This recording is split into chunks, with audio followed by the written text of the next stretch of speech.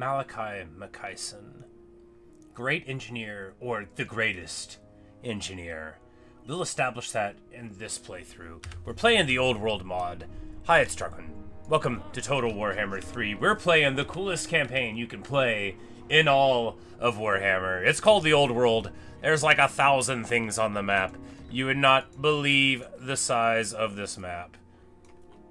It contains so much. It's very awesome. I've never played it before. I have heard of it, though. So, we're gonna be the dwarves. Which dwarves? The best dwarves. Hey, Neo. What's up, my friend? So, we are playing with Gotrek and Felix. We are gonna have a great time. We are gonna hope. We are going to very much hope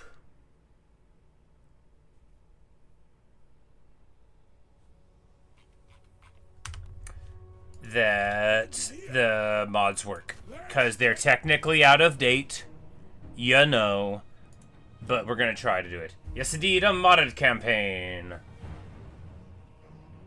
because the Old World, I thought that could be fun. So we are gonna hopefully not crash it. Now, in regular Immortal Empires, Malakai starts up against a Nurgle faction with an Exalted Greater Unclean One. And now we have an Exalted Bloodthirster instead, which presents a different challenge to begin that we will try to get to, right? So Exalties fly.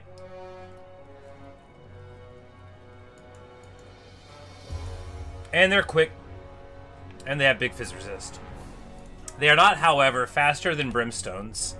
These are gyro brimstone guns, which don't really do the work that we need against these fools. What we'll do, of course, is just shoot at the big guy.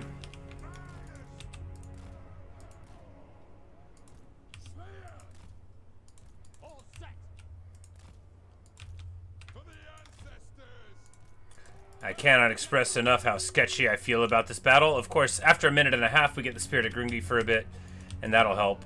And of course, we are... because he'll probably dodge a bunch, right? But we're gonna need to get...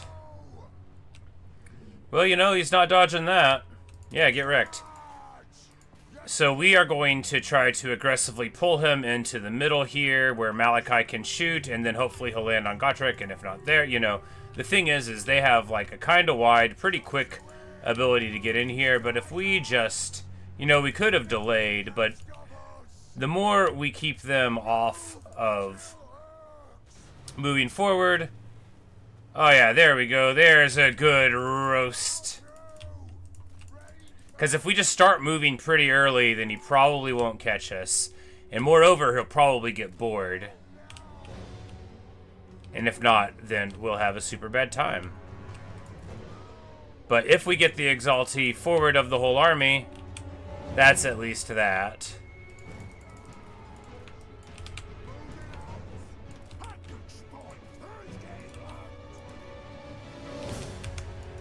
And now, you know, we just try to draw him forward.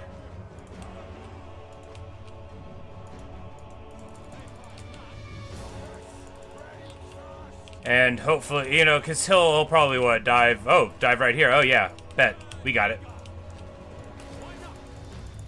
Alright, so Gotrek's getting dived here. Of course, he doesn't really love that, but this dude's still going to have, like, a super bad time about it. Alright, and we just need to get the damage in here. Oh, goodness. Well, you know, at least he's having a time of it. It's definitely going to be sketchy, but Spirit of Grungi will be here soon. And, you know, Gotrek gets to start out by fighting an Exalted Bloodthirster, who, look, of course, very appropriately epic. You know, when you see that, you're like, oh yeah, that is a fitting nightmare. They look amazing, right? The Star of Chaos upon the whip. Like, oh man, such a cool model. It's a shame that he's going to fall, you know, so quickly here to the forces of good and righteousness. And then, of course, boom. A little roasting there. We'll just go to auto behind. Spirit of Grungi comes in. We can counter here and here. And the Bloodthirster is gonna go down to a mighty strike from Gottrik's axe.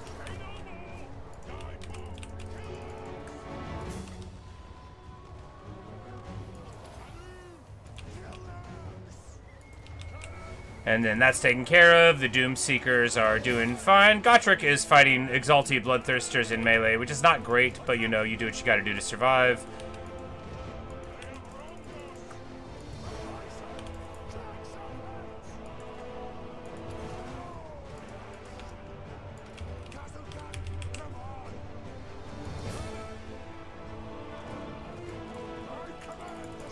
So we got Chaos Warriors of Khorne dual weapons here. That's where we need this damage to come in. And of course, it's not like a disaster to take this much damage. What are you going to do, right? You're fighting an Exalted Bloodthirster and a bunch of Khorne guys. You don't really have a front line. So we take a lot, but we get it done. You know, it's a lot of damage to take on Godric, but again, like, what are you going to do? You have to kill an Exalted Bloodthirster. What are you going to do? What we are going to do is eliminate the rest of these Chaos Warriors of Khorne before we leave. Of course, their whole crew is gone now, and there we go. I wasn't super worried about getting it done. I was worried about taking too much damage. It's too much damage on Gotrek. That's not perfect, but absent something like an Exalted Bloodthirster, there's not a whole lot that's going to punch a hole into him. And once we get just a little bit more infantry for him to stand in the middle of, you know, it'll be good too. And of course, Exalted Bloodthirsters, they're hitting for, you know, 700. They've got super high attack values. He's not really online yet. And he could consider it a great scrap, you know, to begin his career. And rightfully so. Am I crashing? No, come on. There we go. I'm like, don't crash. I'm having too good of a time. Here, the replenishment only works for the units. I think we just take the money.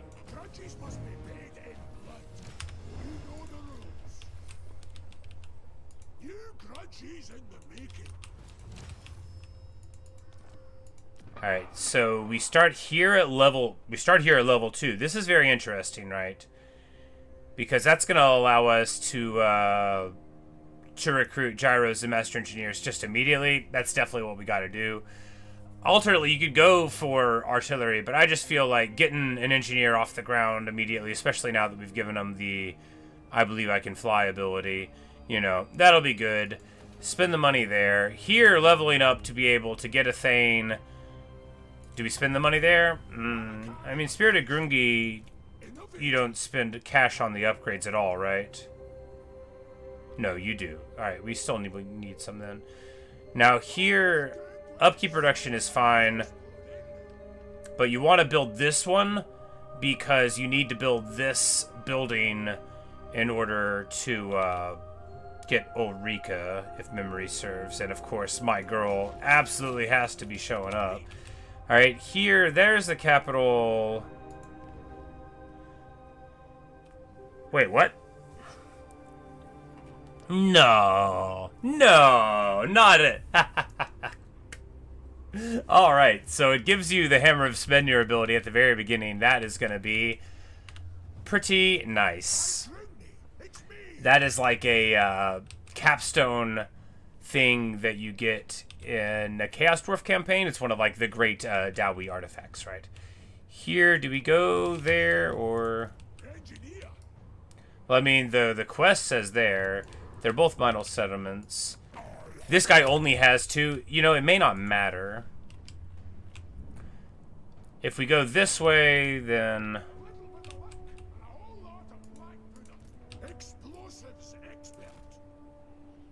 Oh, wow, we've got to obviously change this.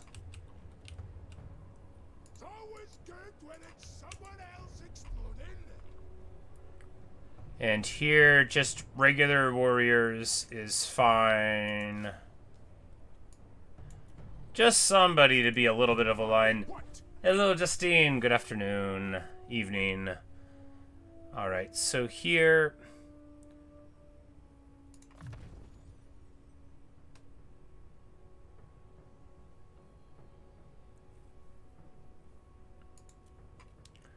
I mean, red line seems like okay, but you don't... I mean, casualty is fine. Is fine. Go yellow line for all of that nonsense? I mean, I don't think so. Yeah, you know, we can just lean into the roleplay aspects and say, yeah, you know, Malakai just specializes in those things, and there you go.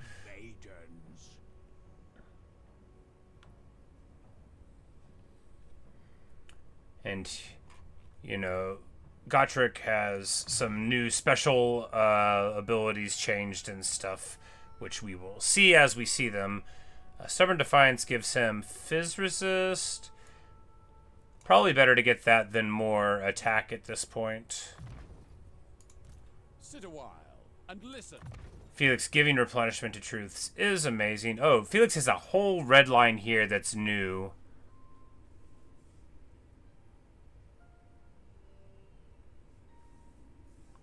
Either that, or they've separated out that yellow line from this yellow line.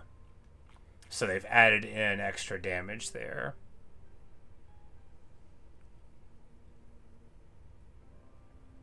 And then added in a couple of new things. So okay, there's a special talisman to give perfect vigor and fizz resist. Gets a diary at rank 5. Okay, wow, yeah. Lots of more powerful things. That's from the whole gang's here mod. Here we'll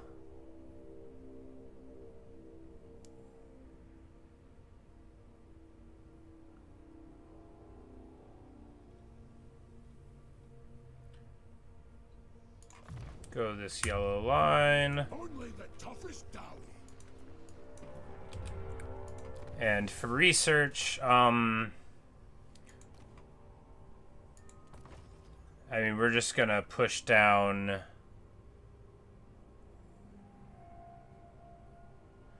for artillery stuff, just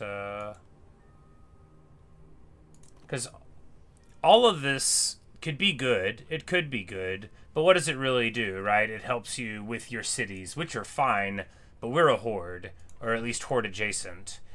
Do we want to get growth, though? Yeah, we want to get growth. We'll get growth first.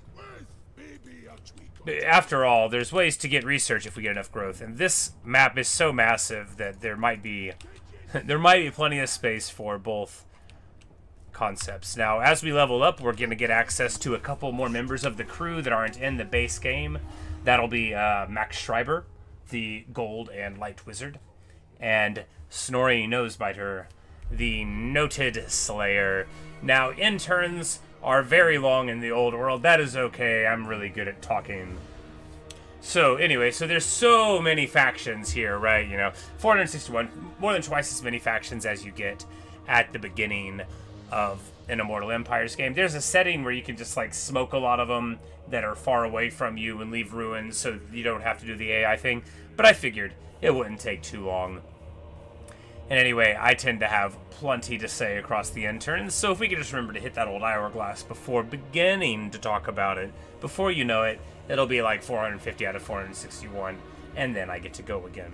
Although this turn will likely be short enough. So what we do here, I think we just take this auto, because, yeah, you know, maybe Gotrek got beat up a little bit overmuch by it, but we grab the Storm Rock mount.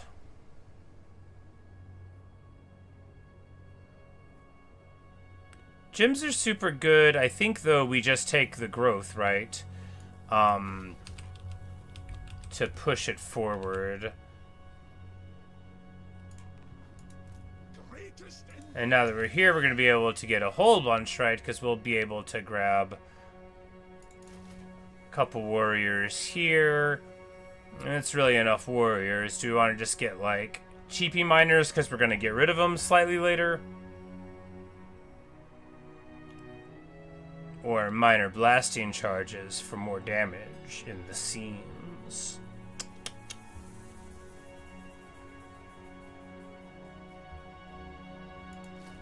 Nah, we'll just take another warrior.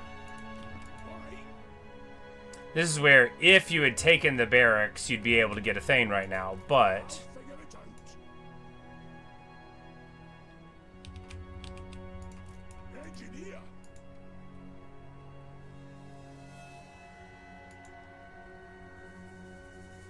But yeah, we're in good shape there. The growth is coming in. New stuff.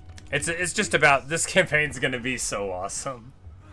It's gonna be amazing because unlike everyone else, I mean, I'm a dwarf. I have to care about losing my land, but only like emotionally. I don't have to care like in the game about it. An old Bjer Blood Reaper here will get plenty of damage against us, perhaps. But the thing about our starting place here is, like, you know, we're up in the mountains, and the mountains here, you know, in the old world, it takes a couple of turns sometimes to move from place to place.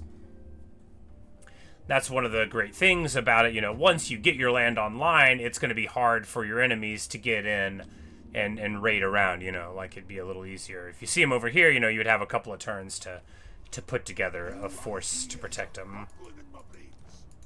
I what? Explosives expert. Because everywhere around us, you know, we've got the Schwarzwolf of Norska underneath them, you know, we'll be looking right.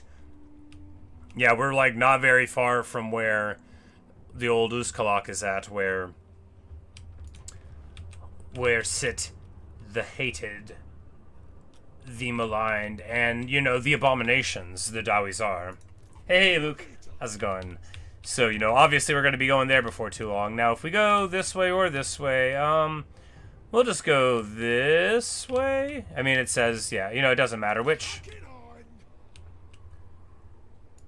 Put your feet up, why don't you? And then here we're going to save the growth for one more turn because the next level is very important. Let's get a Dragon Slayer because, like, man, oh man, are we ever about to kick on, right? And then we will just save. Well, next turn we'll move in, be able to recruit a couple of gyros, be able to recruit that Master Engineer hero, which is going to make us quite punchy, you know, right at the gate. Feels good. Contract Gurnishak. Slayer. Still here.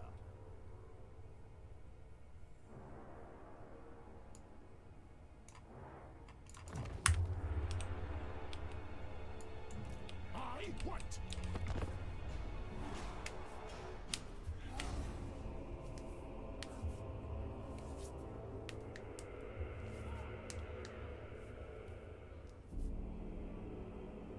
So I am thinking maybe we break the red building in the main place, right? Replace it either with growth or artillery, probably growth first, right?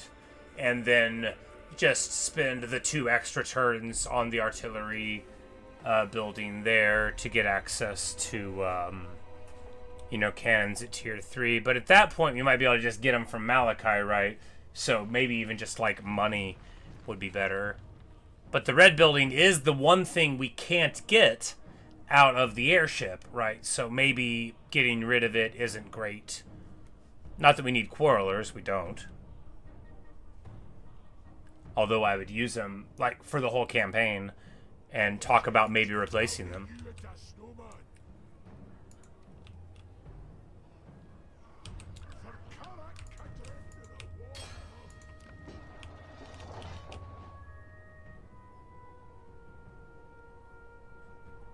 But I mean, really, you don't even need this building in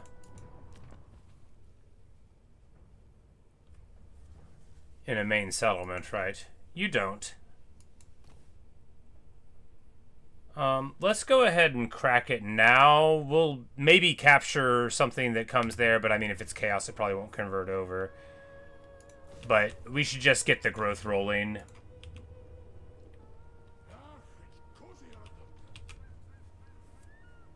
Galgan update. Ooh, you flipped the script on Yon Shao. Became an enemy of the Han, that old dog. How could he?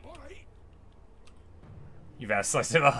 How beautiful, you know, the master becomes the apprentice and the apprentice becomes the master.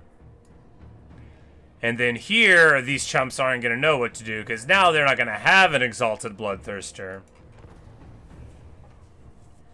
Which, it's funny how the first fight against this faction is like existential horror, and then the next one you do is like, oh, you can't shoot gyrocopters, can you? That's fun. It's a real shame, buddy. Of course, there are a lot of them.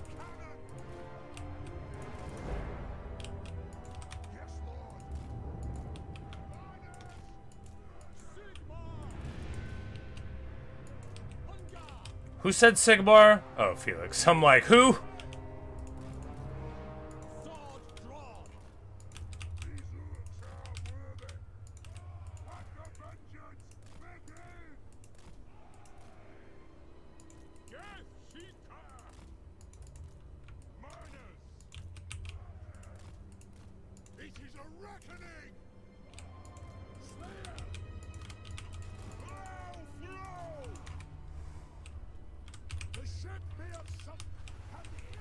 But, you know, my most popular opinion is that gyrocopters are awesome. I mean, look at them flying all derpy like, you know. Look at them just doing their best to hold the ranks. You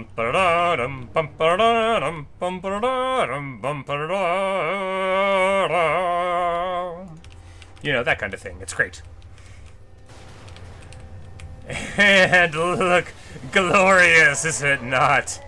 Watch as they fall beneath our righteous hand.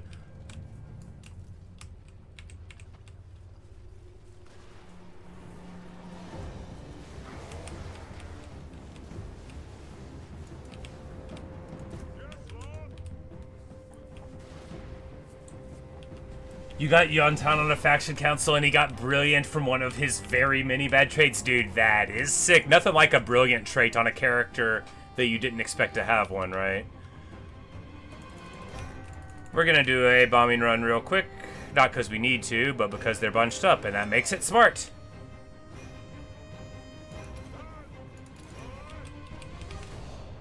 Oh, I mean, look at that. I mean, just glorious, right? We're just gonna speed it up a little bit. Oh no, what? Oh no, goodness. Bad news, I accidentally selected some of my troops. Alright. I didn't know I did that. It must have happened while we were zoomed out, right? That's okay.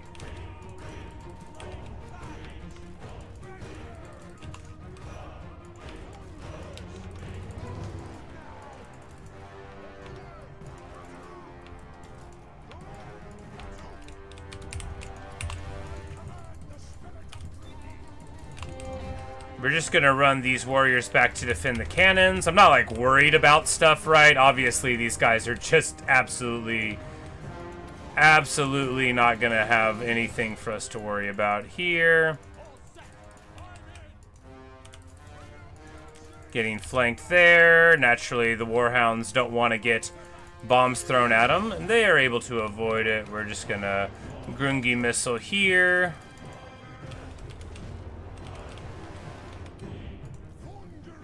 Woo, beat you to king. Woo.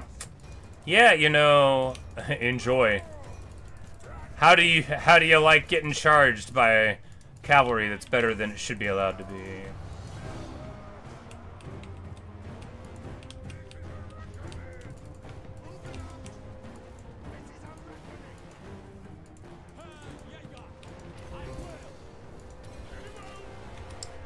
Because now we're fighting like Bloodletters of Khorne in melee, which is not great, and our cannon is shooting no one.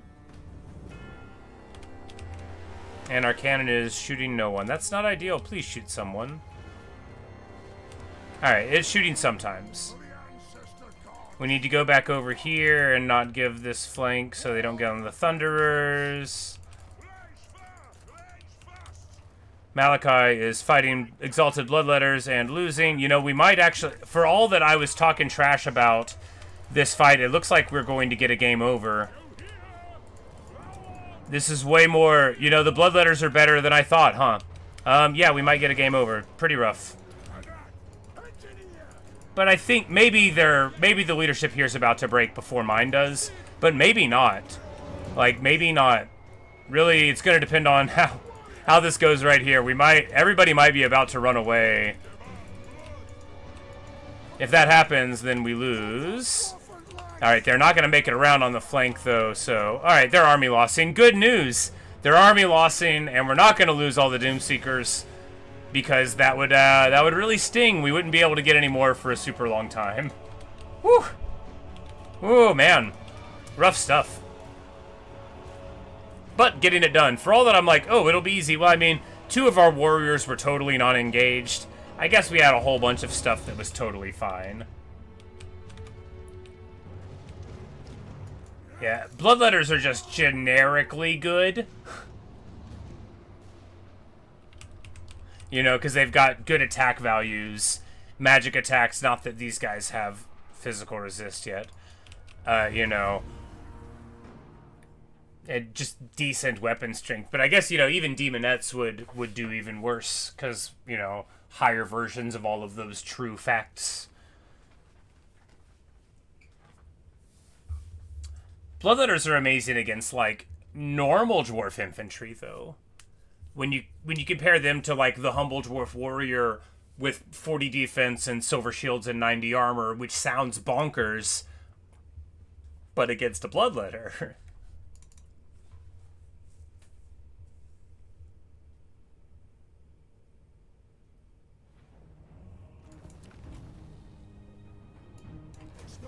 But here we get this.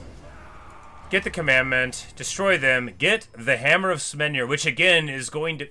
So we're going to give this to the engineer eventually that's in the the master engineer that's going to roll with the army.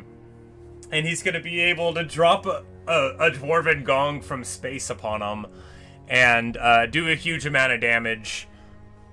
Well, I guess it doesn't hurt him for super long? 1 second long? Anyway... But it will... No. Yeah. It's 10 seconds long for the effect. But yeah, enough to do, like, plenty of damage and, to big units and slow their speed and stuff. It's going to be great. But for right now, you know, Malakai can use it because we don't have his Persuader quest yet.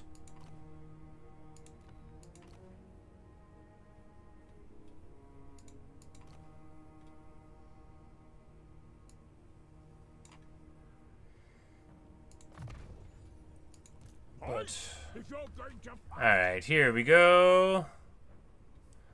What's the most important thing here? All of these abilities are pretty good. But there's...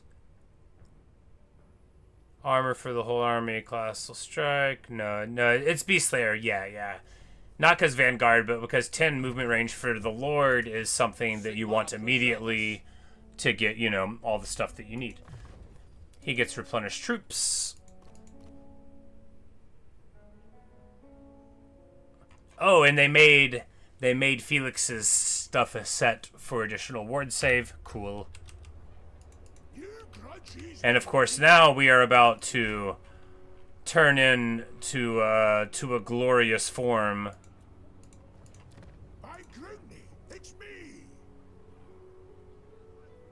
Alright, so what do... All of these are good, right? All of these... Okay, man, all of these are so good. The reload time reduction in the missile strength, you know, you can't hate that. Fleet-footed for Wayfarer for the get up and go. When, you know, and the speed could be relevant, but I guess... No, I guess we just go with the Blood of Elia, right? Because 6 melee attack when fighting against armies that spread corruption, we're going to have to think that everyone we ever fight... that everyone we basically ever fight is going to be a corruption-spreading army. So that's got to be where we go, right? It's got to be where we go.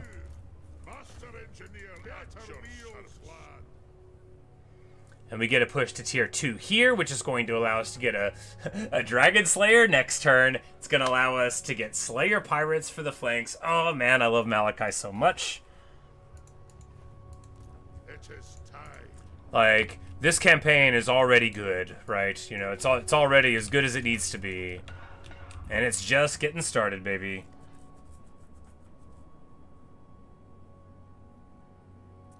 Massive control penalties, but those are just You know, we might. Yikes.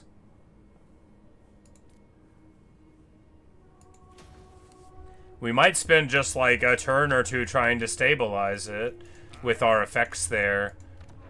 300 income is not that much, right?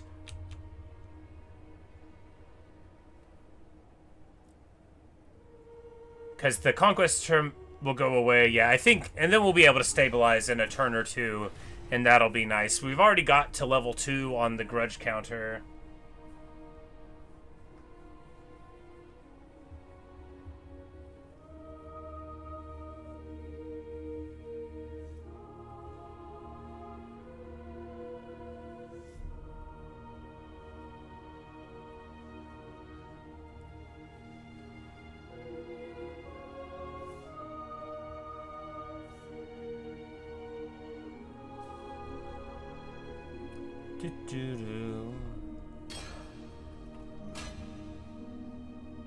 And then from here we have to decide, you know, which neighbor that's bad we want to attack.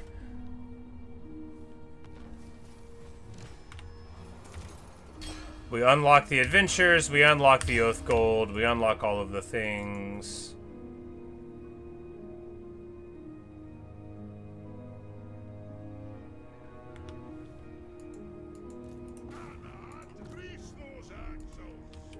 A little bit more mobility. Oh, right, these are...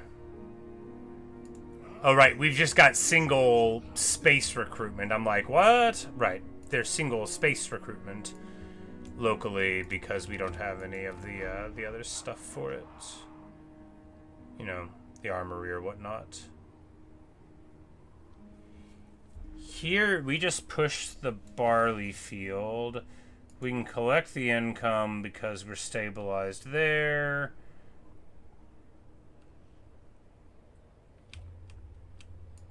Innovator.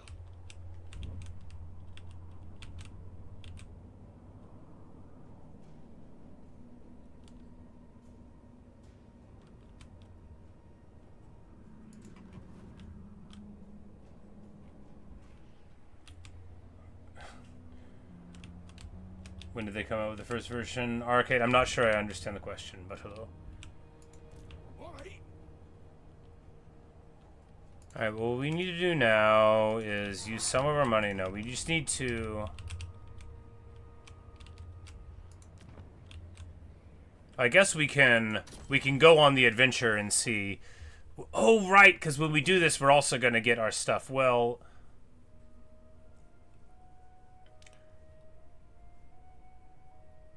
Now, getting gyro stuff seems good, but getting grape shot for cannons is good too.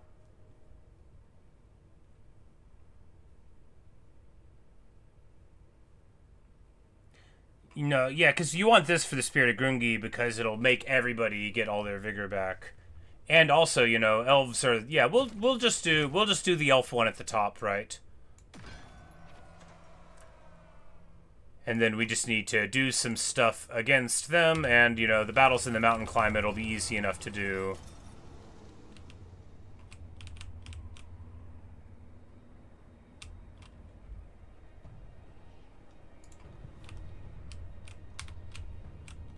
And if we need to do the mountain climate, then we'll go this way, because this is the mountain climate. Not there, though. You know, maybe I messed up, I don't know.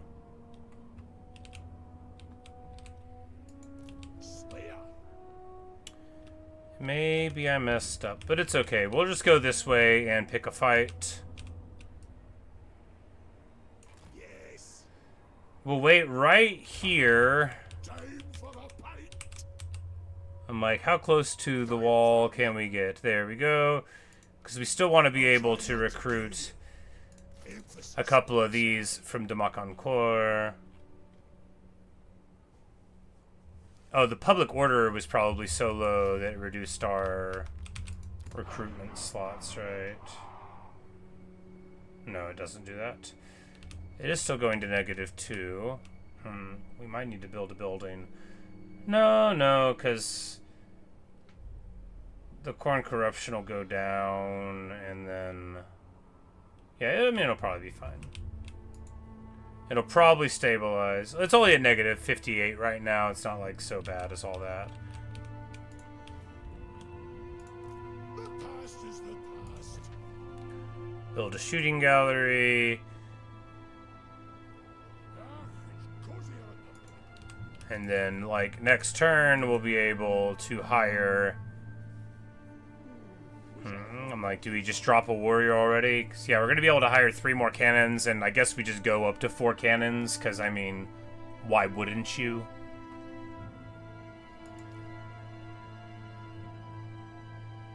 No grudges, please, lads. Greatest inventor. You with me, lads? And then we'll be like all the way off the ground then, right? We're gonna be brawling. My goodness. Speaking of brawling, we got to get a Dragon Slayer. Now, the Blood of Elia, does that stack with the other things? I mean, maybe. I don't think so. We'll just take Grimnir for Akri Gundrickson to make him even better at fighting. Dragon Slayer. Engineer. Just tinkering with the setup. Explosives expert. And now we're already about to be having just the most fun time with this army. Full of heroes, full of artillery, full of war machines. Grimnir Slayer gotta be, exactly. We do not get dragons on our sides. We do have a big airship and access to sweet cannons and helicopters and stuff. We're dwarves. Dragons are what elves get. And, well, the Elgi, they'll get theirs. Oh, believe me, they'll get theirs. A gift from Brungi himself. They're gonna get a gift from Grungi himself. Courtesy of us. Do we build mess hall here? I don't think so. I think we just... wait a second to get better Grungi. No, we wait a second to get cargo racks, and then from there push up. Can you have worship lips? Yes. Okay, so I can eventually recruit more. This one I can summon into battle. This is like, my guy, he's the one who invented them. And by the end of the game, as Luke says, you can get as many as you want, which is many. As many as you want is many. Although I won't get that many. But yeah, you can have a whole army of them. If you did, it would be really annoying for your enemies and pretty funny for you. Okay, we have the ability to get a little something here. Do we want... I think we just save the Oath Gold, though. Yeah, we definitely save the Oath Gold. The Ranger's Pouch is, like, theoretically good, right? Where it's like, okay, I could give that to Gotrek, who's always getting beat up. But really, you save the Oath Gold. You save the Oath Gold because the higher level stuff that you get is so amazing. And, like, if you have, like, a Slayer hero, a Dragon Slayer hero, and you give them this for Perfect Vigor, all of a sudden that guy never gets any worse at fighting, you know. There's very, very good items, indeed, to be gleaned from the dwarves. It's like their whole thing. Next turn, we're about to be, like, running out of money, but that is okay.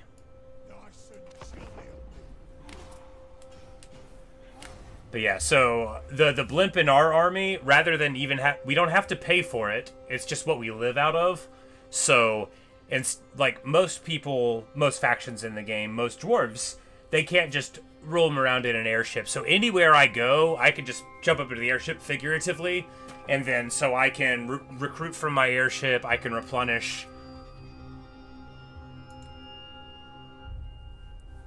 Yes, indeed, we are always digging for gold. We dig for gold, we dig for every old thing, gems, it's what we like to do. But the airships are pretty expensive. I mean, you can get them cheaper eventually, but they're called thunder barges. They're amazing, but they have tons of hit points. They're very difficult for enemy armies to deal with, especially if you're supporting them. Be sure to put your oath gold to good use. Satisfy the grudge. The forge allows you to craft unique and powerful equipment or mighty runes.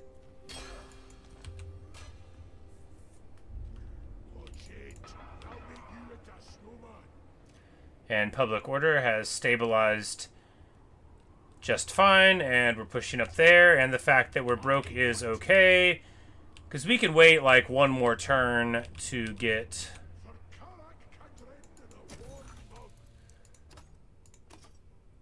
We need to fight 2 battles in a region with mountain climate.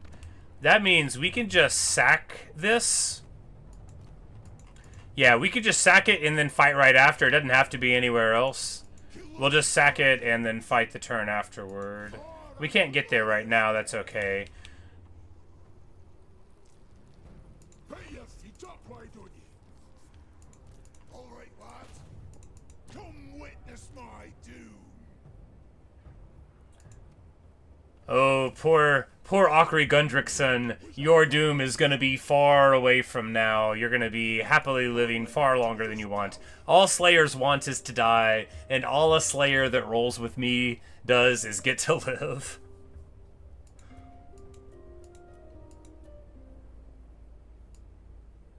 Are we nipped to warm myself? Oh, and we can't get those things if we're in foreign territory. Well, that means I should have recruited them the turn before. It's okay. Right. We'll deal. Slayer. Building upgrade available, but we don't want to take that one. A short turn this time. But yes, our arcade. So if you're not familiar with Warhammer dwarves, they're like the dwarfiest of dwarves. They have a book of grudges, with a literal book. They all have them, and then there's a great book of grudges held by the High King. And if anybody ever wrongs you, you say, "They have wronged us!" And then you write the grudge into the book, and then you and all your descendants forevermore have no choice but to satisfy the grudge. You got Fudgong as a spy? Dude, that is sick! You just run out in front of him, mock, run away. That's peak Three Kingdoms behavior too, right? He's just gonna, like, do the, oh, which guy was that Zhuge Liang upset so badly? I can't believe it. Is it Wang Yong? Yeah. But you know the one. We talked about it before because I was watching that episode one day. You know. I'll figure it out. Think of all the generations of the Han Emperors. You're going to be seeing them soon enough. Wang Long. Yeah, Long, yeah. Aye. That scene in the show of them just, like, pulling out Zhuge Liang's little rolly cart. Mwah. We're going to declare war here. They have wronged us.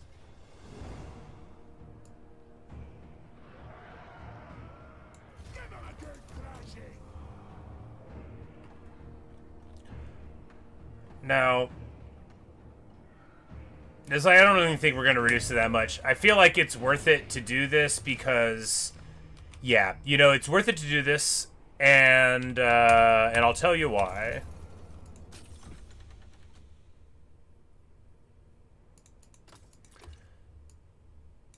Because getting to check this box here, look at where we're at.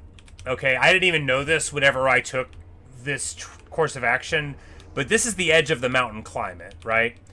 We're not going to be able to really get another mountain climate fight anywhere else. So us delaying right here, it should let us double dip. I'm pretty sure it will. And then we're going to be able to get that. Now, we're just going to not recruit anything. He's in the making. Do you vassalize Yuan Shu or just kill him off? Well, you know, he is a very disliked man.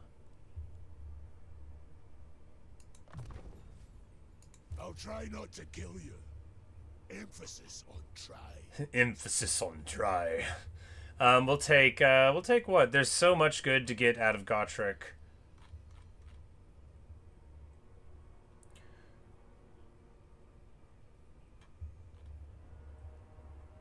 But I think 10 fizz resist is fine to do here, yeah. You're with me, lads. He gets Sprightly Manling to get Vanguard and stuff. Toughest Dowie. And then, of course, there's the gyrocopter school here, which lets you get Big bombs or emergency repairs.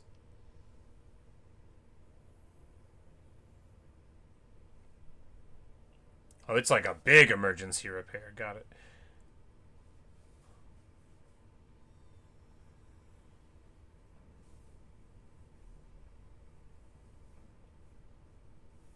Yeah. Oh, how exciting. But yes, obviously we'll wait for rank 8 there. And, you know, I'm so glad this is a mod and that I have it. Sure, I haven't used it yet, but I'm so glad. And the Dragon Slayer here. Now, Felix already has replenished troops. Those abilities do not double dip.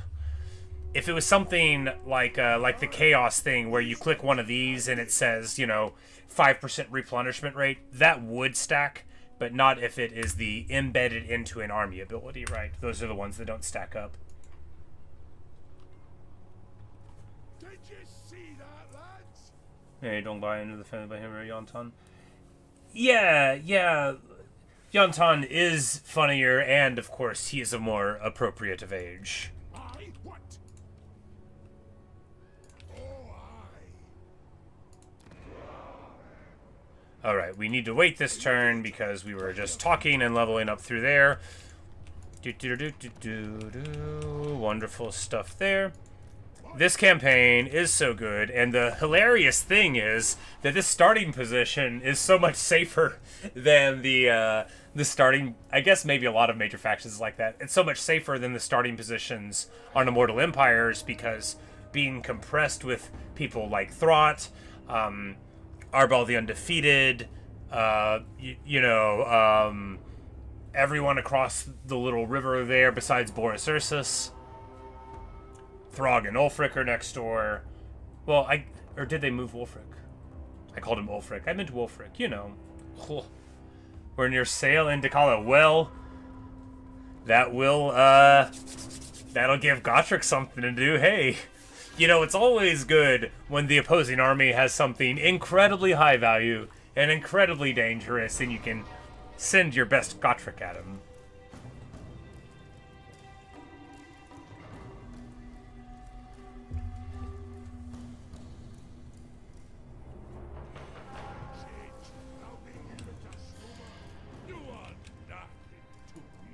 And then we get the quest for Malakai's Persuader, which, you know, is wonderful because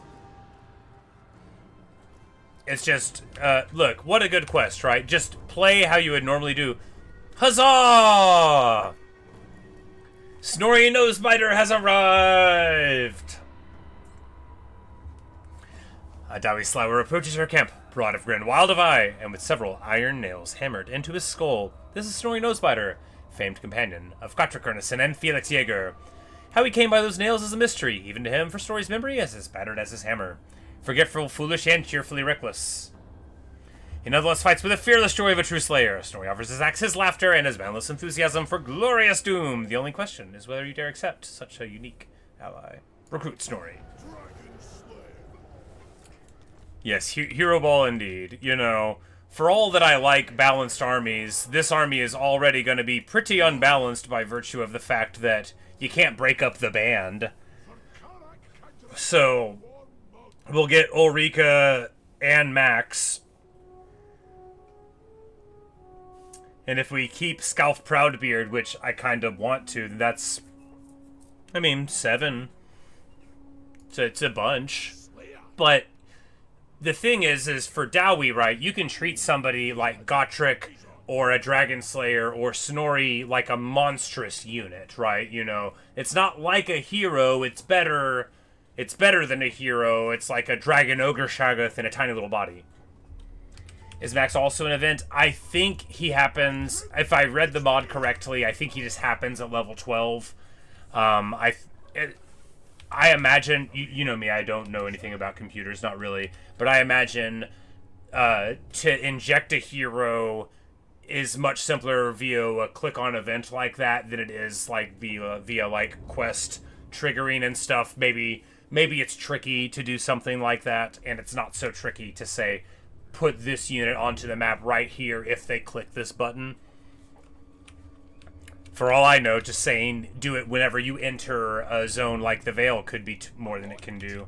But I'm just glad we got him. We took the hit here. We occupado. But I think it's level 12, if I recall correctly. And there you go. That is exactly how it is done. That is 1,000,000% how it is done. You take the mountain adventure with Malakai, you move here, you sack for 1 hit, you wait, and then you come in for the second one, and that lets you click over there, and then we're already ready to go to the final mission here.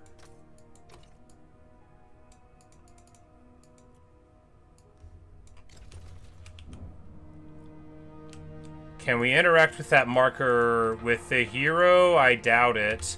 Well, we can recruit a lord to do it. Right? Right. I would say not a demon slayer. They aren't good, right? However, that guy would give us, you know, research rate.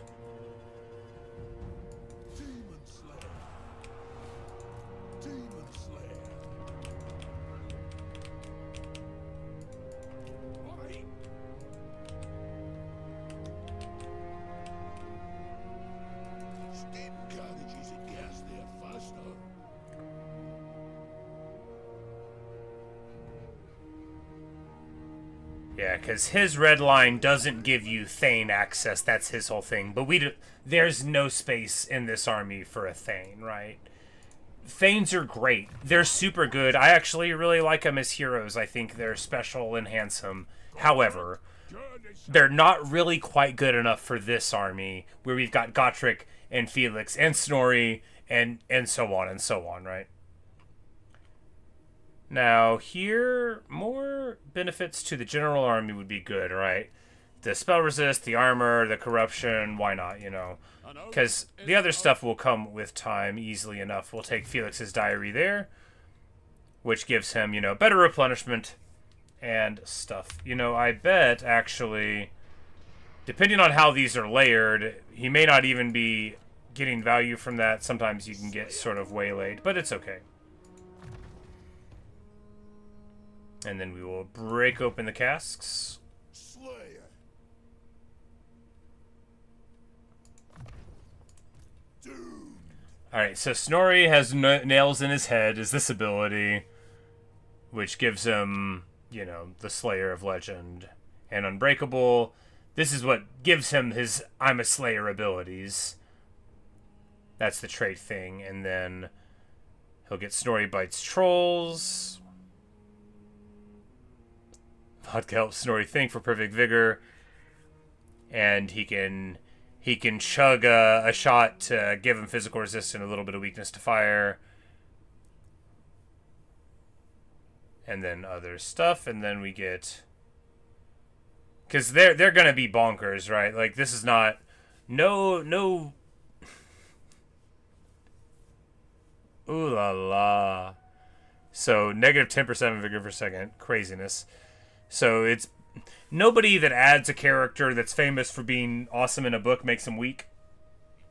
Thakkal's Fumble, indeed.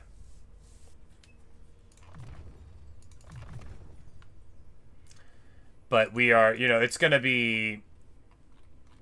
And because, too, we still... We've still got the old Son of the Slayer King that'll be coming to us, too. I forgot, you know, this army is going to be full of power.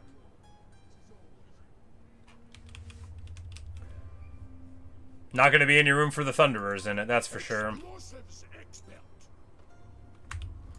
this guy's far enough away. Yeah, he's in March there. He wouldn't be able to come in. And I imagine he's going to try to run. Because what's he going to do? Run up here and try to fight this army? He can't know how strong we are, even though we just sacked his thing. He just can't know. It's not very wise of him, right? Alright, do we build? No, because we're still worried about growth. The growth also gives replenishment, which, you know, great. We're also almost upside down on money, which is not perfect, but we have everything we need, right?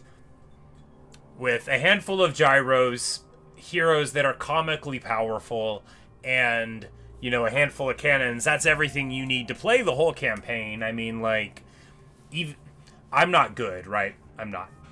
But if I was, the army we have just like right now would be enough to deal with a lot of stuff once we recruit these cannons.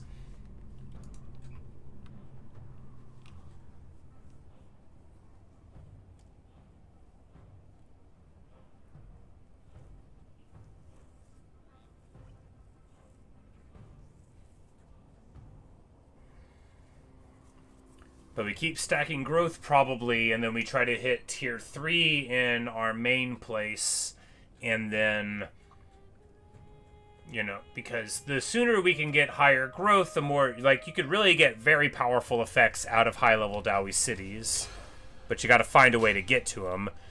Snorri gets a trait. Snorri trusts Gotrek more than Snorri trusts Snorri. That feels important. Gets a trait for being in the army to get stronger. Banner of the Lost Holds is crummy, right? It's a... No, it's not. I thought it was a leadership banner. It's an attack and base damage banner. It's good. Sorry for maligning you. Good banner. What? Out in the open.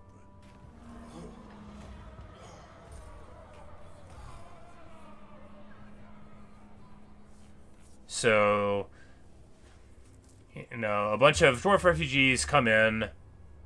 They're tired, homeless, and angry. We're gonna give them food and shelter.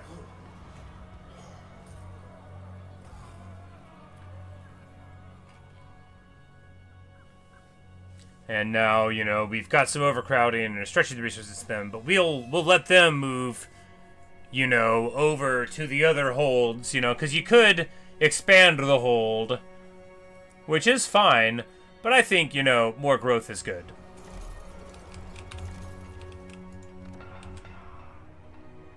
That's going to allow us to pump up here. We might actually, I'm like, might we? Might we? No, because next turn we'll be able to go there to the Dwarf Keep. And now we can do this battle, and we might well wish to. I cannot be swayed. I group me. It's me. You was me, lads. Because the thing about this battle is, I don't remember much of it, but how... I always ask this question. I'm a huge fan of rhetoric. How much better are we going to do on a battle by having a better army? I mean, I bet not much.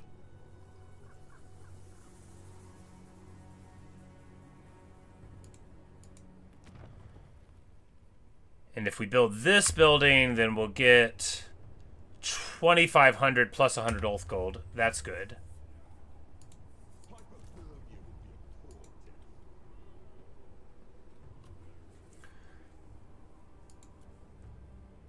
Because we've got, like, these minor blasting chargers now. Do we drop them, get another cannon for this? Because they're pretty beat up.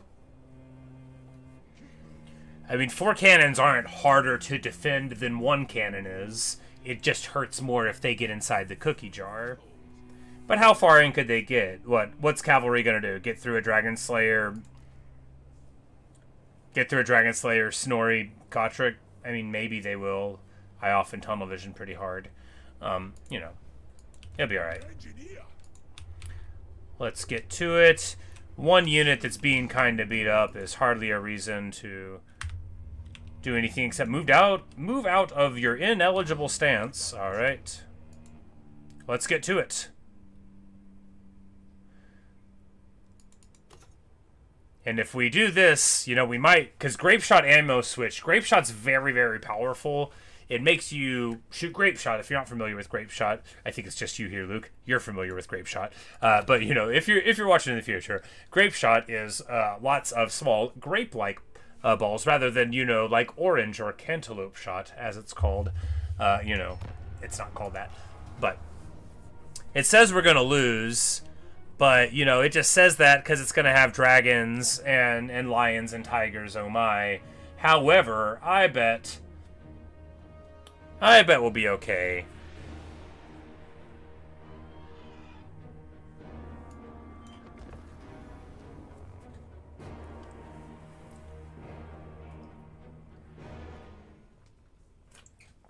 Now, we will still need one more battle against High Elves in order to get the higher recruit rank for cannons.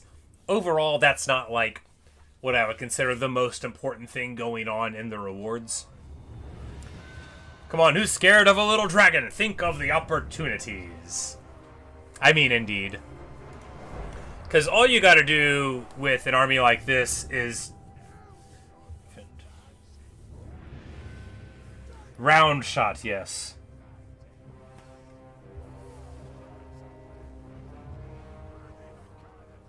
Grapes.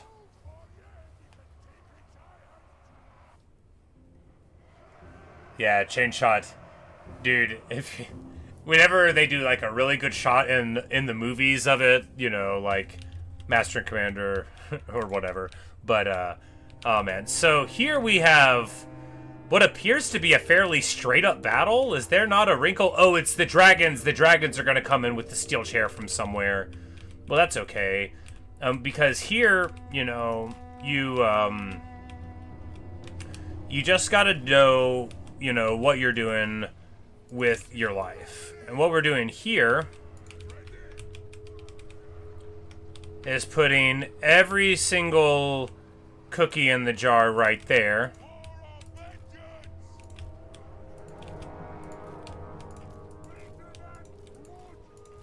Because we're going to be able to force the flank in this direction.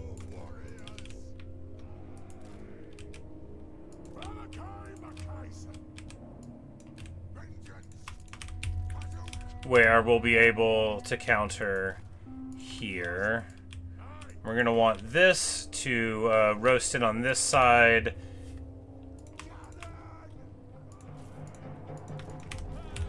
And they're like best pals. They can hang out up here, and he'll heal them a bit. And, yeah.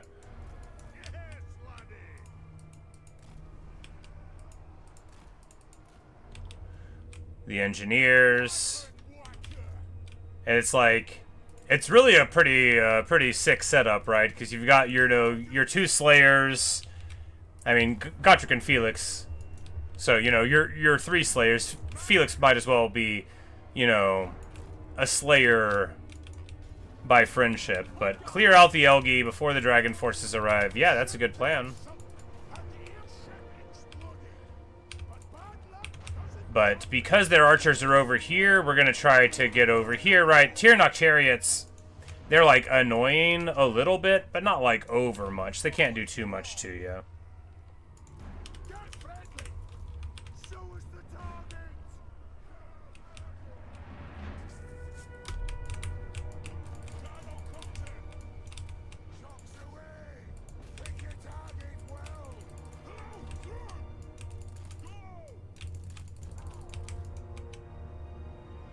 I'm like, you know, that didn't really work. Their archers got in more damage on me than I wanted, but it's okay. We're gonna go here. This actually is totally fine, right? Because they're still a little far away from us there. We're gonna be able to, oh my goodness, do such work against the dragon princes. I don't know if that's all us. Might be some of the, nope, yeah. Glorious, glorious victory, right? And like, are they trying to shoot us? They're trying to flank all the way around there. All we have to do is remember that it's happening, right? And these dragon princes having a miserable time. And we're gonna get fire while moving eventually with gyros. We don't have it yet. That is okay. Swordmasters of Hoth are getting roasted by Thunderer fire.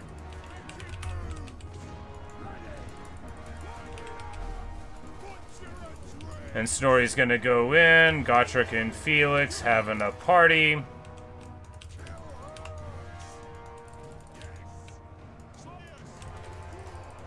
And they get into the seam here. How far are they gonna get in? Yeah, there we go. We react just in time. These are Slayers in the front. Of course, they're gonna get on one of these cannons. Nothing to do for that. Now, when are we going to get surprised by the advent? Alright, so we hit them there. Good, good, good. We're actually covering this cannon just fine. We're going to come in back this way. Good, good, good.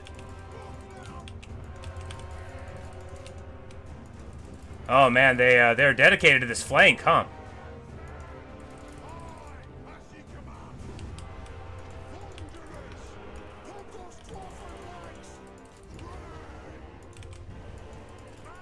The miners are absorbing a lot of fire. What we're going to do here is drop a Spirit of Grungi right in the middle of them, give them something to chew on there. Felix is just brawling with Swordmasters here. We're going to leave him in, right? We're going to leave him in because we can't run him out.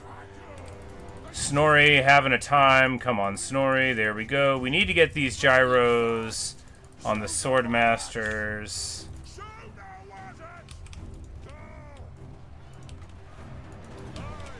Hit the chariot. You know, the good news is that some of the cannons are still online. The Thunderer move back worked. They are getting the fire in there. Excellent.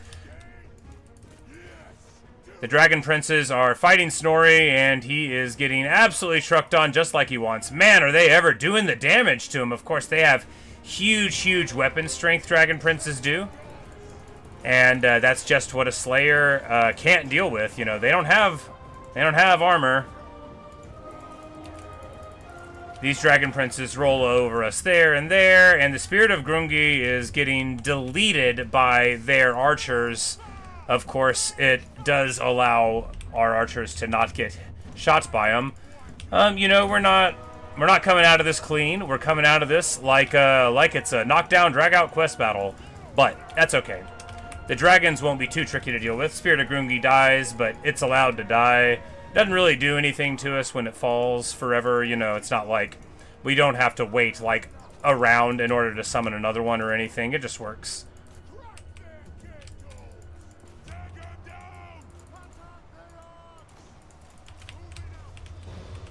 And Spirit of Grungi flies away after a little while anyway, so even if you do right... Oh, these are like souped up dragons, though. That's right. I remember. Well.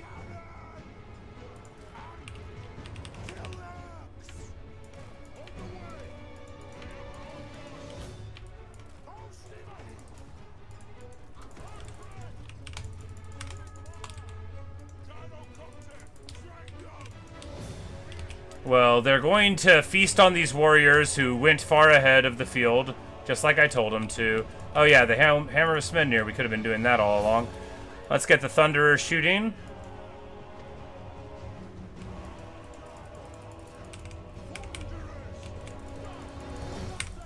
Malakai gets dunked on. Oh my goodness. Snorri Nosebiter's in there too, though. Of course, Malakai, as a Slayer, can't run from this fight.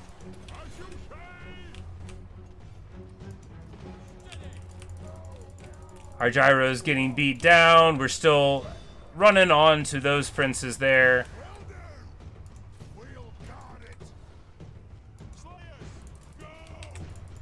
You know, we might lose. We might lose. Malakai's gonna die. That's pretty bad. It's not the end of the world. It's pretty bad, though. Look, all we have to do is win this fight, and then we'll worry about the future whenever the future happens, right?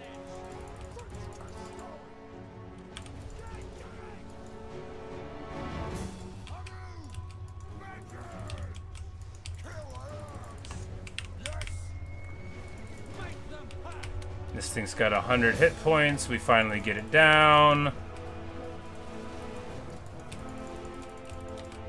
Hey, alright, we get one of the dragons. Oh, we got the scariest of the dragons, that's good. Hey, we did it! Huzzah! I mean, I knew we could do it. Yeah!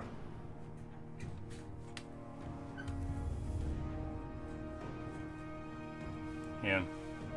The classic quest probably was surprisingly behind you is rare. Yeah, you know, now that I'm thinking about it, it is, isn't it?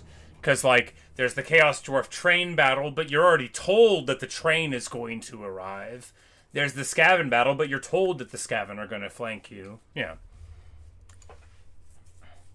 But we get it done, you know, and crucially, you know, it matters to get it done as early as you can, because that's how Total War works, right? You know, if you can, like, courageously press forward here and get a whole bunch of kills with your cannons, you know, you wrap up the adventure early, you get those benefits, then you roll them into the next one, right? Because we're about to want to be doing the Chaos Dwarf one, probably.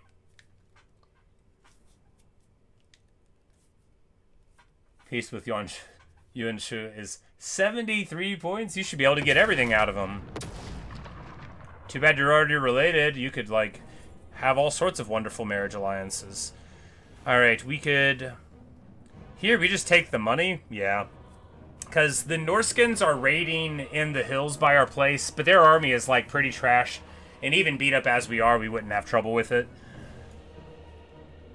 And, of course, we are a bit broke, though. And we get the Ekrund miners. And plenty of things that allow us to stabilize the corruption and public order quickly. Ranking up in a low public order province when you get a thing like that is pretty sweet. And this is going to let us get a Dragonhide Slayer. And we complete the adventure of Dragon's Bane. Huzzah! Of course, you can still unlock the other stuff after you do it. We'll build this refectory before too long. The public order beer hall building is like what gave you access to Gotrek and Felix as a quest once upon a time, and I didn't know it because I never built it. I didn't even know they were in the game for ages. He's only Yuan Shao's nephew by marriage, so he's half nephew. Well, that makes it alright then. Everybody already hates you, so you can do me. Yes.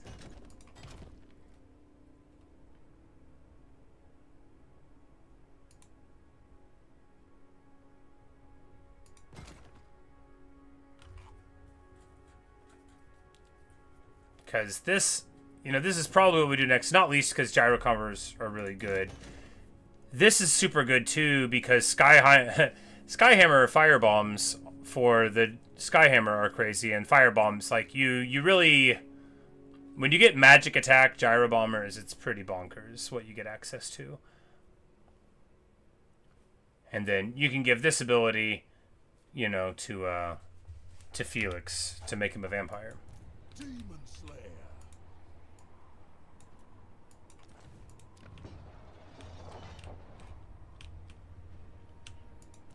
Malakai McKayson. Haha, time for a pint. I am not sworn to you.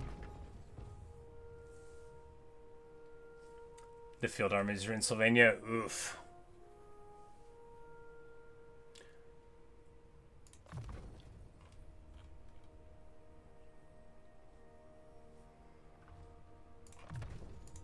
Send me a champion.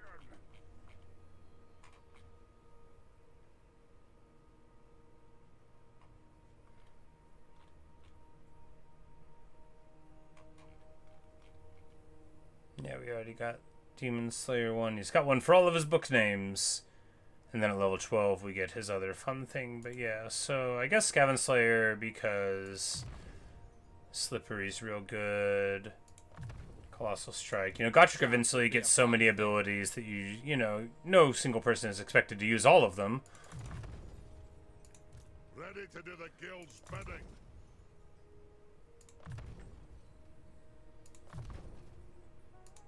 Dragon Slayer. Dragon Slayer. Yeah, you tell him, Snorri.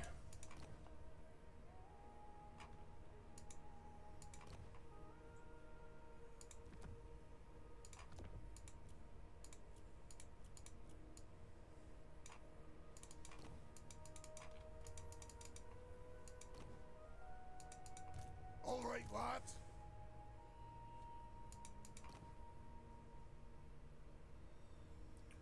Oh, no, Spider's Runes is the weapon. I'm like, right. Giving him even more strength. Just what he needs. With me, lads. Alright, good, good, good. Explosives. I kind of want to drop these miners right now and just get a Slayer unit. Although Slayer pirates seem more appealing. But no, because we want a Slayer to hang out in the back. I think my single light bulb is dying. I had extra ones, but then it was too bright in my room, right? You know, I got used to the single one.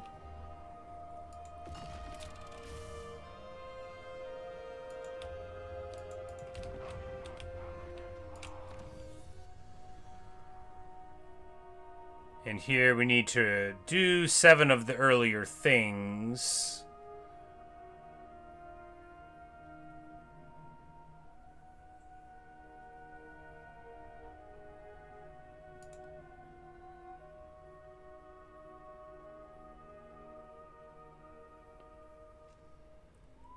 And I mean, I guess that would level up the pirates, but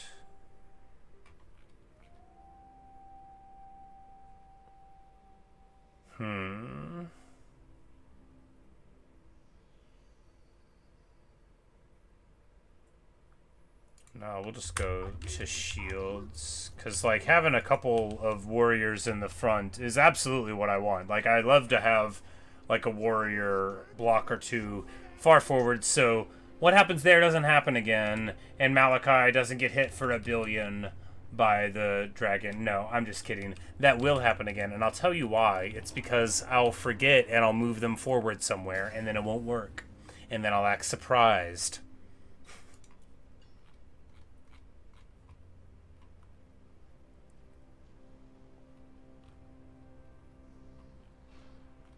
And here we kind of just want to save up to get 500 for the Master Runa Spite.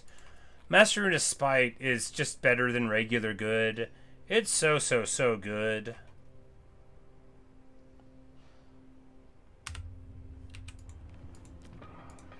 It gives you a baby Mortis. Not a real Mortis, not a 1632, just an 816. But it's what you need to stick in a blob and make them real sorry they were ever born. Did you see that, lads?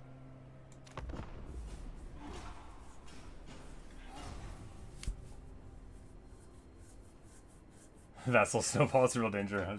More Vassal, it's easier to get, and then, yeah. Obviously, they do need to give you more money because otherwise, like, the order can't be controlled. You know, you gotta pay to play. Galgon, turning the corner. You know, it's always great when... Did you conspire to have Yuan Shao declared an enemy of the Han, or did you just sort of do it by being himself?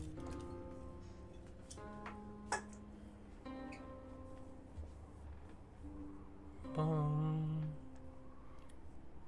Boom.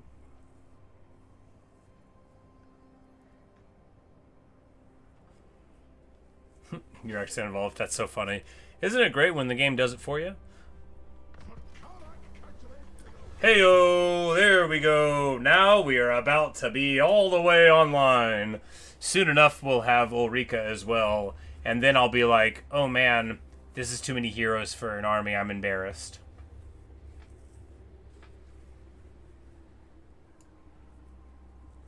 Max Schreiber began life as a promising student of magic. When the Beastman's Lewis family, he got expelled from the colleges of magic, as we know, and then starts working for Toddbringer and stuff. And then, you know, it just tells you a little bit about him. Just the Defense of Prague, which is like, man oh man, for Warhammer standards, like some good writing there when they are. He just blows up stuff, good stuff, and then, you know, comes in a Stabilizer of the Winds. So, of course, most wizards are only supposed to be able to use 1 wind of magic, but Max gets, like, a couple of them. And the Reckoner comes to ensure proper tribute is being paid to the High King, and he finds that we've been breaking the law. Now, we have to recruit more Slayers in order to get Garagrim Iron Fist. This is very important you know, we have to get him. No, as much as I'm like, we don't want to break up the band, we very well may have to break up the band and just have, like, 2 different armies, right? Because probably what'll happen, right, is Max will get jealous because Ulrika makes Felix into a vampire and falls in love with him, and he'll want to go off to a different army. I serve no master. Probably. It's hard to say. Alright, do we drop the Thunderer? That's a crazy thing to do. But you don't want to drop a cannon. 7 heroes is so many.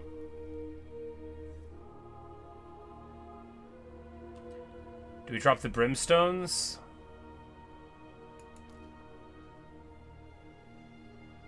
Man.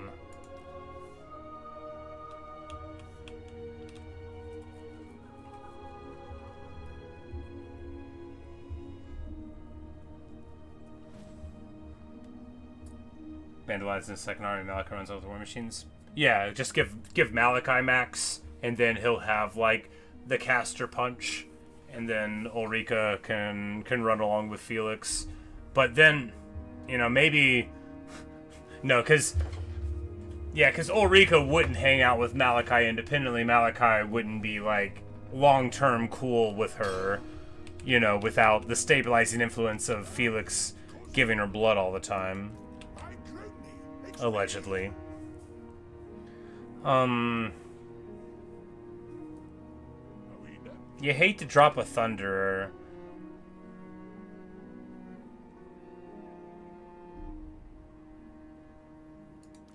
I need to make room for artillery. What a voice line. I need to make room for artillery. He knows who I am. Alright, so we get Max, who I think stays on foot the whole time.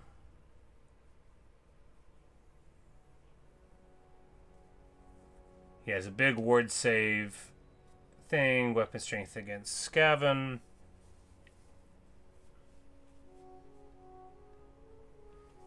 Gets Guardian, wins cost crazy power.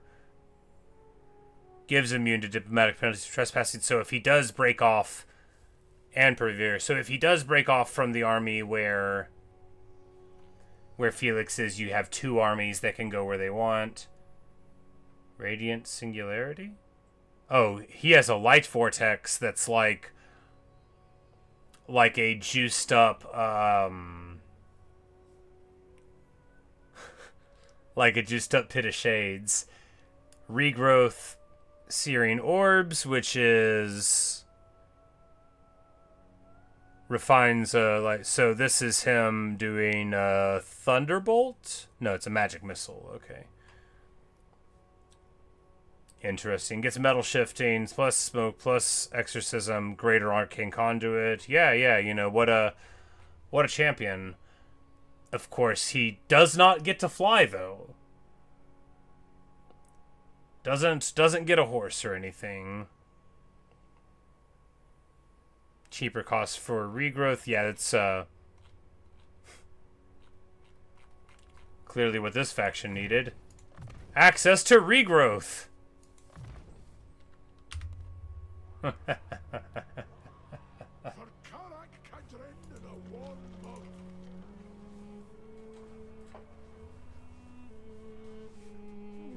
Alright, you'll have to excuse me, the light bulb. Well, never mind, you won't have to excuse me. The light bulb has perished.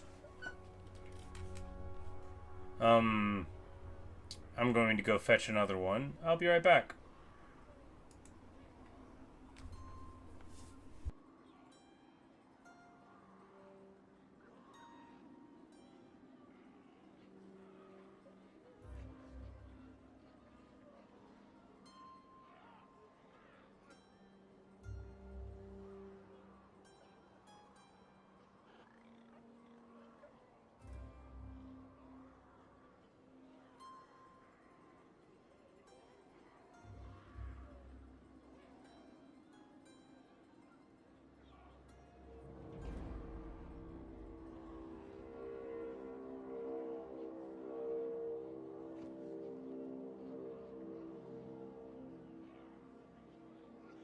Ach, it's cozier underground.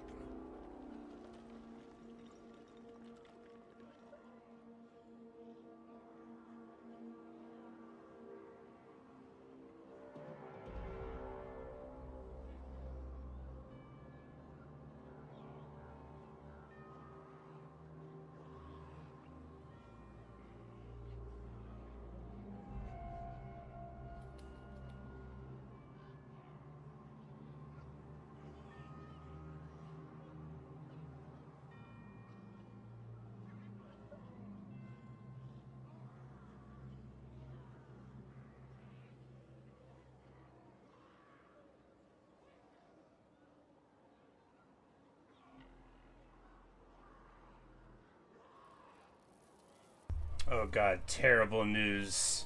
This light bulb is much too bright. This light bulb is much too bright indeed. Why did I buy this? Why? This light bulb is much too bright. It is much too white balanced. I will survive. Yes, good morning! The earth says hello. Why would I? The pain. Look, it's better than no light at all. We all know that you're not supposed to stare at a screen in a dark room. You're supposed to stare at a screen in a light room. Anyway, we're going to move to the next intern, and then I'm going to run up. I also burned my finger a little bit because I'm super smart. Not very much, though. I work in a kitchen, so, you know, my tolerance for touching hot things is higher than it should be. Alright, what we want to do now is, to these fools... They only have 3 places. Obviously, we are not going to make peace with them, however. And then I imagine we're just going to go and brawl with the Chaos Dwarves and say whatever to them. So we want to go up this way to wrap around, I think. And then if they come and take the veil, we'll be able to hopefully deal. Yeah, because we'll have 10 people there before long, and we could recruit in somebody, maybe. Explosives expert. Keep that powder dry. Steam carriages would get us there faster. Yes, keep that powder dry. By Grimney, it's me. You grudges in the making. Yep, the good news is everything is working out just fine.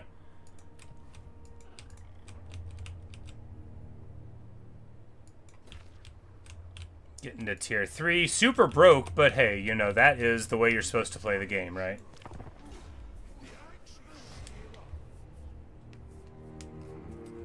Nihong is a strategist and... Alright, so...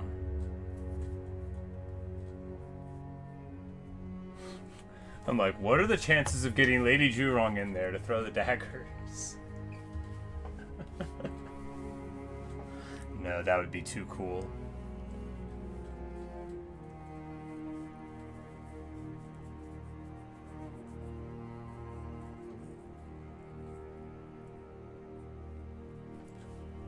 But I'll be right back. I'm just going to grab a drink, and then we will continue on with this.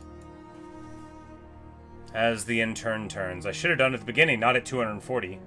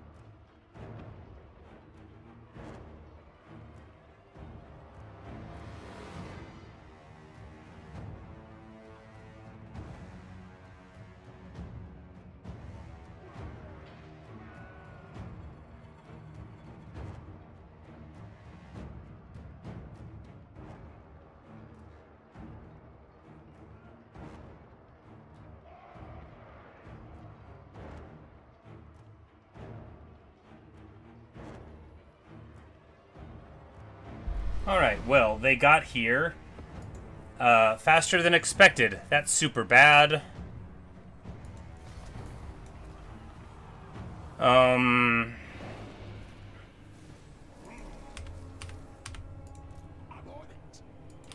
Well, we can reach him. And even if they run, I think we'll be able to reach him again. Yeah, alright, well, so that's not so bad at all. Not so bad at all. Now, obviously, this auto would just hand it to us, but equally obviously, we haven't had a fight in like a turn. And the last one was against some Damon Elgi, so...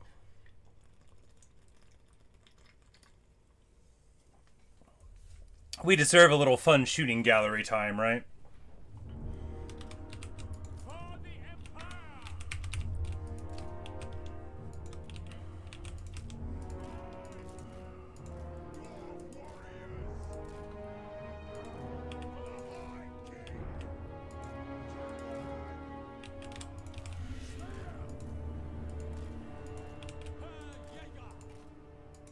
Where's the kill?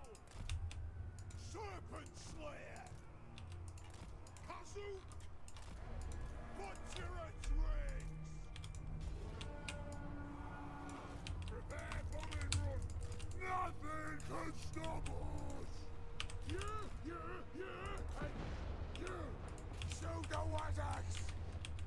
Oh, isn't it just beautiful? The Marauders charge, shields up. What's that gonna do against the cannon fire of the Dawi? What indeed? We only have time for like a single volley here, and then we got a haul. And here, we're going to go right over... so 3 gyros will melt a thing of Marauder Horsemen, right? It won't take but a couple of volleys. So it's one of those situations where they're not really that good, but we've got... oh no, we've got Marauders shooting their Hunter jabs at us. Or those were probably just the armor-piercing ones, but... Rage fast!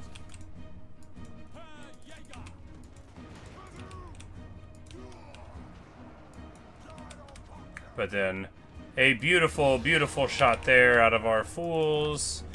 And we'll just go like so.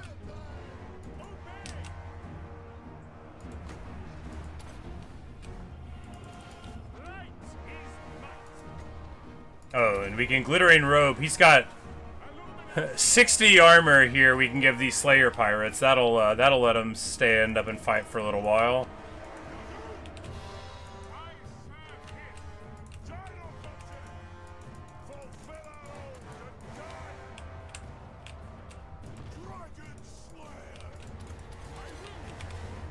Oh no, our gyros. Oh well, hopefully they'll live, right?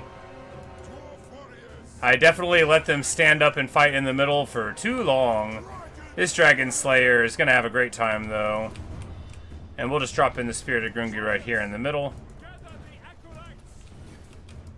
Let the vengeance begin! These orcs are worthy! Slayers! Cover!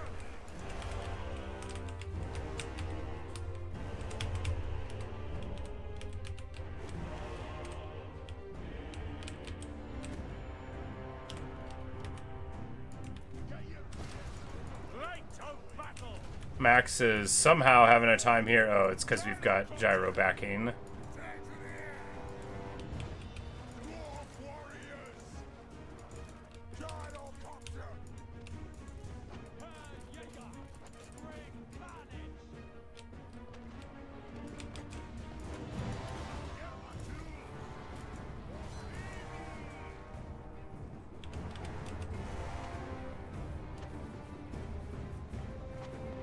Hoping you can still shoot. Yes.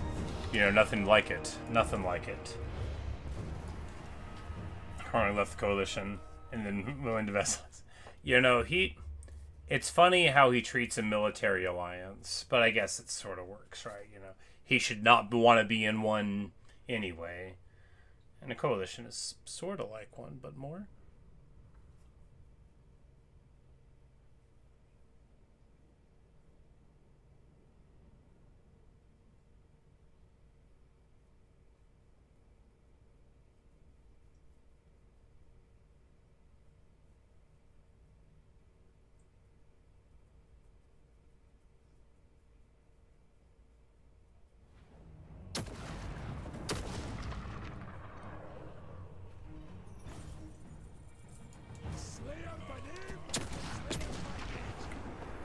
So a little bit of DACA there. Now, of course, the problem is that we're no closer to being able to take this place from him, but,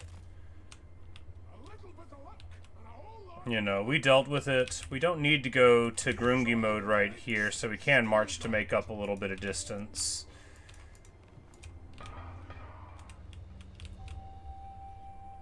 And then here, we just start leveling these, you know, if they come up this way through there, that'll really stink, but maybe they won't. Alright, so we'll level this one first, because that's the one they're more likely to get to, and then gems will be good.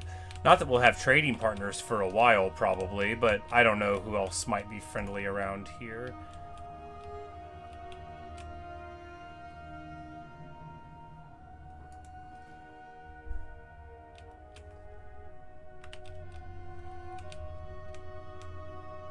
The world, after all, is a big, wide place.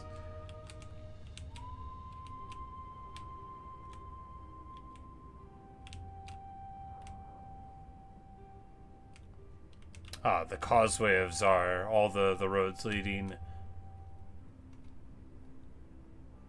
Because it's a massive city complex there. Oh, it's so cool.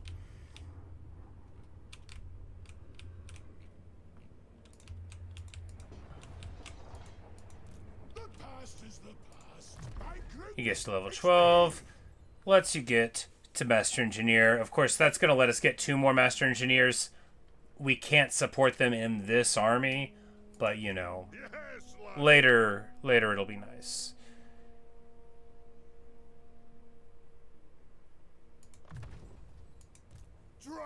Because we will want another army up off of the ground eventually, and he'll be able to help. We're going to take his replenishment, because we're going to spin that Dragon Slayer off to wherever the new army is, probably. Or he'll stay with this one, you know, depending on how it goes.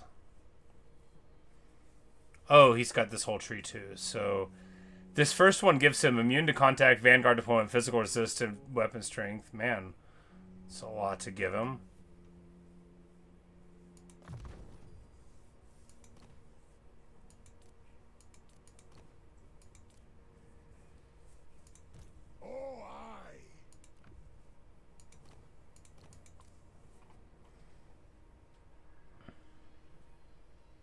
Better tooling, better guns.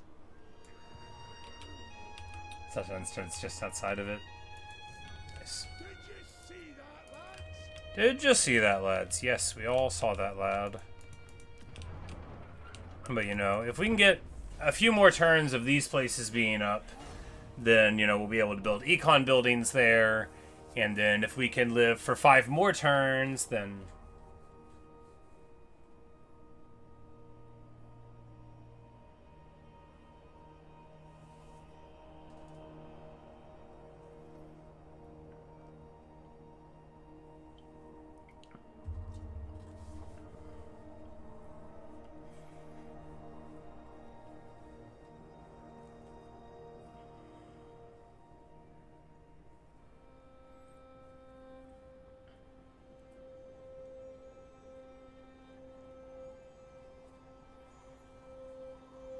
Now, while we popped like a stack and they don't have a major settlement, it's not going to be but, what, 1 or 2 more turns before they get a full stack. It probably lets them recruit 6 or 8 units a turn. I should know what exactly Very Hard does, but I don't. But it's already 10% faster on the end turn, or rather 10% less dudes. They want a peace treaty. Nothing would be more shameful.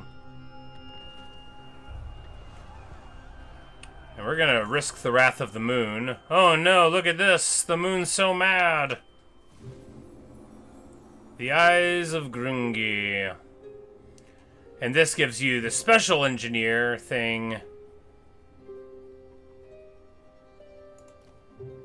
And you fight the dark elf things, because this is like there's, yeah. Anyway, getting towards Palisman of Preservation, that's nice. Prospector Charge, you know, who cares. Being able, though, to break down a wall is kind of cool. Because if you put that on, like, Gotrek or something, you can just walk up and, like, bash a wall a few times, you know. It's not nothing.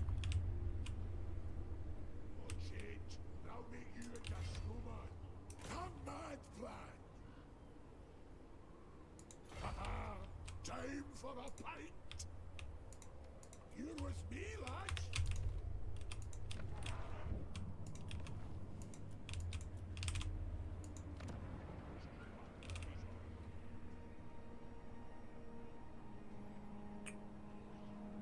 Oof. Well, when we come and take this, we'll stabilize it slightly more.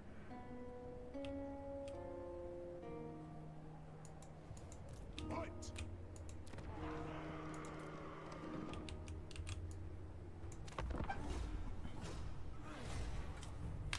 Just stole among who was here. Nice. Who was it? Who was it? Manga-chung. Oh, yeah, well, you know. Hey, the more you take his heir away, right? Does he have to get a new heir, or does it stay the... Yeah, he would obviously have to get a new heir. You know, becomes part of your faction.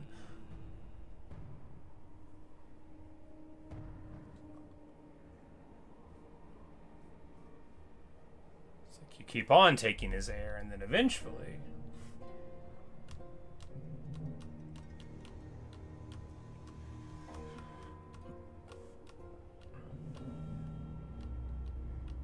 Manga-chung is a satisfaction one, right?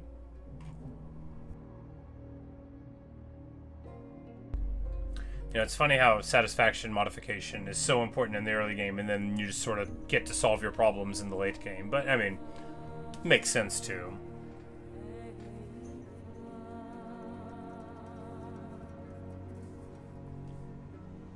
Do-do-do, good old long intern is long. It didn't really bug me, though.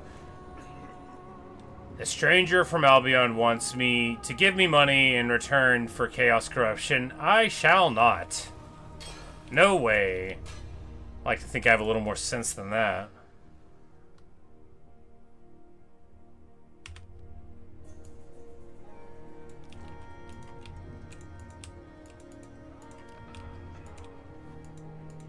Alright, I'll figure it out.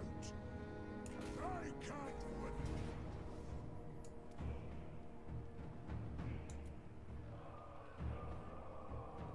Give him a good thrashing. A spot of dwarven know-how. Okay, boom. We rank up, have the thing, and that gives us the discount to Slayers. It's... You know... It's such a big discount. Of course, he already gets discounts. But more discount is better than some discount. We all know that. Gotrek's monster trophies, which gives him, you know... Mass AP damage, more bonus first large, more bonus first large. He already has 55. Of course, this is in case there's somebody who's got 120 defense that's a large creature, and then Godric's like, well, bam, I'm gonna hit him.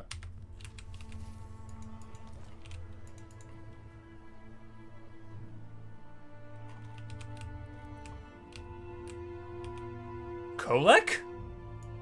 Ho ho ho, okay, so there's all sorts of brawling to be done over here.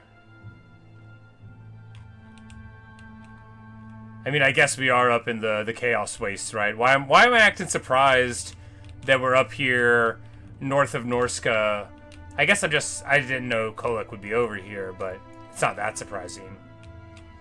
Cetra's Revenge, Tomb Kings?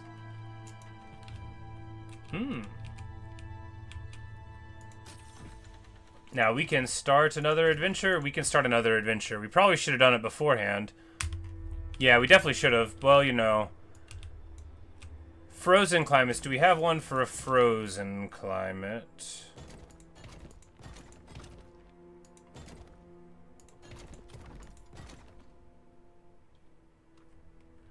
Once you do Wasteland there, Mountain or Wasteland there.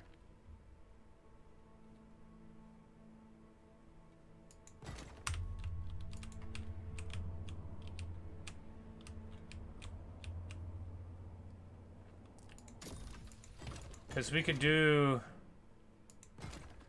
Chaotic Wasteland. This one is like a crazy thing at the end, though. Like, we might actually need to be a little stronger than we are before we do it.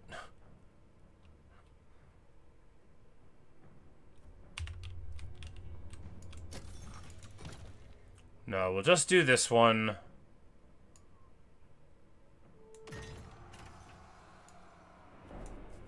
Because we already need to just get kills for the gyros, and then we'll get missile block and stuff.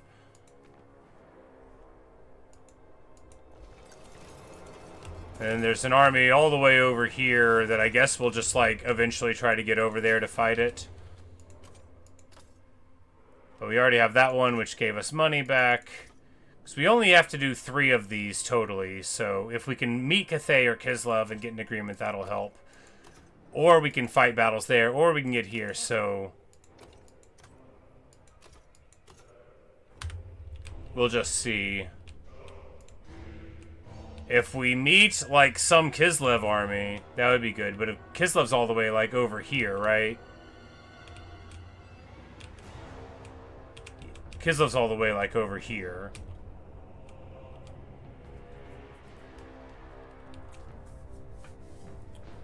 Zatzao attacking with 2 full stacks and Suchu versus Gagan. Please stack. I'll resolve sacrifice defeat. Well, I bet, you know, I bet with really clever play you can pull it off. Especially if you try a couple times.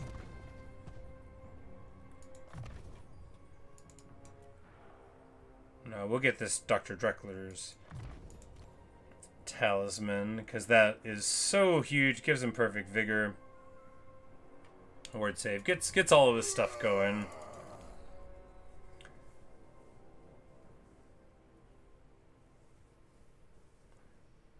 Snorri bites trolls. Take the item because it's so fair, right? Frost protection bound spell 4 uses. Gives him bonus first large. Gives him stock. I mean, ridiculous.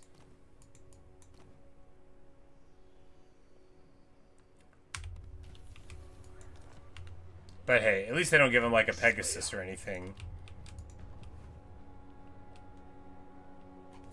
On to see what happens. Well, I bet if you have like a nice little support, it could be alright.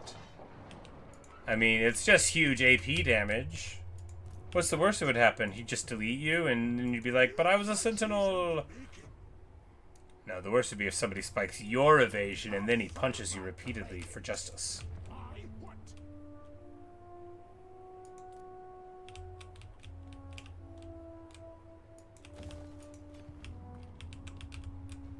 Alright, so we see his army there. This is very good because we'll probably be able to cut him off before he goes there. And it's so much further to get up here than over there that we're in good shape. And I think we're just going to go over here and fight the Chaos Dwarves for a bit. We're not like that close to Zarnagrund, right? Yeah, we could just speed up on him very badly and see what happens after. He only has 3. This is the time to put the screws to Astragoth then. That's what we gotta do. And if these Norscan evil folk to the north, you know, move in against us, it is what it is and not what it could be. Alright, right now, this army is basically unharmed. We can go ahead and teleport and do this Eyes of Grungi thing. Because this ability is very good, right?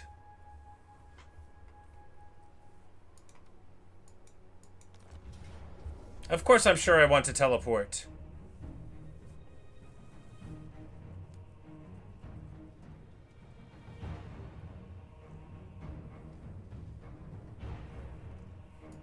Your companion had to Kokolo before Astragoth.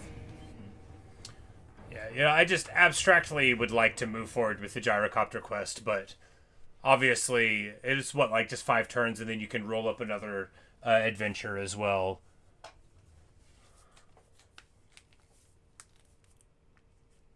But really just getting the 1,000 kills for 360 missile block on the gyros gives you such survivability. It's insane what you get through tech and then the other stuff. It was a candy trick our brother used in bringing us here. I'd expect nothing less of an engineer. So they like shoot off a flare to let us know that they've been captured by dark elves and they need assistance. We're gonna give them some black powder distraction. Gyrocopter!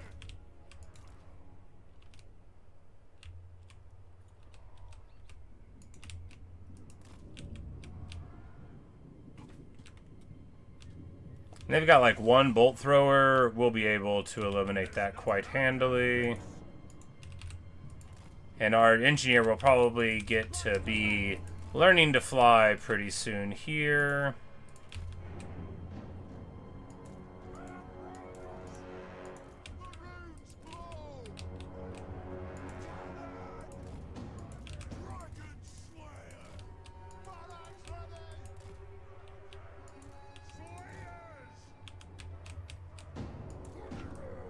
Man, this army sketches me out so bad. You know, we just need the Thunderers and the Slayer. We just need the Thunderers. We need all of this infantry to be like Iron Breakers. I don't know. You know, 3 cannons is a lot to defend when you have 4 gyros and 7 heroes. It's fine. We just need to run around with another stack that's with us all the time, full of miners.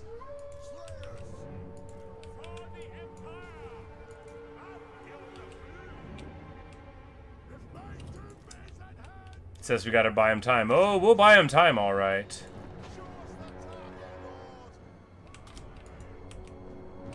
The bolt thrower already loses a model and half of its HP off of the first volley. You know, the Dawi artillery, they know how to get it done. They say the Elgi are still using arrows for their artillery. Look at him winding the little clank, winding his little crank. And if they hit me, I'll say it didn't hurt. It didn't hurt.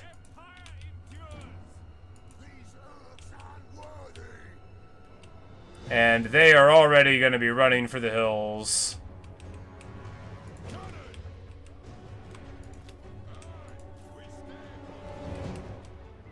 Perfect. Bolt throwers flee.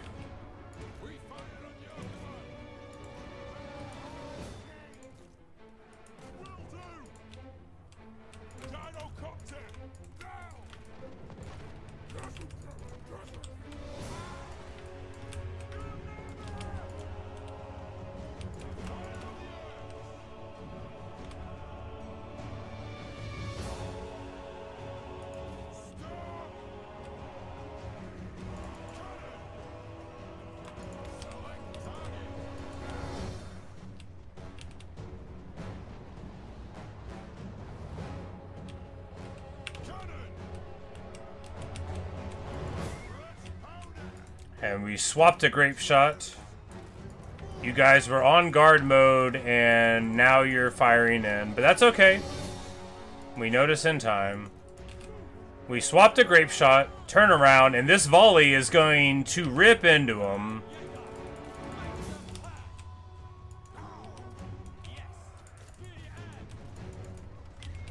Oh, that's the good stuff right there. Oh my goodness, look at him. Look at him fall down.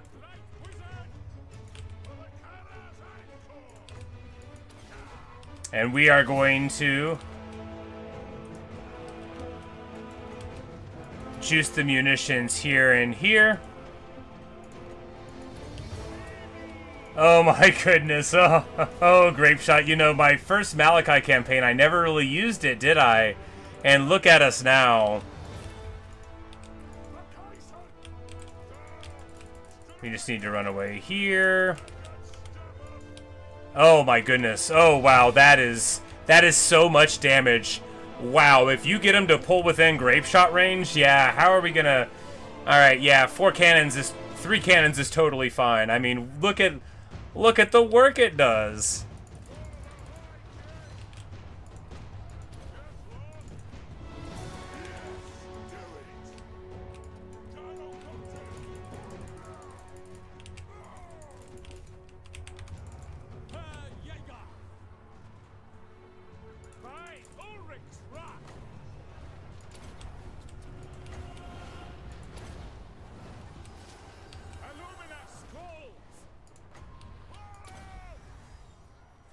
We'll armor up Gotrek here.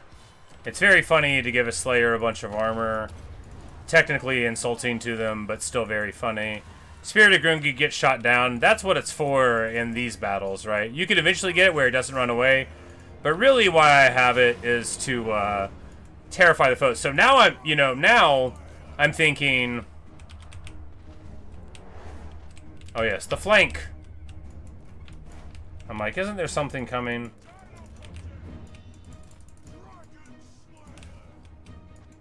But he comes in with our reinforcements there, that's right.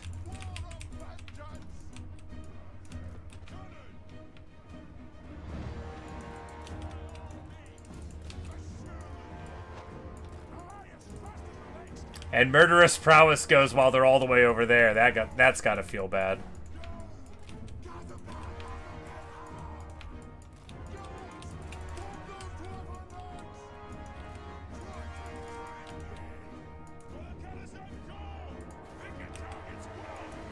Of course, it makes them run back, but they're still in such bad shape. And we didn't... I often, on a quest battle, you know, I pull my forces far too far apart. And, you know, you can't get them back together to deal with the ultra surprise flank. It's different than a regular surprise flank, because it happens in a quest battle where you least expect it.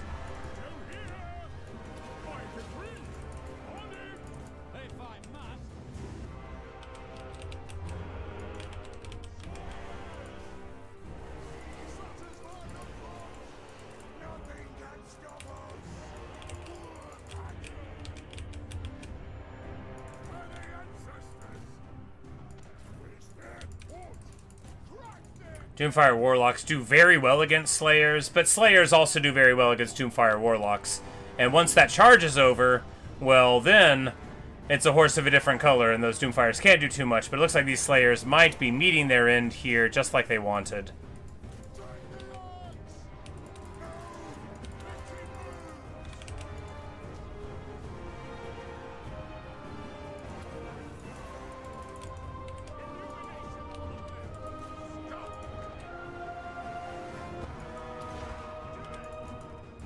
Crucially, of course, the grape shot is all online.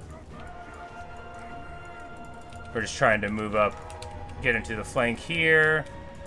Snorri fights trolls or, you know, chump masters.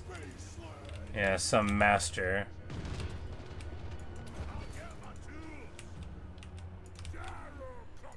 And of course, the reinforcing Dawi doing so good. This guy, you know, it's just a good opportunity for the Slayers to beat on a Hydra. God, what is Duel Zuchu? Dude, yes! That is so awesome. What a great story, right? I mean, not that he's a pushover, but Zuchu's Zuchu. And I consider it a victory, too. You know, it's funny how Cao Cao will just give you a bad time. Deranged munitions with grape shot. You know, these... It's a lot of explosive damage. We're gonna swap to regular damage now. You know, they're having a time. Oh, the Harganeth Executioners are fighting Snorri. Oh man, well, looks like Snorri might meet his doom here. We're not gonna run him out of the fight, you know. He might just get injured. It looks like he's gonna be. Yep. Snorri falls in battle, but he'll probably get better. I doubt the game will just let him die.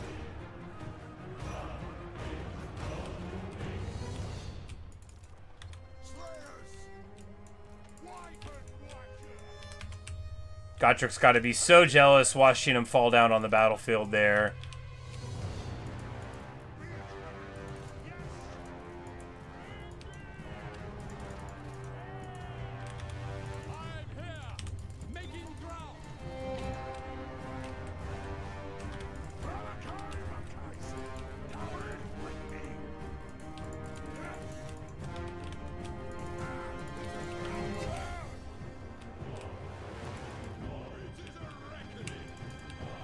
They've got an army loss soonish. I mean, they don't have to. I just imagine they will.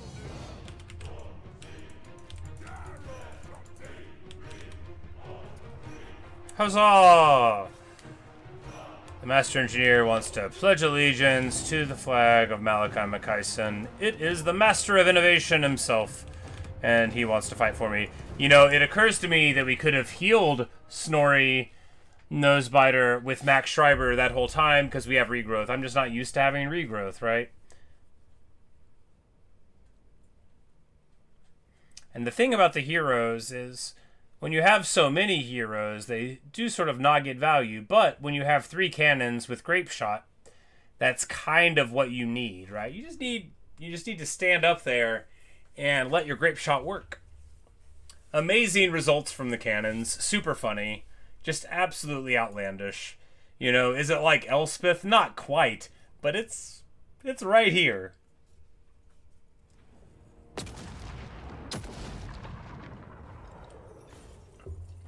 We take the money, and then we'll get $5,000 for the completion anyway. And Malakai's Persuader.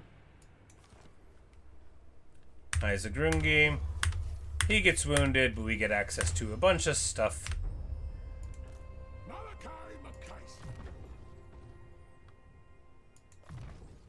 Slayers to me, and then we get...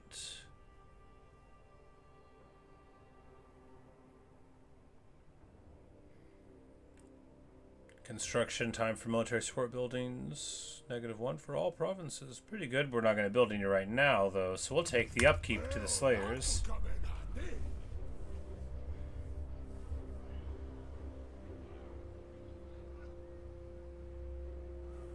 Yep. But not only did he die, but we lost the glorious Slayer in battle as well. Of course, now with our discounts, the Slayers are barely more expensive than Dwarf Warriors are to pay. Just as they should be.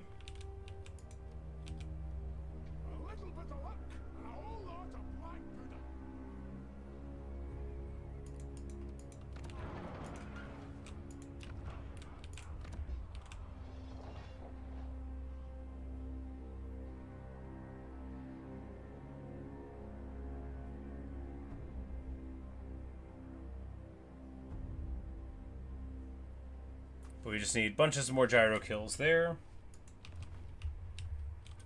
I'm happy to hear of your victory.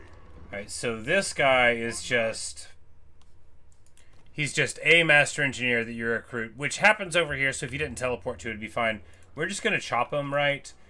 Because he's too far to be useful.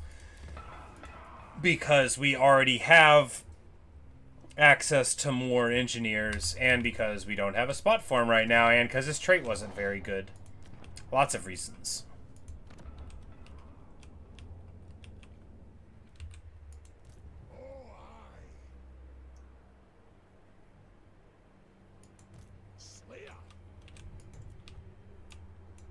An oath is an oath. Alright, so he has Helping Hand now. He didn't have it before, and then that's very good. Now, all these abilities are pretty good, right? But are any of them as good as 3% more regeneration? Yeah, we'll just go ahead and get Charmed Attacks. Charmed Attacks is one of those things where it's nice to have, because if you only have one of it, you know, then you can get more of it. But it's pretty annoying, because you can't have, you know, other cool stuff. +4 attack when attacking? Yes. Gyrocopter!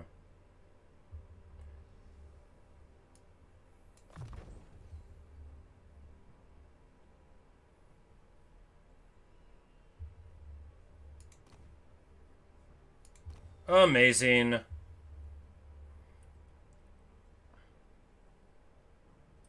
And if you accidentally get into melee, you can pop this for 50 melee defense. Here, you get fire while moving. That's the most important thing to do. Super excited to have him go with the crew in the air. Because, too, when you have a flying engineer, then he can be, you know, the restock center for your other air force, which is very cool. Alright, do we want missile resist or weapon strength or speed and strider? I mean, speed and strider are potentially very nice, right? Weapon strength is weapon strength, but speed and strider, that's a thing we don't get elsewise, so we'll take that. And more missile resist. Look, they're very small targets. They don't really take that much missile damage most of the time. The Light College approves.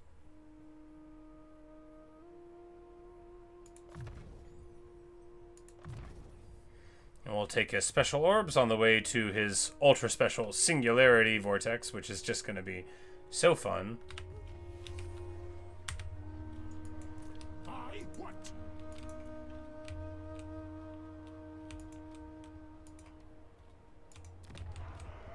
And we have enough money, we'll get this too.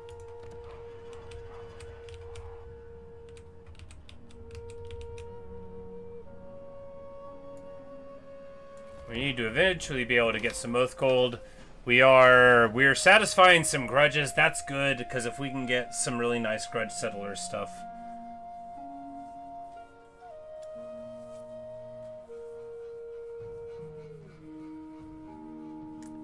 But yes, Max is explicitly not college approved. Well, he gets access to metal magic and light magic and then twists them together to make like shadow magic or whatever, you know. Heralds of the Tempest. Well, there we go. There's our Kolek war starting. Oh, he's already on the ocean. Good news.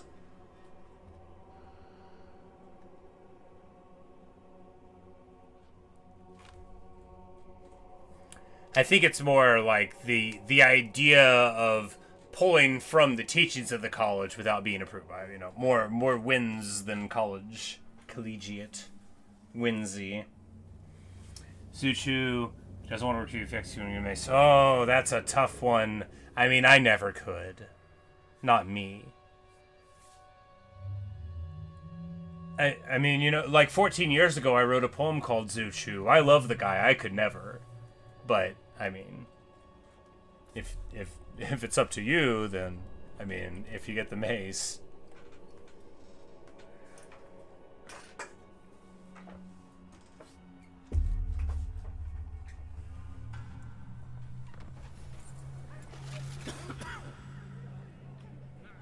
Migration. We can sack the control, I think. Because in our base province, it's okay-ish for now. It's sort of okay for now. And when these get leveled up, I think they get... No, you don't get public order there. Well... We might even just build a building.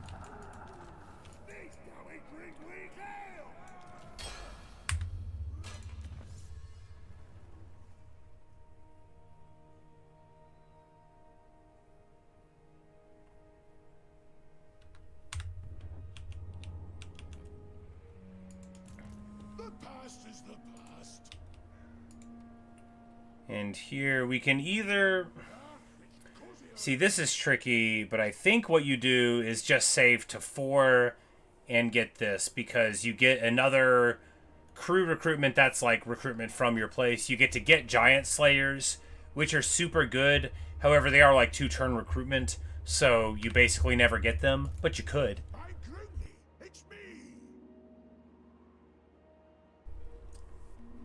Vushimok, I do it. Yeah, obviously. Yeah, yeah, you might as well just tear my heart out, as even suggest such a thing.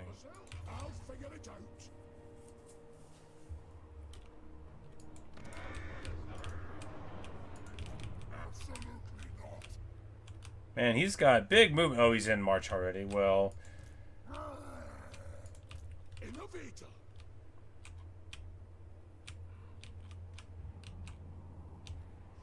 Well, if he makes landfall, we'll be able to pop him there.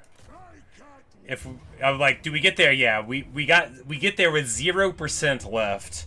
That's 140% movement paying off right there, right?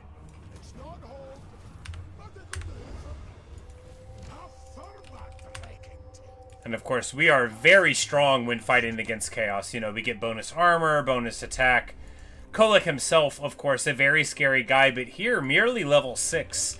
You know, with this bigger map, he's probably just been, like, being friends with some of his neighbors for a second. So we're way ahead of him on that front.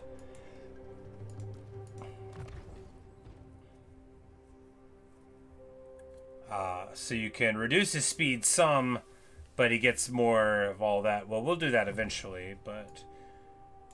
Doom, where you at? Foe Seeker, good, good, good.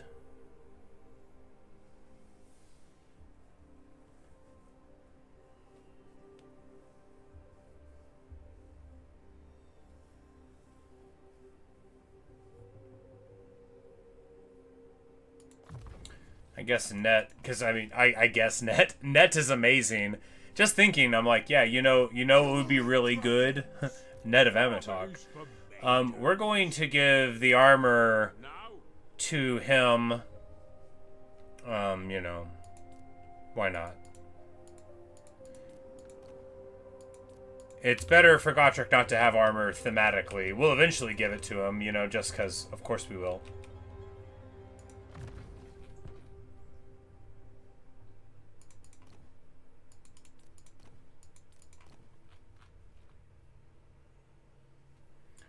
Alright, so Malakai needs to equip the Persuader, and then the Hammer of Smednir can go onto this guy, and he's going to be able to ride the Valkyries, drop the base. It's going to be very cool.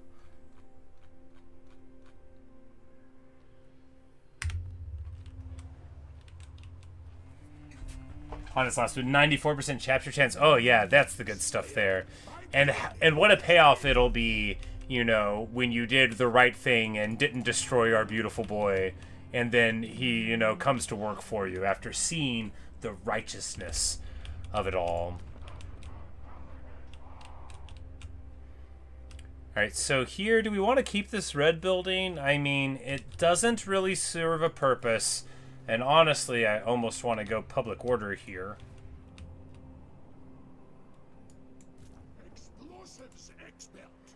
We need 15 grand to attract Ulrika to our cause. You know, she's only impressed by rich boys. And to be fair, Felix does come from money, so why is she going to show up whenever he's being broke? She'd be like, hey, get out of the sleeping bag, get enough to afford a hotel. I'm a lady, I'm a vampire, I don't want to sleep in the dirt anymore. We're working on it. We are working on it.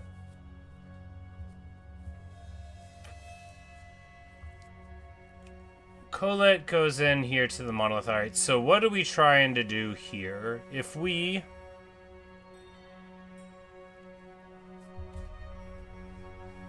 because we've eliminated the chaos attrition in the area. We're going to have to worry about the Norska swinging up this way. But if not, Kolek just makes landfall here. So do we move to ambush? Hope that Kolek takes the monolith and then we attack? I mean, if not, then we can still move out from the port unless the port is damaged. Well, I mean, I guess we could just move to the monolith and maybe he'll attack anyway because he's very brave. Zuchu in the mock stack. Nice, nice.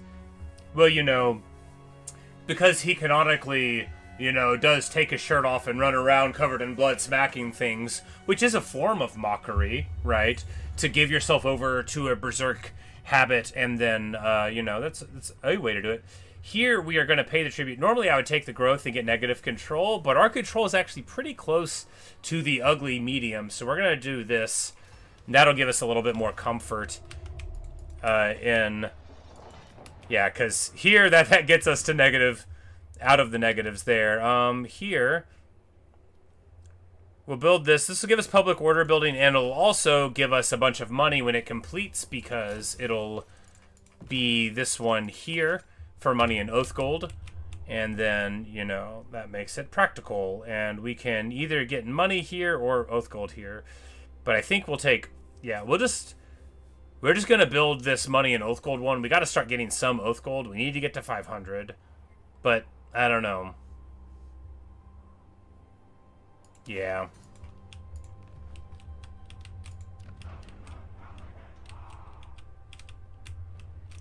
Now, I don't know where this guy is, which means he's either coming up this way or he's going up this way. Either one is bad. We're really rocking in a hard place in right now. We're turns away from doing anything productive there.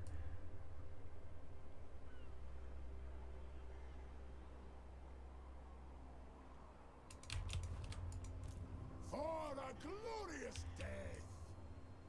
What's the plan? Whoever heard the swear hiding.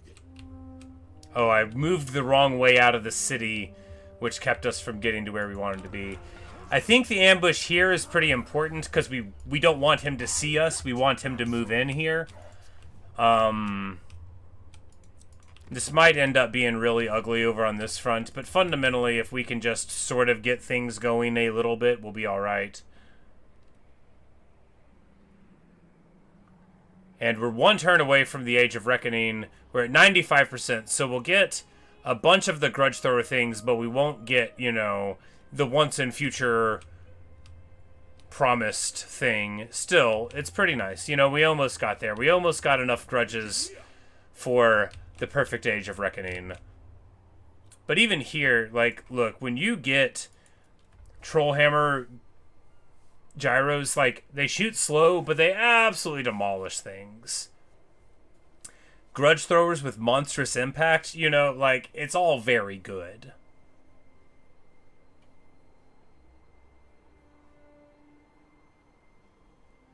I wish they had Longbeards with shields, but, you know, Innovator. that's not very grudging, is it? My goodness, it's me. I could get Grim Delvers or the Long Drongs, but I think we're just going to grab another cannon? No.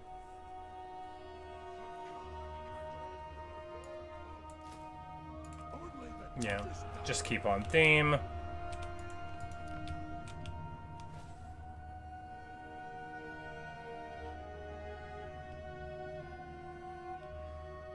We don't really need this building anymore. We needed it to get a gyro super early, but now he's not going to need to recruit gyros anymore, and in a turn, well, I mean, for right now, and then next turn we're going to go here and get access to that anyway.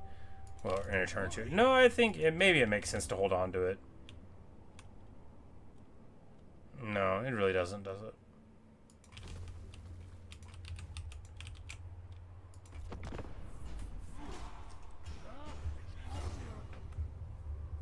Don't those tusks catch? Astrogoth demands money, or he's going to declare war. We can't pay him. It's super dishonorable to pay him. We might lose all of our land. You know, we might lose all of our land, but we're not going to pay the Dawizar 1 red cent. Like, that would have to go into the book. We've already taken the Slayer Oath. We can't wipe away that stain. And we fool him into raising it. Now he's right here, and we're going to be able to catch him.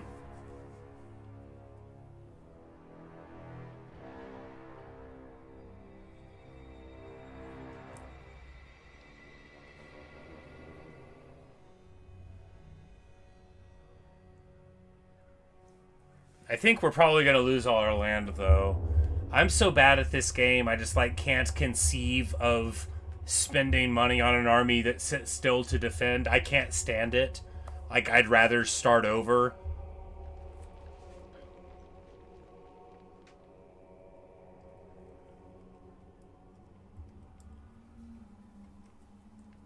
Or, of course, just not have anything, which is the point of a Malakai campaign, is if you keep your army around 2,500 in cost, you don't have to care what happens. You just get to play and have a good time.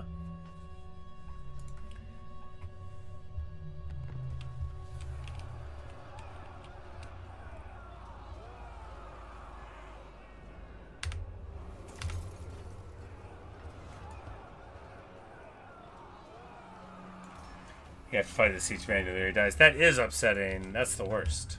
Explosives. The good news is this guy's moving up this way and not over in this direction. And I don't know if you can underway through there. I suspect you cannot. If you can, we're about to have a super bad time. If you have to go like over here to do it, then we'll be all right.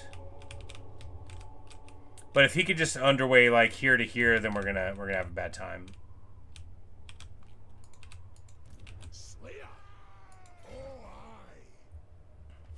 But Kolek, you know, Kolek doesn't think he can win this fight. He's got a hell cannon. We, however, have 3 anti-hell cannon things. And the great thing about fighting warriors of chaos is, of course, if they don't have flying heroes, they probably don't have flyers. They have a manticore here. That's not gonna... You can deal with the manticore, right? He's gonna run away because he's a dork. Oh, look at that! He runs around the settlement that he raised, making me run around it again. Kolek Sun Eater. I declare that I want to see what your trait will be.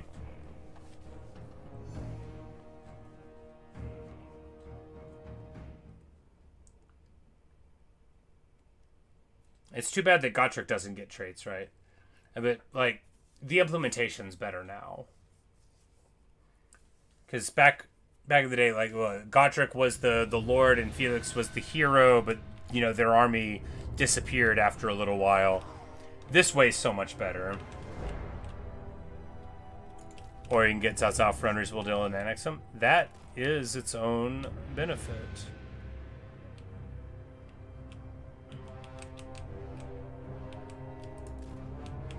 Because we can just go like so.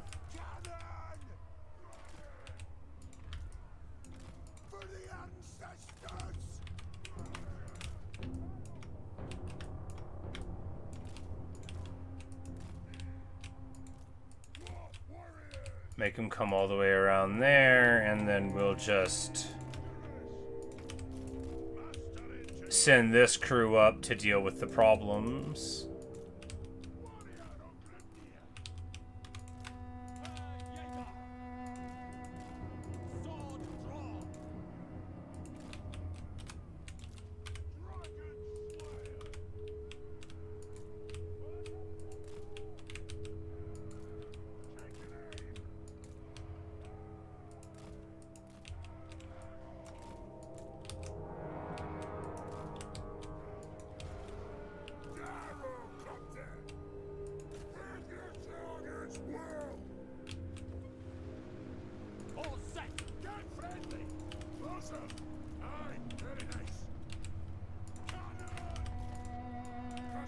Oh yeah, look at that. That's a lot of damage.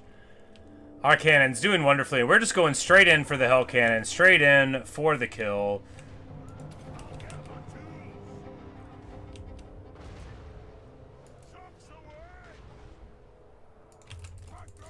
But we will turn Chaos Warriors halberds. No, Forsaken's more of a worry. That high weapon damage for us here, and then all of us will shoot at the hell cannon.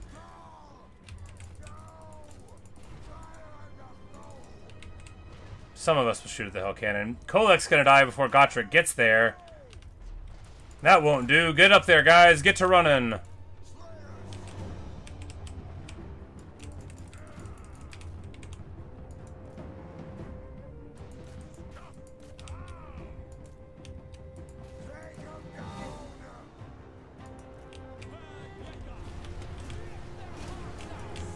How you doing, Kolek, old pal?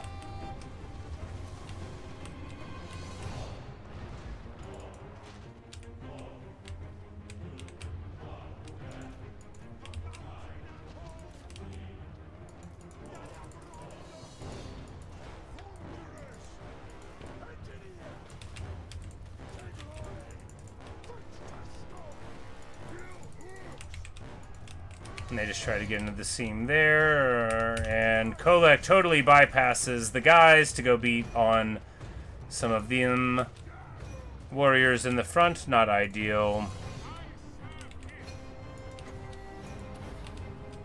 That means we're gonna net him. Max locks him down for Gotrek and Felix to come in. Oh, like, isn't it just the most wonderful thing?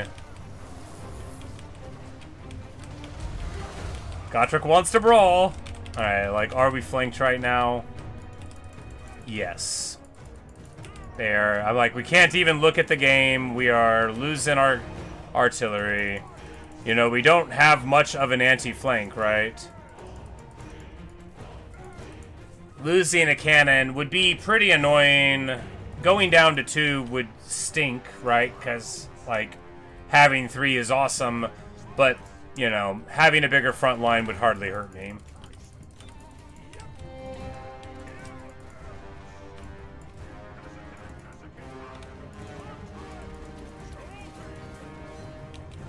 And Gotrek hits his doom up, and Kolek Suneater is running for the hills. These Slayer pirates are dying because that is what my army does. It dies. And of course, these Warhounds, because they are laser focused on the prize, get on top of another one of my units.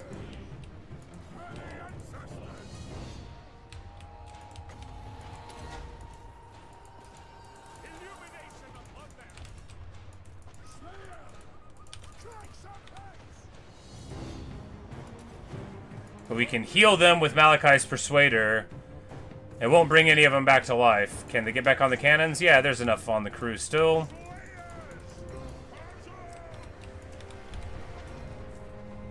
And you got him. Love it.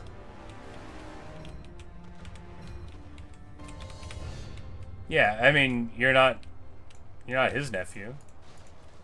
He runs off. The Slayer Pirates had 1 unit left. We'll see if they are eliminated from playoff contention here.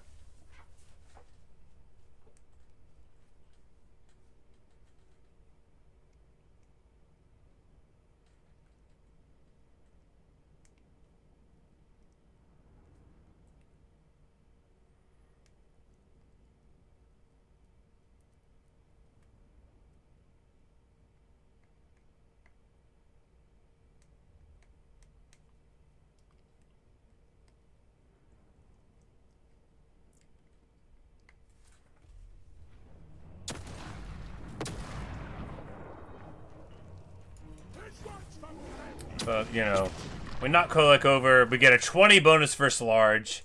Just on the physical attacks, yeah, but still, I mean, that's good, right? Malakai getting 20 bonus versus large, that's fine. You know, he's got 60 attack, which isn't nothing, but another 20 in the frequent times that somebody jumps on top of him, that'll help. We get another Slayer Ward. Not that we need it. And of course, even being a little out of position doesn't hurt too much here. And we're just gonna... Oh, we need to not recruit... No, we can recruit one of these because we'll start the turn with enough money for Ulrika, I guess. All the Zaos, thanks to the bot pack, yeah. You know, sometimes you don't know how many you'll get. We'll wait 1 turn to upgrade the Spirit of Grungi so that we can get Old Girl into the crew. Grogny's beard.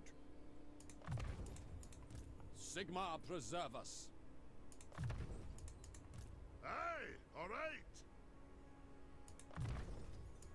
Dragon Slayer. And this guy, just regular Dragon Slayer. The winds blow strong. And we can get crazy good ability now. It's always good when it's someone else exploding. Engineer.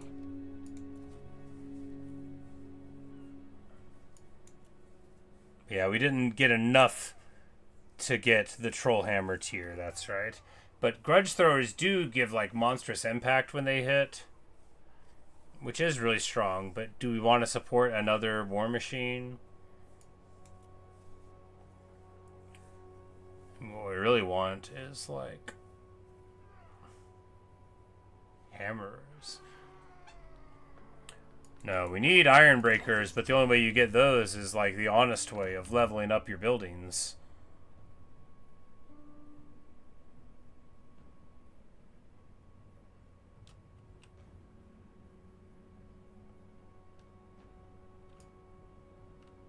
Yeah, Yeah, we need to wait to build buildings so we can get Ulrika. I'll say it one more time unless I end the turn right now. You are now the king of Bing. Yes. And Matang and Sunjian. Sunjian's still alive? Wow. Good for him.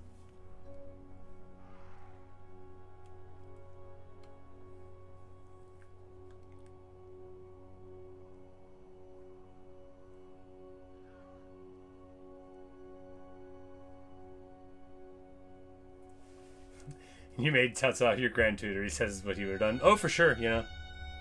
He's like, look, I'm just jealous I didn't get to have the idea first.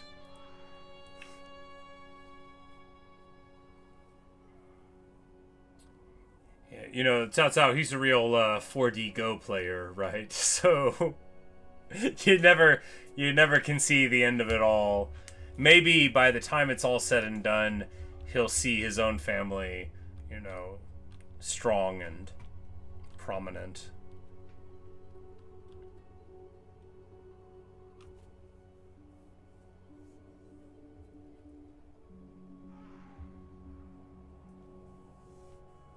Hey KP, good evening. We lose the old Schwarzhoff Den, what are you gonna do? And Ulrika! Obviously, we're not gonna kill her.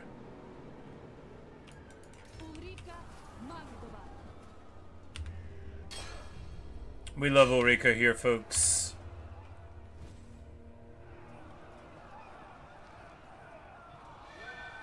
But yeah, she's gonna be in our service. Clearly, some might be upset. They will immediately have to get over it. All right, do we? We need some warriors to stand in the front. Do we drop the Thunderers? I think so, right?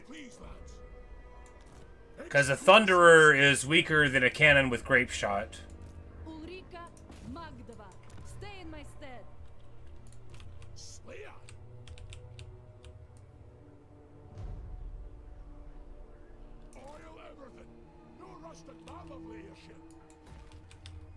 And now that we've got her, we can grab that, and then before too long, we'll get this one as well to get more recruitment there.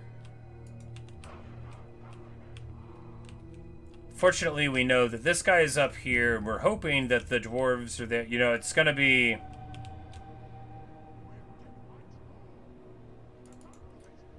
It's gonna be sketchy.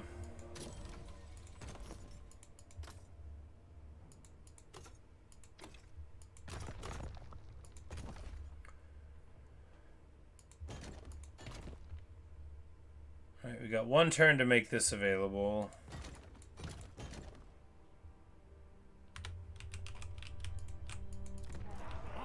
It's gonna be sketchy just because we have an immense front over here and up here, because, like, who knows how long before these people get their stuff together.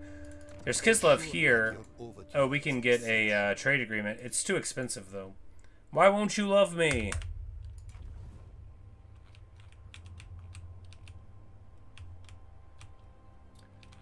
I guess these do touch each other enough for trade. Oh, so the High Elf Expedition. If you walk there, maybe you could get like a High Elf fight for the past is the past. the quest line. I'll try not to kill you. Emphasis on try.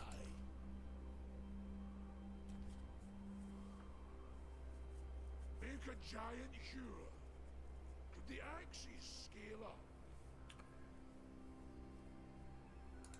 Okay, so she's got new stuff too.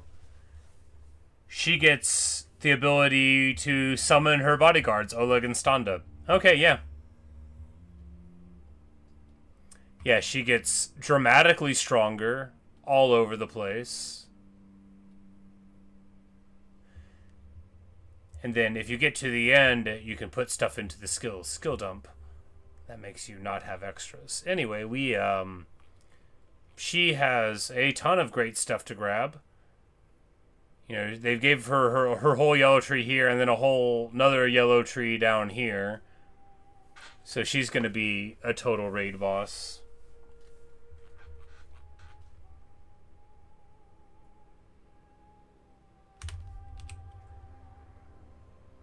Mechanical legs? No, that's tough. Aye. He says, mechanical legs? No, that's tough. I'm like, he's heard stories of our foes.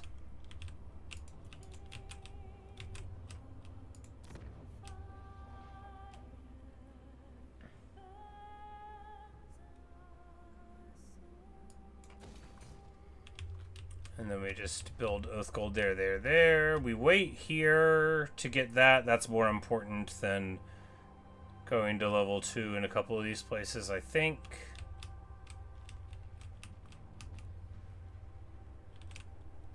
But maybe not. Well, we've already got Oath Gold building in that. I mean, what else is there? Growth building? Hardly better, hardly worth the money. Latest inventor.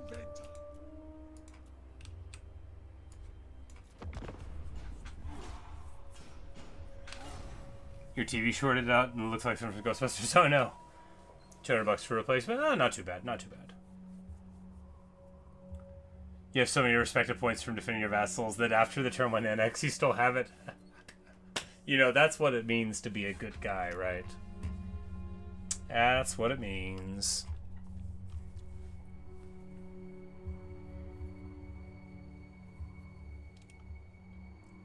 Hepsus there. He's in March. He'll march even further away, but of course, we basically can almost catch him. It's pretty annoying with Kolek, but I guess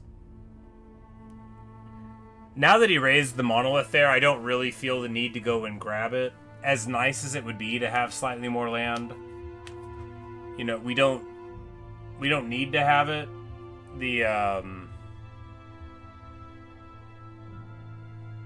I mean, gold's super good, right? You get with it, you get gold. You know, Oath Gold per turn, amazing. I mean, I need it, but I mean, we might spin off. Yeah, we might just recruit a lord here and spin somebody off there. But if Colette comes across the water at us, you know, how do we deal with that? So it's probably better to not spend the resources on it. Felix gets a trait by hanging out with Ulrika for 20 bonus versus large. He wants to impress her, so he gets stronger. And she gets a ward save aura for hanging out with Felix and Max because, of course, it's a little love triangle, baby. Just say yes. She's a very pretty vampire, and they are quite enamored of her. Well, that'll come in handy. Engineer. The best boots are Alright, if we go here and ambush, could it work? Aye, what? Whoever heard the slayer hiding?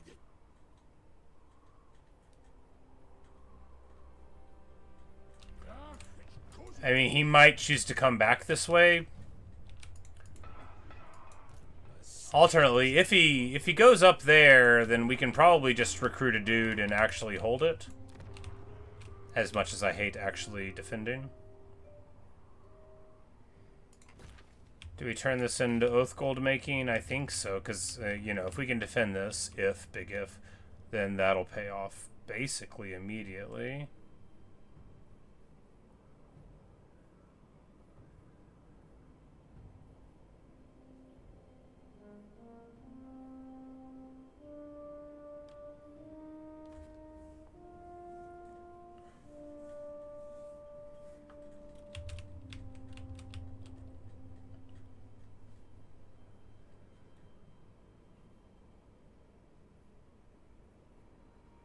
Yeah, we just need to start building up this tree so that we can get iron breakers when the time comes.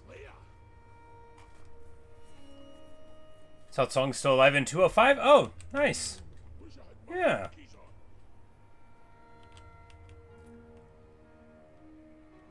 So likable. Oh, where you know, they don't get along for whatever reason. You don't even have any of those problems. That's awesome. hero not moved? Oh, Snorri was over here, yeah. Well, you know, he'll be able to scout a little bit on his way back to the rest of the crew.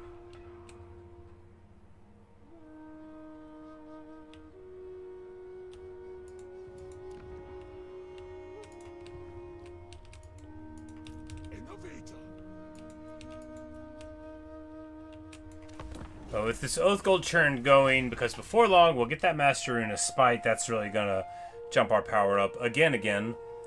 If Hepsis moves towards Schwarzwolf Den, and gets hit there, that probably means Black Wolf, whatever Wolf is. But,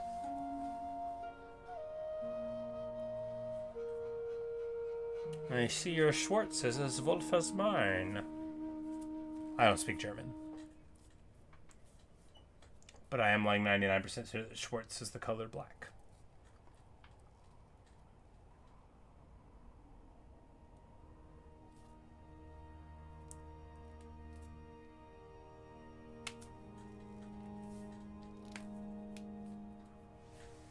What is Hepsis going to do here? If he turns into us, that's going to save us a turn or two. If he goes to the Veil, then it's, you know, more whack-a-mole playing.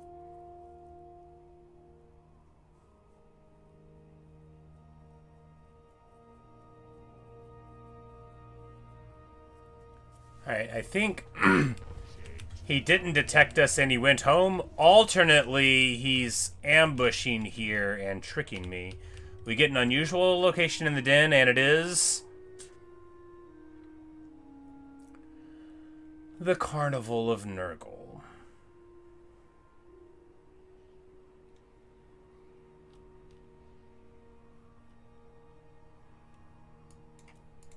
So much money, nothing for it, right? No, he ran home, which is perfect. Absolutely perfect, just what we wanted to see.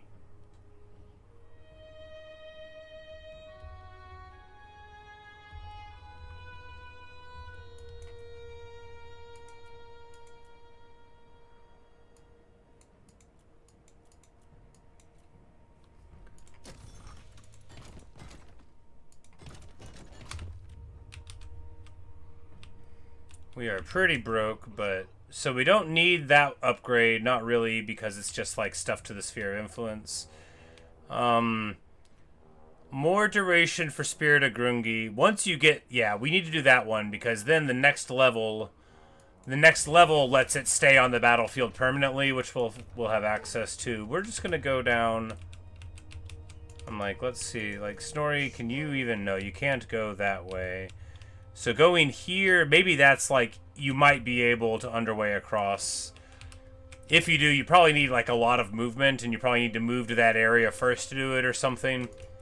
But Snorri will go down here and meet up with the crew. He's been out of it for quite a while, but hey, you know, he did fight very bravely. He did his good work.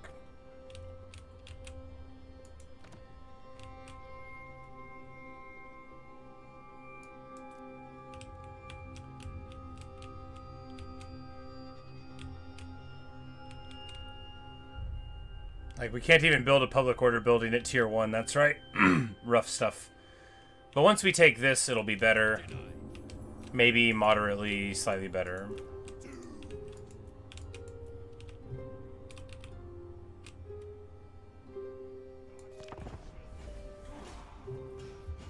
Because if we get a bunch more money, then we can recruit some Slayers and then get a Garagrim.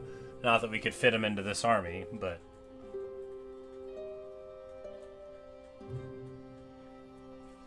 Because it's funny how adding just 2 heroes makes an already clogged hero ball feel incredibly full of hero. But I'm going to go grab a drink while we're having the turn here. 82. I should have went when we hit, but, you know, I'm going to go grab a Mountain Dew, and I'll be right back. See you guys in a second.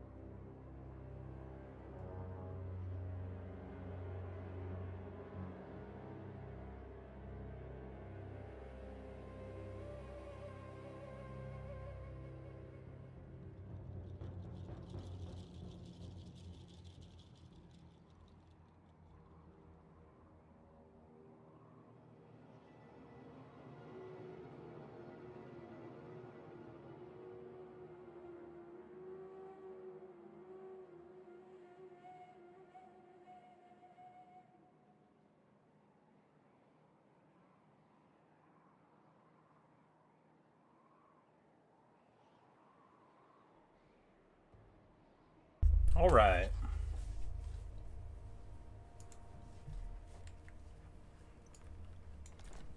They have been eliminated.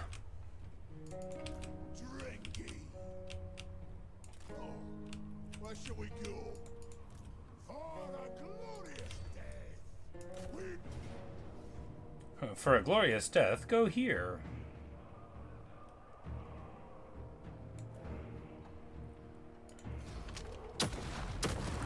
hurry, you bastards!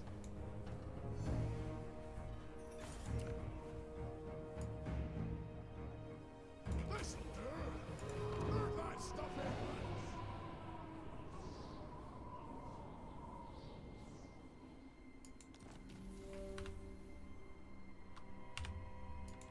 Dragon's Bane. Your words are meaningless, dwarf. At least Kolek only has one region, right? And with that in mind, he's having a miserable time. This dude, he can't be happy.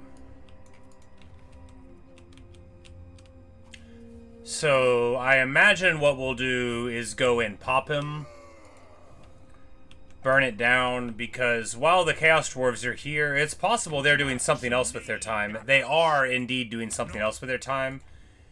And, you know, hopefully they won't walk around this whole way. If they do, of course, we'll have a few turns to recruit something here to hopefully be able to stand in the breach against them.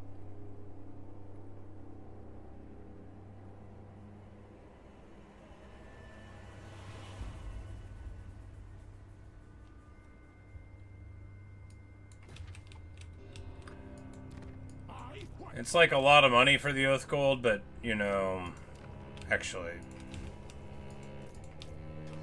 yeah, like, here we go.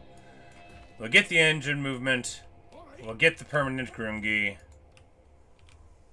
Super broke, but it doesn't matter.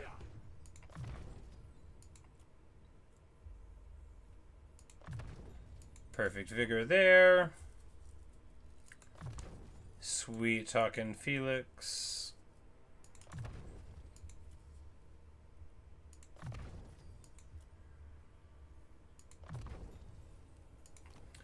And these notes give him barrier unspottable, lots of good stuff. She gets her horse at 18. Yeah, they make her walk around on foot for a while.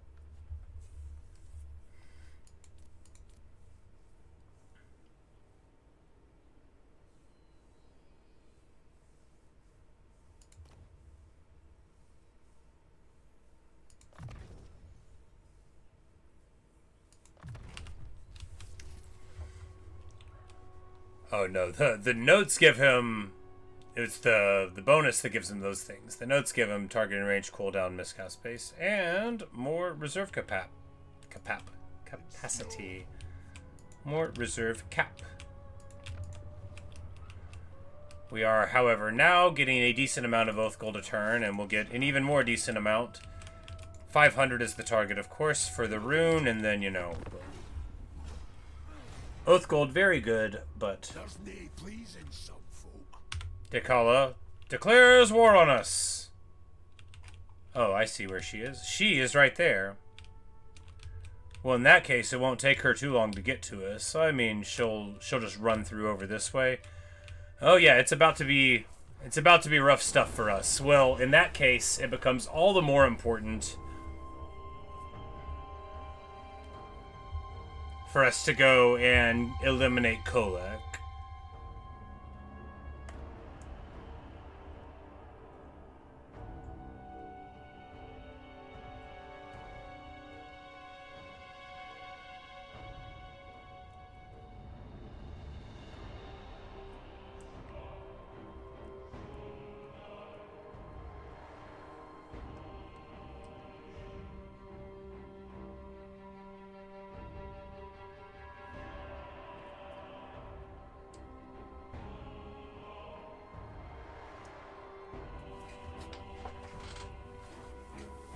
Because, look, if he's down to one place, he's Warriors of Chaos. That means, right now he's level 5, maybe 10, Severed Claw.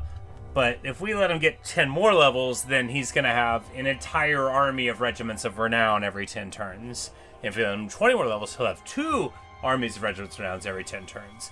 Plus, he's Kolek, and while our army matches up very well with Kolek, you know, other armies may not.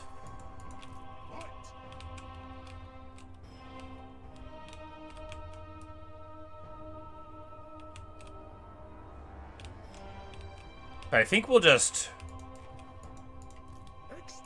Yeah, we're in fine enough shape. We'll just go across the sea. And,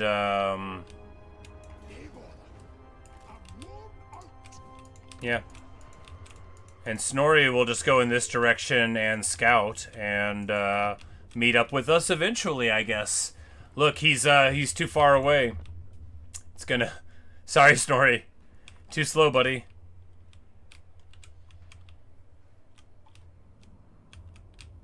Because, you know, we're probably going to lose Caragdun. We probably are. If I started trying to make it not happen now, I don't know if I can do anything about it. Because what could we do? We could build a wall, right? We could put a garrison there, but we have 1,000 gold a turn and 1,000 gold. So it's not like we can reevaluate what we're doing with our money. We might just push Snorri back up there and think that Snorri with the Lord and somebody else might be able to win against Akala when she inevitably comes up.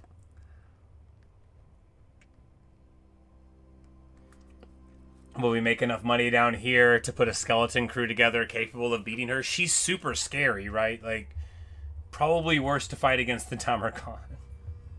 Not faction-wise, just her individually.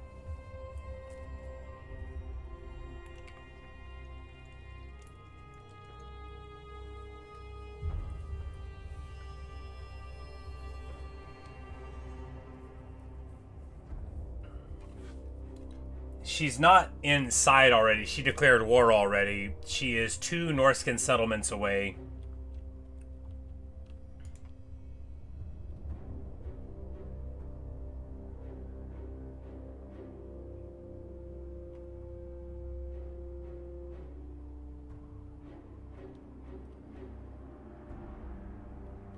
No, I mean, it is turn 22, so... But yeah, no, she is right here. And she is at war with these Norskins, so she's running over them. She's going to be inside in no time at all. And we will lose Caragdum. I mean, we could break this, even though I hate to, because I kind of wanted the building. Yeah, we break it, we build a wall. It's not going to help. But maybe it'll help some.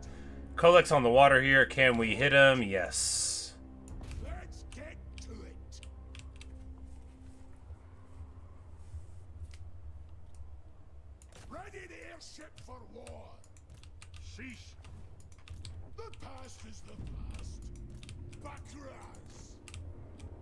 Yeah, and we moved him so far away. This is super annoying, too, because he would be very good in this battle, and he may not even get there in time.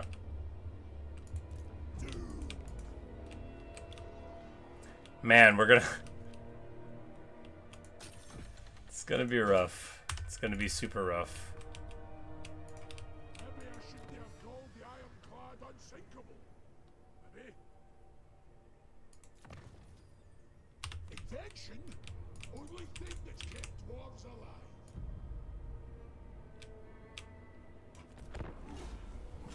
I mean, again, and it doesn't strictly speaking matter if I lose where I live.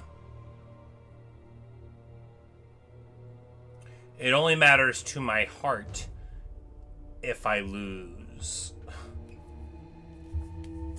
Adventure for the RD for the garrison last minute. Oh yeah, I guess there's that. And there's Slanesh, so maybe they won't have Furies, and maybe we'll be able to recruit the 1 gyro bomber out of the thing.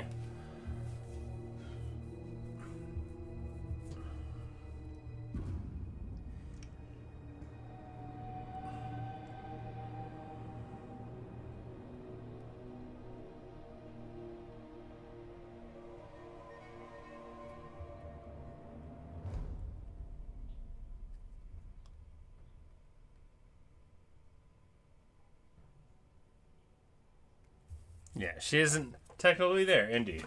You know, we break the one building. Maybe be able to build a wall. Probably should have done it. I thought about building, like, the ranger building. That would have worked, too, you know, a little bit, at least to reduce her movement. But, yeah, we'll just build the wall. And, you know, hopefully Snorri will get back up there. And then we'll have, you know, somebody. Chaos Dwarves will probably move in here and take this lower stuff. I mean, what are you going to do? Maybe we should have burned it down. Yep, well, yeah, he's right there already. Maybe we should have burned it down, right? Yeah, maybe. Let's give them something. But they're here at the garrison, of course.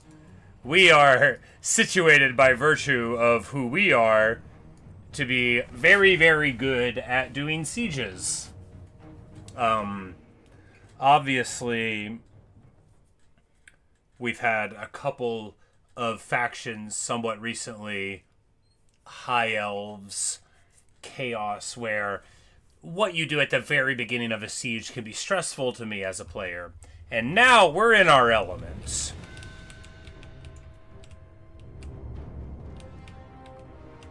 Because we'll be able to just pick a side of the wall that seems like it's got minimal tower placement with enough distance. And get to shooting.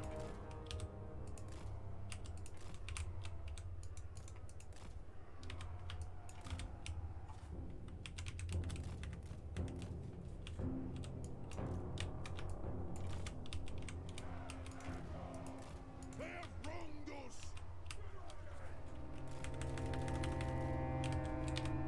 Barracks ready. Malakai.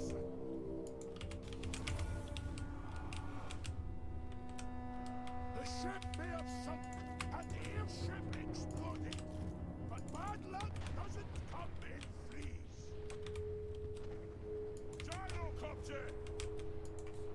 But we're just going to gloriously see their guys just get pretty eliminated, you know. We're just gonna let our... Oh, never mind. We're not gonna just let them do that, because they're gonna choose to shoot at the Exalted Hero on the wall, which actually, I mean, it was fine, wasn't it? But, you know, what we want is to get rid of these towers.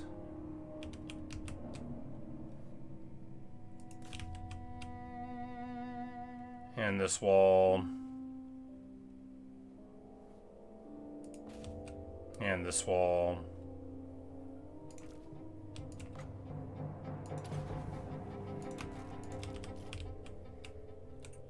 And this wall.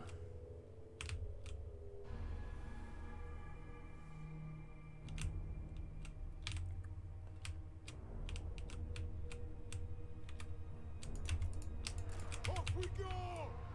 For the Karaz Ankor! Engineer! Inescapably sure! Wyvern blanket! Dwarf warriors! Yes! Kill urged! Dwarf warriors! Buttons move! Move now!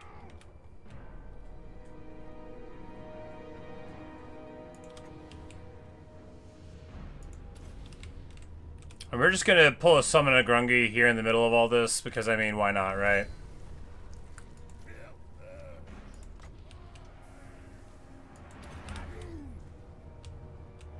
Sure, they're gonna hit us with all of their skirmishers, but, you know what we're gonna do is turn and hit him. It'll be great. It lances him for like 1 billion.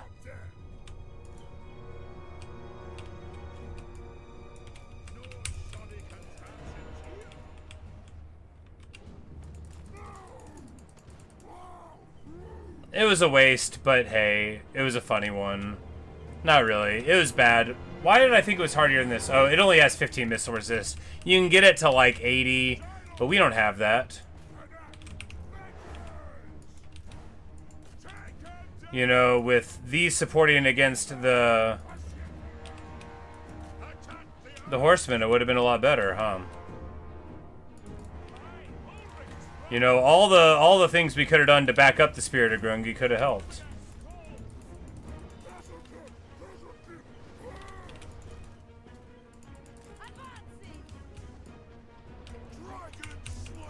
But Max's amazing magical extravaganza works out just beautifully. I mean, it's so much damage, right? What are you gonna do? What can they even hope to do?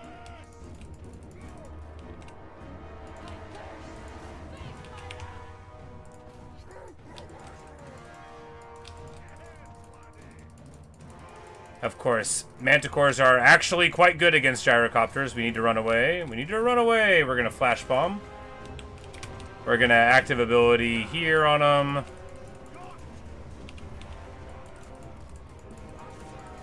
Aspiring champions are really good against most of the armies in the game. They are not good against, like, armor-piercing heroes, though. They are not even a little good against armor-piercing heroes.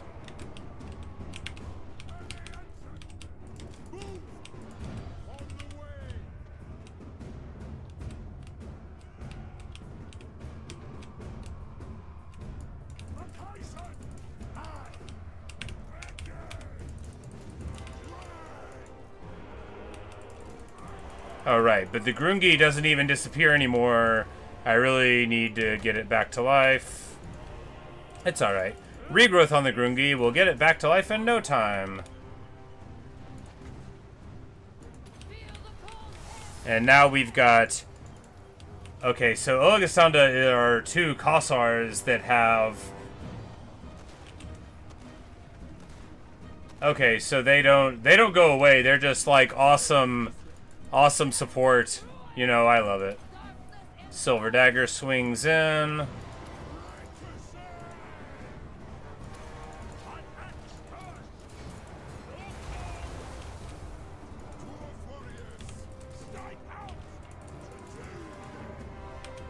And there, the Grungi gets just back enough. Just enough back.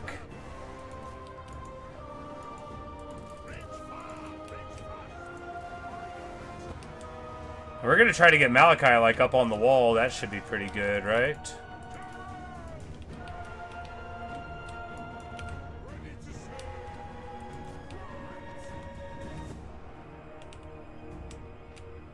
And they got a tower over here. We're gonna try to pop it.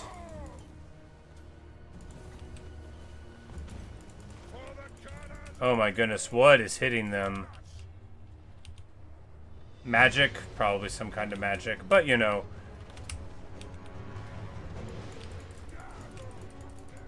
Could have been anything. Kolek having a time.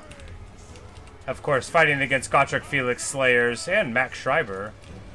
Not gonna be what he wants to do.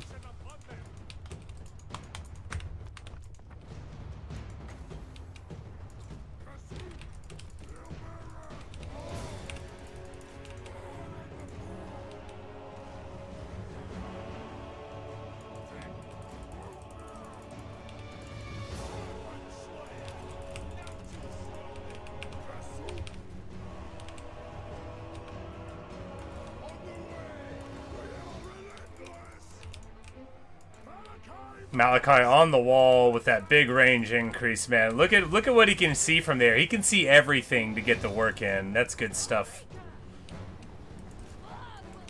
And Max Schreiber runs ahead of everybody else, and he is fighting Kolek hand-to-hand. He is also losing hand-to-hand, but, you know, it's about sending a message, right? He armors himself up for glory. And tries to take a shot. Ulrika is like, I'll save you. She comes up and, you know, really gets it done. He was in a spot of trouble, but he feels better now. This Dragon Slayer is fighting targets the Dragon Slayers want to fight. Chaos Trolls coming in here. We've got Doom Seekers and Slayers alike there. We're gonna just come in here and here. This tower's pretty annoying. Let's go shoot it down.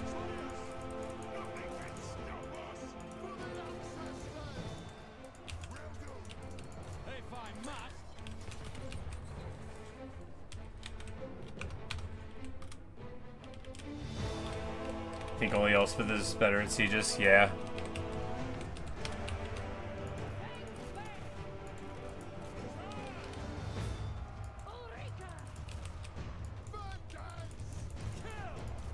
She's got a certain power about her, right?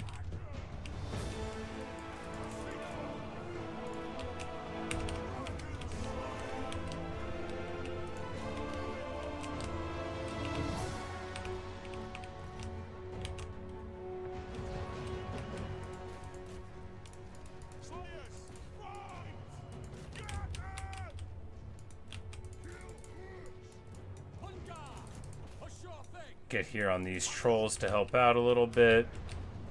Because our cannons are now inside. They're not firing perfectly well, but well enough. Let's get them some more ammo. I command the spirit of Bruni.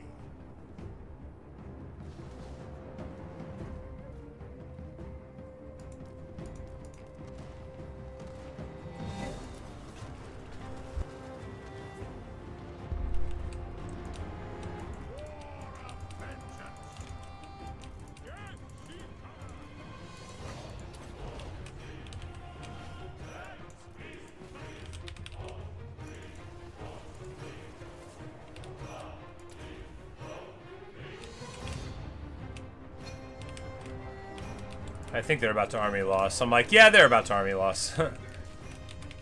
You know, this army, pretty good. Because these Oleg and Standa here, being able to summon in, like, this is a legit unit, right? Okay, this unit does okay. They've got one with a bow and one with a spear, I think, is how it works, right? Because there's two of them. It's like a... No, they both have spears and bows. And, I mean, yeah, you know, that's... Sure, they don't have armor, but that's another unit that you can just drop in that's got charge reflect. You know, decent. Very good.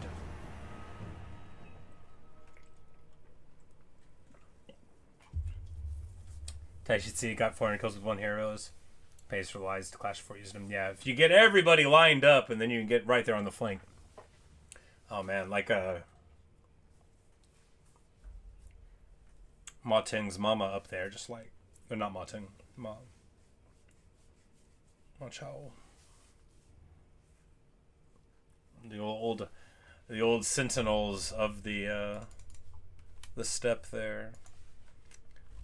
Hualon Li. Yeah, I was like, why can't I remember her name? 10 uses of that ability. 10.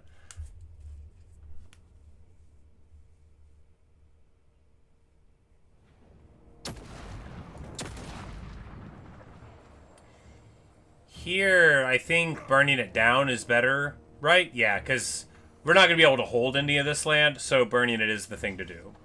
Obviously, sacking, then burning the next turn would be cool if we had the time. We don't, though. Now, they don't have a settlement, I don't think. And, of course, we can just go to airship camp after burning it down. Ulrika gets Barded Warhorse. I thought it was 18, it said. Oh, loyal to the... I don't know where it was at. It doesn't matter. We got the Warhorse. And she can grab Pendulum. Greatest inventor.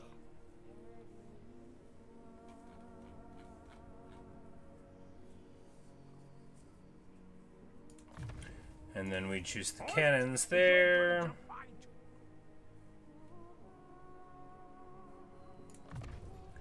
Getting stuck in Strider to the bitter end is good, because that's like an even better healing thing. Dragon Slayer.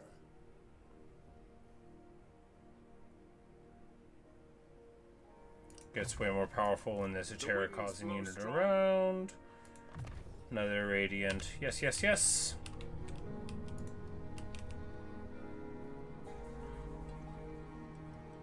It's always good when it's someone else exploding.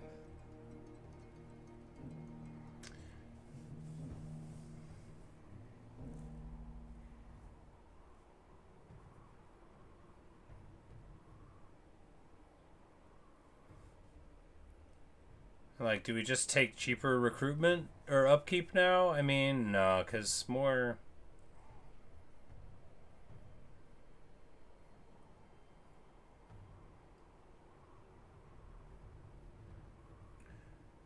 Well, we don't need Iron Drakes, and we don't need gyro recruitment. Not really. We've got 4 gyros, so we just won't let them die, right?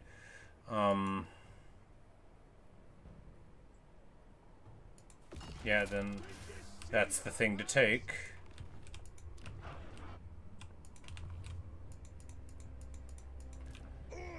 Zal Ash Cloud will absolutely be here in time to do bad things, but that is okay. This will probably get built in time. 4 turns, you know, and then... And honestly, that'll take us from 11 to 15 units, and then with another bit of a garrison in there, you know, when we grab this Blood of Grungi. Although maybe recruiting, you know, the Cunning one would be the thing to do. Or the Blood of Elia, you know, but...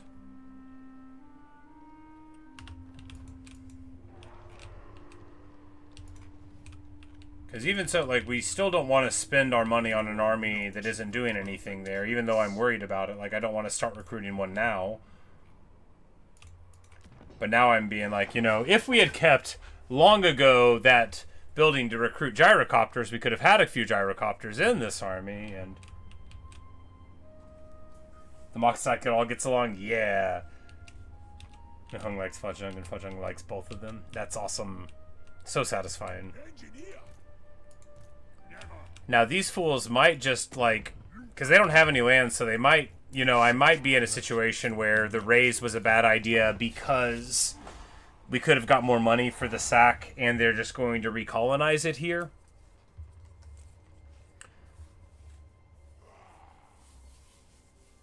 But, you know, dealing with Kolek is nice, and then we'll roll through the land over here. The alternate thing to do is hop on the water and try to get back up there to deal with Takala, but honestly, we're already over on this side of things. If Takala cracks Kerrigan, then we'll just emotionally adjust to what happened and carry on.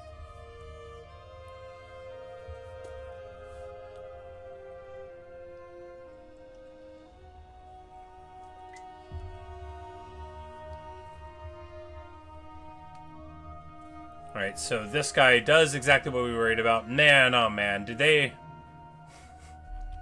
They're so much smarter than me.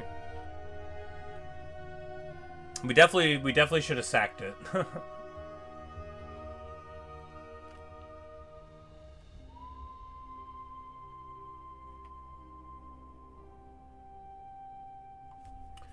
So what we're hoping to be able to do is get rid of his whole faction and move on, because the more turns we have to spend just right here, we can't just very well leave, right? Where's the secondary army? I don't know where it is.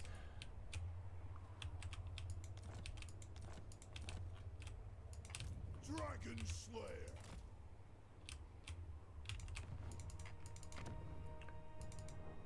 Do you cherish she's gonna be there so soon. Did it say her big threat was Emmerich? complex? No, it says her big threat is me. Importantly, 500, baby.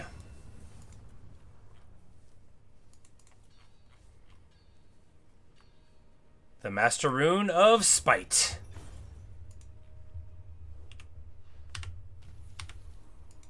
The past is the past. Which, of course, goes on Gotrek.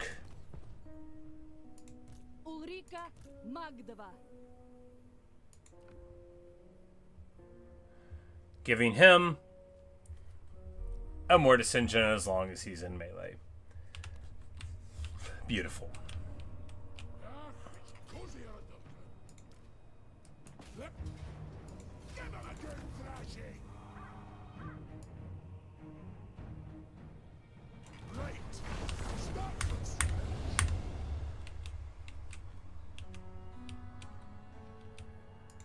Exploit Oh, and they're still up. Oh, this sucks. We are locked here. I made a mistake.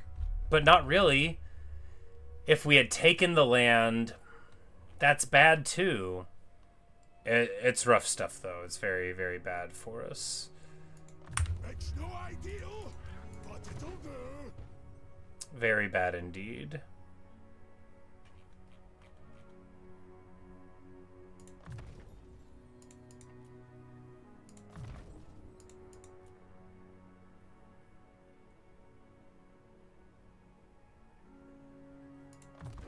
And we're gonna get massive bomb.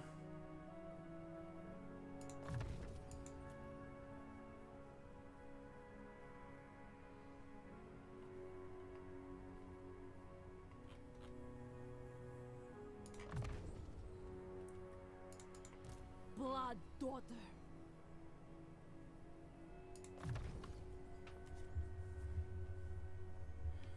Mod changes in the level 4 gate class. The general with the Northern Army having musters instantly. Ooh. All right. Well, that is fun. Emphasis. Gets it all the way done. Slayer. Pay your feet. So Malakai's over here. We have no idea where this guy's going to be. Who's this? Oh, Mother Astankia. Yes, let us trade. I shall. And then we... Sweet! Yeah, baby. We managed to get this unlocked.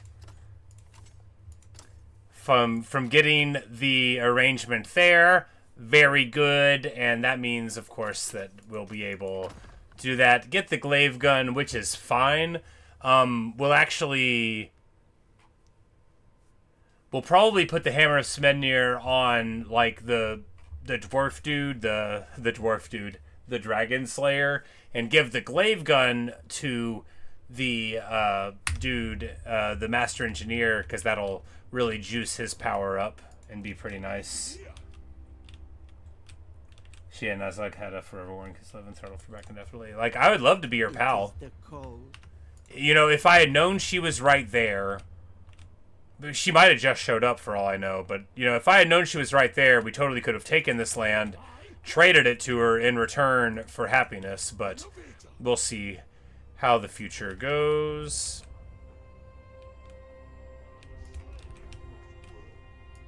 Slayer. The Dreadquake battle is right here, too. Okay. All right, lads.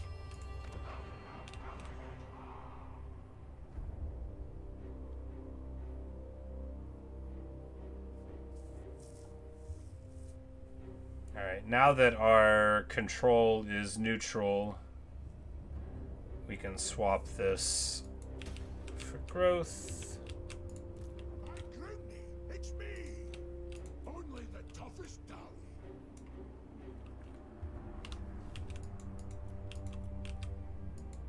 Why?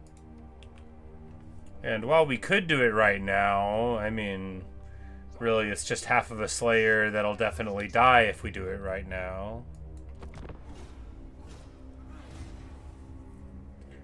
Because the Dreadquake, this is the one where they have the really quite scary army, but it doesn't have any ammo, and I never remember that they don't have any ammo. So I try to push to it because I get freaked out, and then I remember once I'm there that their Dreadquakes don't have ammo. Watch me forget it again whenever we go to do it.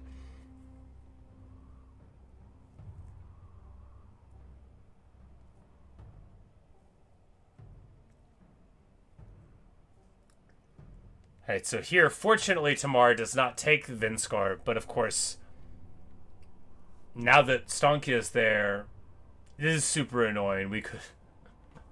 It's fine. You know, we could have been getting somewhere. It's fine. At least we'll be able to move forward from this spot, and, you know, we'll figure that Stankia might move up into this, and then we'll just take these maybe and then trade them over to her.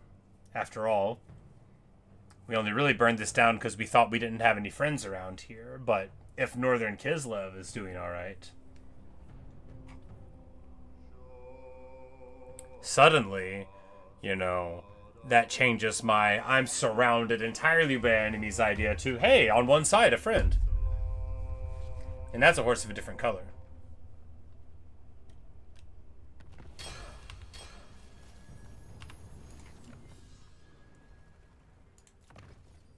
Invention? Only thing that's kept dwarves alive. And it definitely looks like she is going to move up here and colonize this place, so we'll just get rid of Tamar real quick. Bring those cannons to bear. Grudges must be paid in blood. And the Heralds of the Tempest are illuminated, and I am very proud of me. Onwards, swallow. And of course she, because we have the old ability to be immune to diplomatic things, it's so good when you are Malakai, right? Because lots of times you want to sack, you want to move around, and if you sack and somebody else moves in and takes the land and you don't have the arrangement, then they get mad at you for trespassing when you're like, look, we didn't move on Plymouth Rock, right? You just got closer to me. But good luck explaining that to the computer.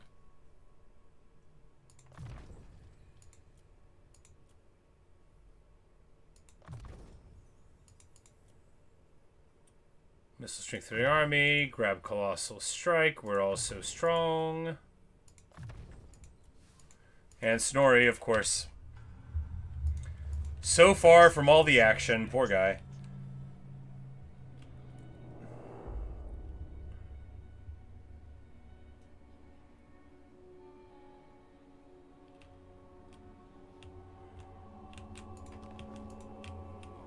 Well, Dakala still hasn't gotten through up here, so that is nice. I will allow you one word. I guess they still only have like 5 things. It's not like she's like, you know, going crazy. Merely doing better than I would like. And having declared war on me feels bad. You're a pretender. Eric Torgerson here, but you know, he's going to have more to worry about over on this side before too long.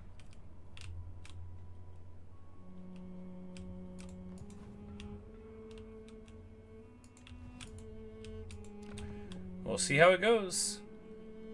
We have settled lots of grudges, not that many for like the Earth, but you know, some.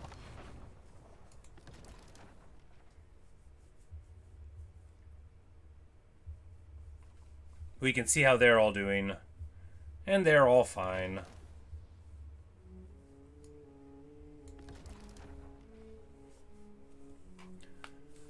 Like, who would we want the most? Getting Grombrindle would make the most sense initially, right?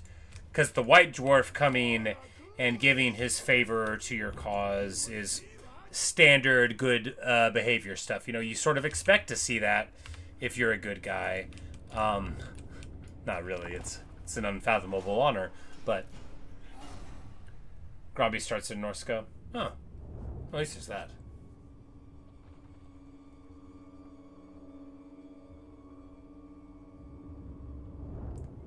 Hungrim's nearby, so it's better to keep him. Yeah, fair enough. And, of course, you know, Slayer theme and...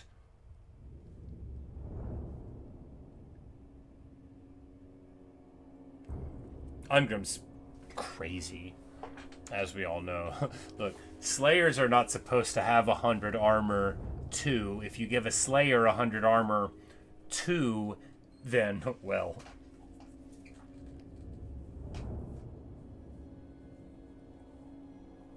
To see you. Keep him as a person there. I understand better now. Yes.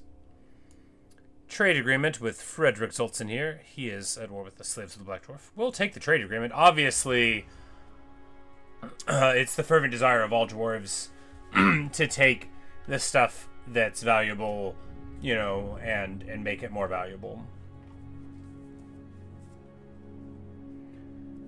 But with Stank on the flank, the old flank Stank, you know, Mama Stank will be a nice neighbor.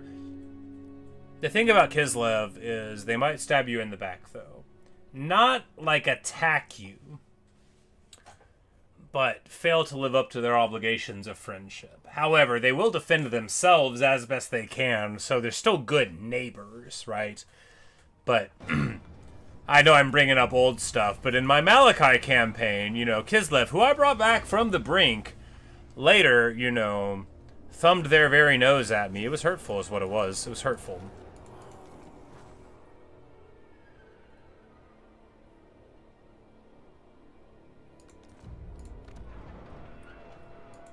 Dragon's Bane. Dakala is giving us plenty of time here. So this Chaos Dwarf, because this guy took here, now he's going to have to spend much longer getting a foothold. Doesn't make it great, but we're going to be able to get in that direction. Mama Stenkia takes Vinskor here. This greenskin is a tribal one. We're going to attack him, though. You don't want one of these guys in your lands.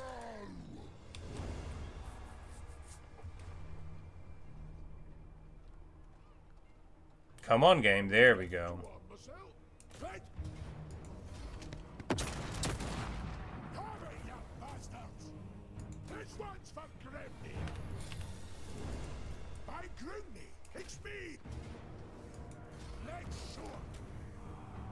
When we get here, we're gonna loot and occupy. Look, we're selling it next turn.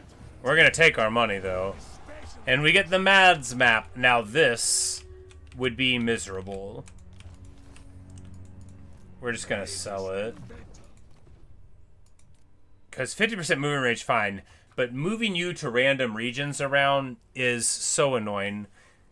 It's so annoying. We only get 195 gold for it. They don't even care.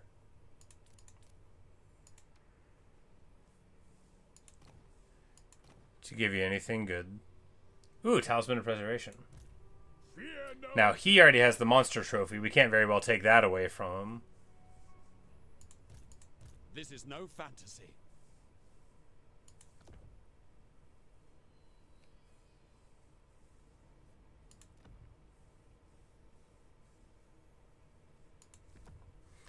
Yeah, if we can get something that gives him, like, plus 1 billion... Dringy.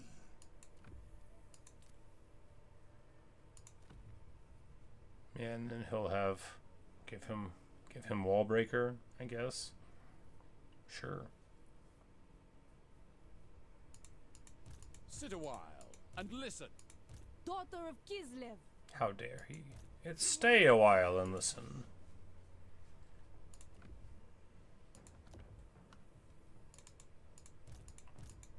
Ready to do the guild's bidding.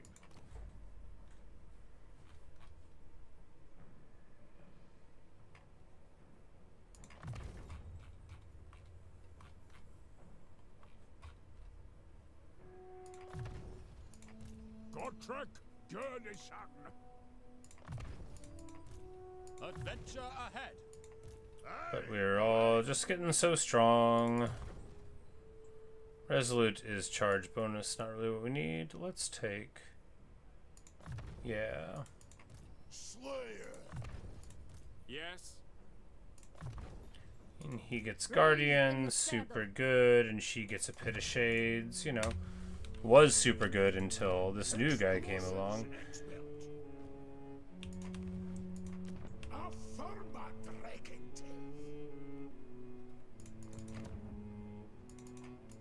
Quite a diplomat. Welcome.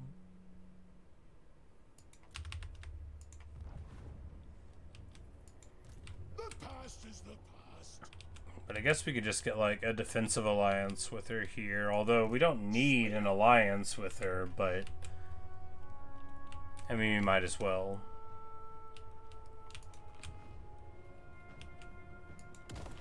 But, you know, but what if she has... Yeah, we can't get a proper alliance with her because then breaking it eventually would be bad. Engineer. And you know, you gotta behave honorably. Bakraz.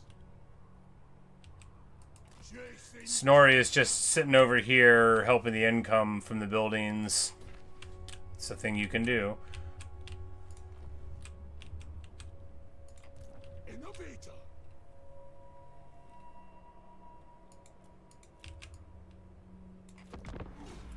We've got a decent Oath Gold clip per turn now, and then, of course, every now and then getting another one done. But we'll push through here to get the Norskens, and again, like, if we can just... A non-aggression pact, though, is totally suitable. 19 Orc Laborers, yeah, maybe. She's reliable? Okay. I just, like, does it mess with the Great Book of Grudges, though, right? You know? Because theoretically, if she has, like, some land, then I would have to get rid of her. I mean, if the book tells us to get people out of the land, then it's not betraying them, right? Clearly it isn't.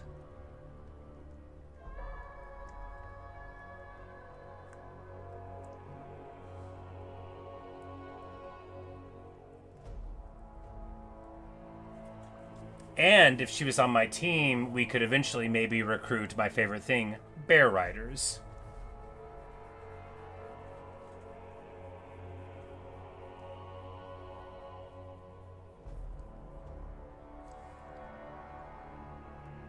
Because bear riders to defend cannons is... That's the top tier. You got your Dragon Slayer, your Giant Slayers in the middle. The Bear Riders hit them, and then they come in and hit them in the legs when they're engaged with the bears. No, it expects bears plus dwarves.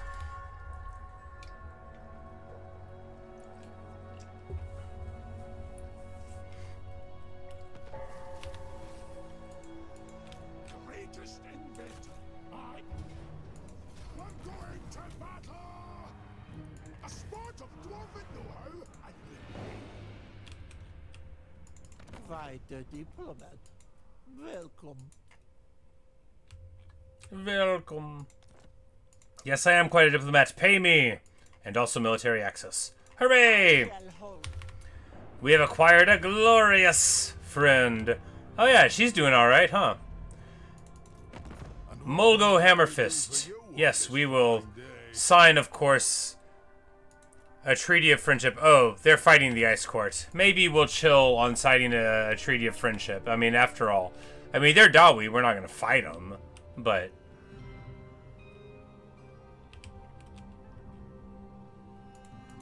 I cannot be swayed.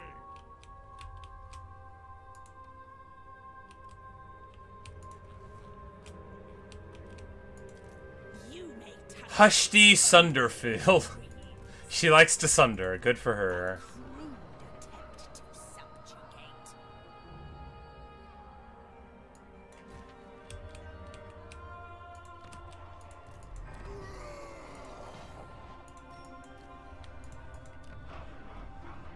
Yeah, because we don't even have we haven't gotten any military recruitment buildings here. The only thing we can get is, you know, the heroes, the lords, and then, you know, regiments and grudge settler things. But, you know, with plenty of people on the wall and Snorri there to stand against them, probably be alright.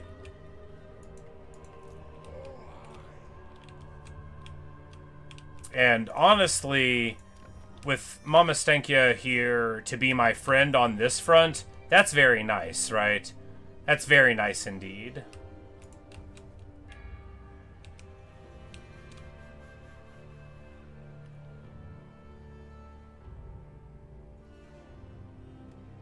Oh, so this is like a whole bunch of Slaanesh things there in the Maelstrom. Very cool. But having a friend on one front will definitely make things a lot better for us. We're going to be losing this land soon, but hey, you know, we are making the progress that we need. 40 oath gold to turn from buildings. That'll go down before too long, but what are you going to do, right?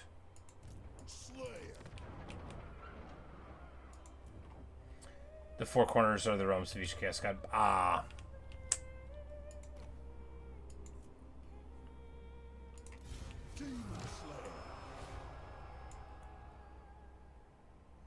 We use this, and then it says, oh, because military allies gives us this. That'll give us Seed of Rebirth, which is cool. What? Come on then. Come witness my doom.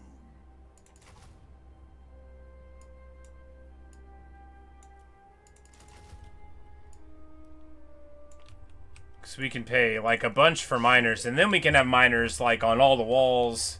And this is actually okay, so we'll be able to deal with this army. No matter what's in the second half, it's just this in the first half. Dakala isn't here, and a level 4 Slanesh Lord is not the kind of worry that Dakala is. So, at least for right now, we can feel okay. We'll get this. We'll be able to hold on to our real Karak. And we'll see what goes on there. Do we want to do this one right now? Explosives expert. Yeah. Keep that powder dry. No reason to delay. And then after we do this adventure, we'll probably go to bed, I imagine. Well, we can start an adventure.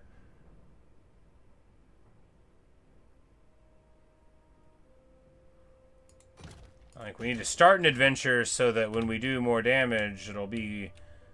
No, we just need to get with it, right?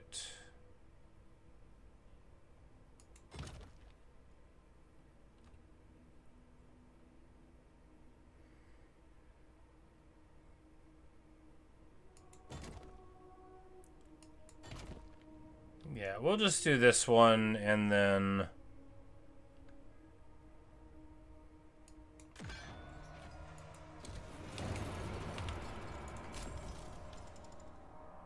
You know, because we'll kill some organ guns, and then we'll get one organ gun with dig in.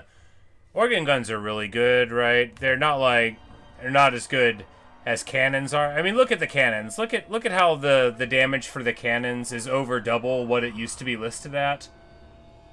And that's Malakai plus engineer plus, you know, effects. It's just very fun, though.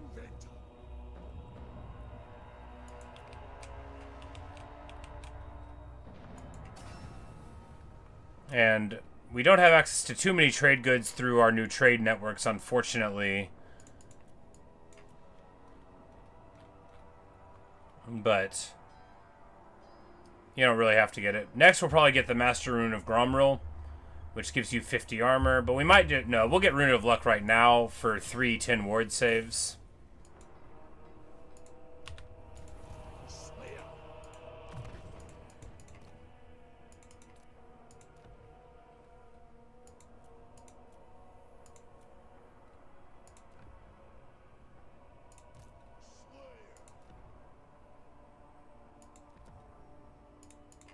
My curse is strength.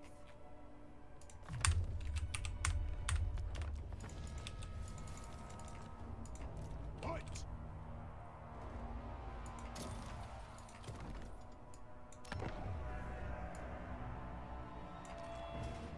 All right.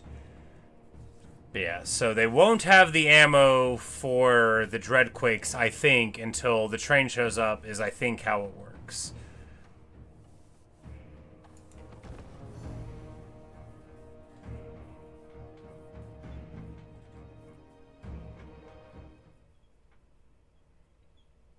Keep an eye out for funny names on infections. Old world's full of them. Fun. Yeah, because that's right, because there's the choke point, and then they come with the thing from over here. Caught them with this panstone.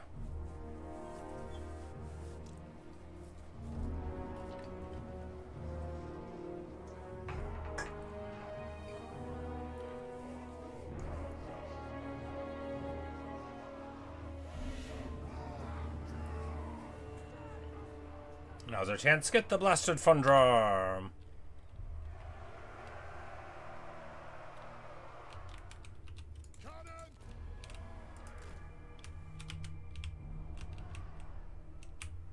But you can't pass through that. You can fly over it, of course. No shoddy contraptions here. Now, it's their Dreadquakes that don't have the ammo. The rest of their guys do have the ammo, so you can't just, like, drop in with Gotrek and Felix into a bunch of Fireglaves and Blunderbusses. I mean, you could.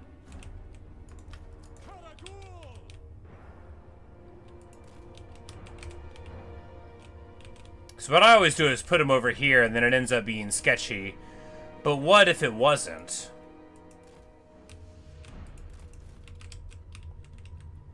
Because Max has, like, unspottable. Because this is going to be different than before. We're going to run in, and then he's going to be able to drop an ability on him.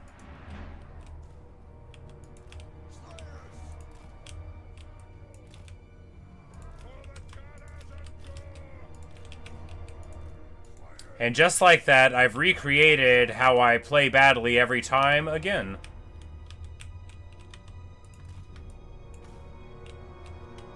Is this smart? Probably not.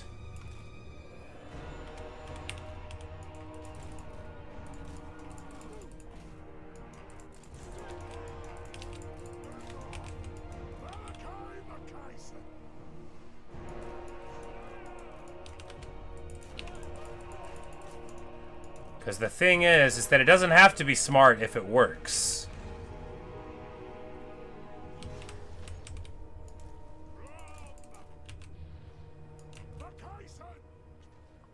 But if the destroyer doesn't get caught by Gotrek and Felix and instead just goes to hit Malakai, then we'll die.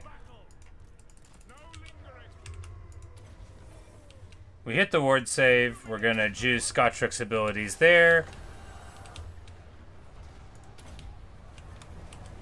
And here, the combination of the cannons and the Air Force. The blunderbusses are firing at our Air Force, but of course they only do so well against flying units. And we entirely eliminate all of those fools. And just like that, the train comes in, but of course we're already doing okay.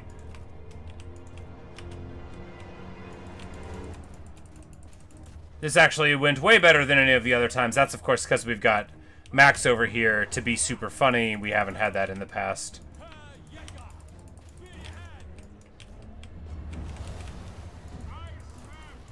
But if they're going to shoot their artillery in here where we don't have anybody to get hurt by it, that is okay with me.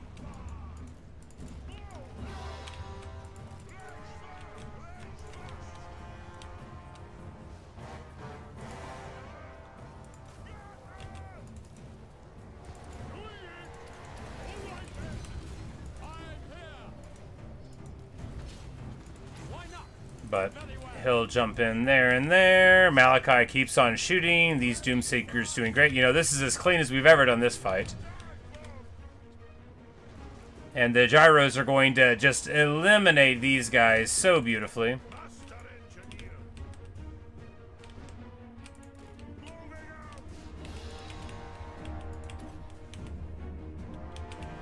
And then we'll drop the Grungi right here, naturally. The thing about Dreadquakes is they're super good, but they cannot hit flying units. Not well at all. So, you know, that's what we'll give them to shoot at. We will give them flying units to shoot at. And, of course, this is the gyrocopter battle you're supposed to use, you know. If you use the thing that the battle tells you to use and then it works out being good, it's very surprising. We're going to drop the base with Max in the sky here. And he'll be like, see, Felix, I told you I was your friend. By throwing this massive thing right on top of them. And it works. Malakai over here, taking shots the whole time. Beautiful.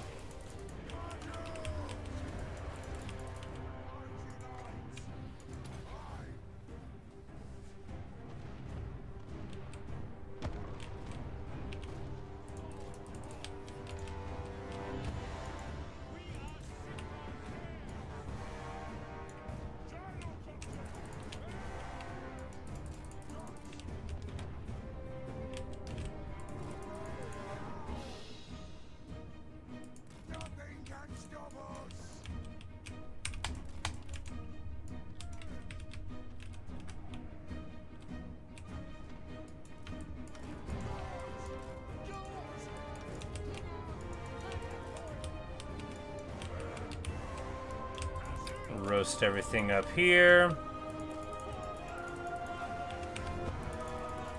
And the supply train trying to get through the forest, of course. And Gotrek would like nothing better. And of course, it's trying to get through the forest, which is very smart. And just getting the brakes straight beaten off of it.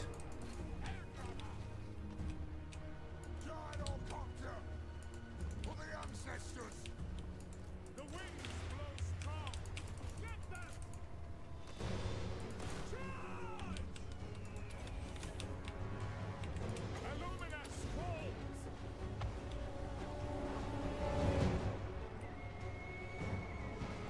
And he's gonna cast, he's trying to cast this thing, he's not succeeding.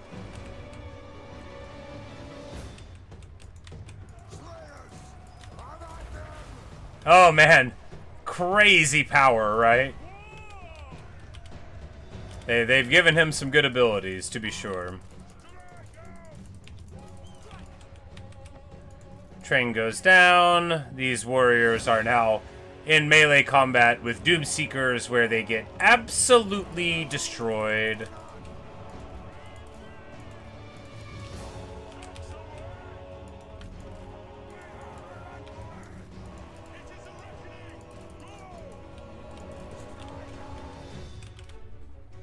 Hey, Neo. How's it going? You say you're back. Well, we are going to be ending soon enough as it creeps upon midnight 37. But, man, what a blast this campaign is so far. And, hey, you know, once I tell myself enough that it's okay if we lose some minor settlements, it'll make it true. Getting along wonderfully with Mama Stankia. Max is so good. Totally balanced mod. Look, I don't care. Gotrek gets 4K value. No. Yes. I'm like, yeah, that's Gotrek. I recognize his eye patch.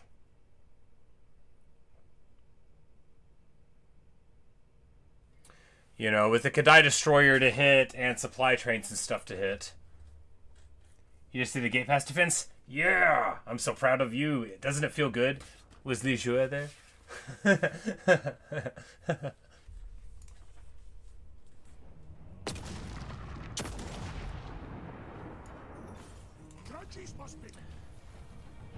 And the glaive gun. Which is going to make this guy awesome, right? Yeah, look at that.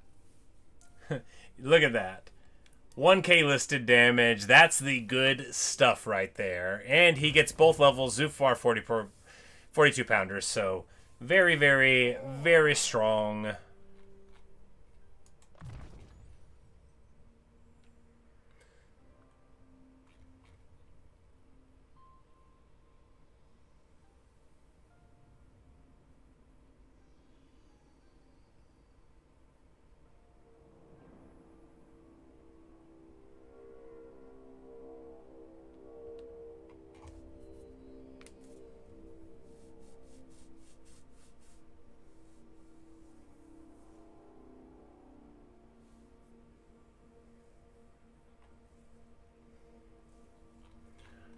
Here, do we...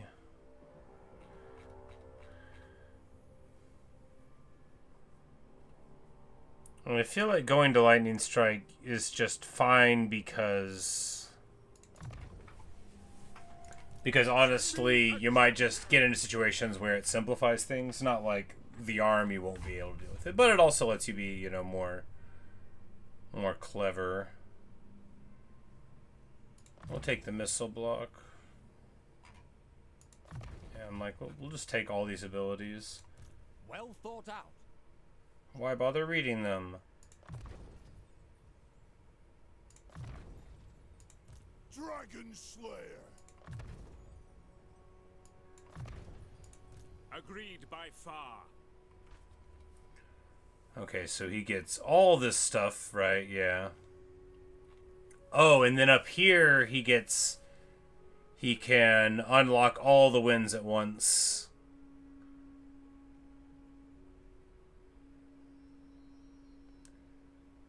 Which lets him pump spell mastery resist and get no miscast chance. And all of the secondaries. Wow, wow, wow. Oh, the second level of this gives melee attack to the army when we're fighting the enemies. And what's it? Magic? Immune to chaos corruption and chaos weights.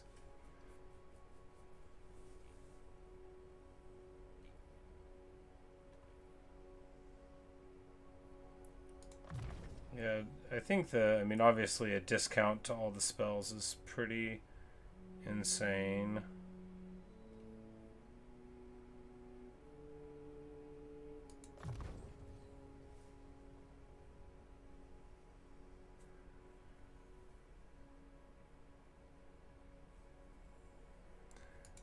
we don't want that one. Let's get the huge missile resist and the crosswind theory. Ulrika Magdava.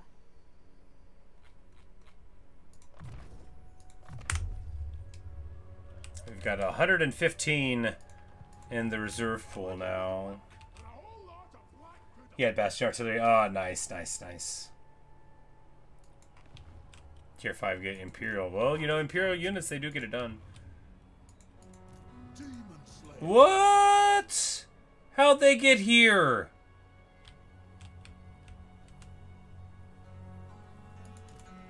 Oh, this is just a guy. Oh, jeez.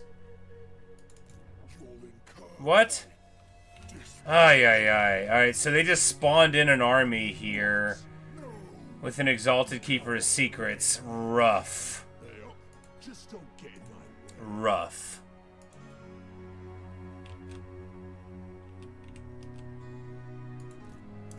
But they don't have any flyers, right?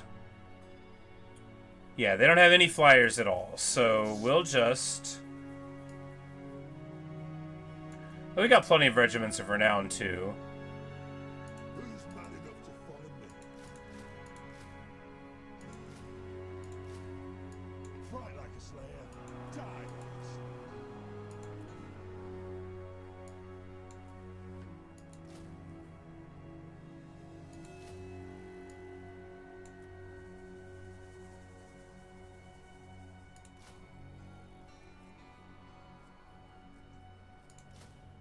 My throne sits You know, and if this army ends up kicking off, then this army ends up kicking off.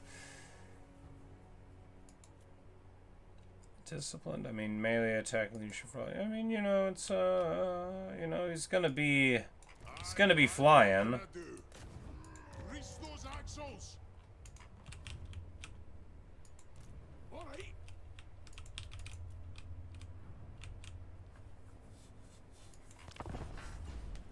But going a little upside down is fine, especially since this is going to give us a very big garrison there. If we get a turn to recruit the miners as well, it'll be, you know, 16 people in the garrison, 15 supplementing it, along with, you know, great weapon rangers and, you know, gyrocopters, which are no slouches at dealing with armies that don't have anything to shoot them. Of course, Slaanesh could potentially, like, rampage them. You would need to check on stuff like that. But that's the adventure. Oh, Overdressed again, I see. that's the adventure. I see. Well, now I'm seeing that you said that.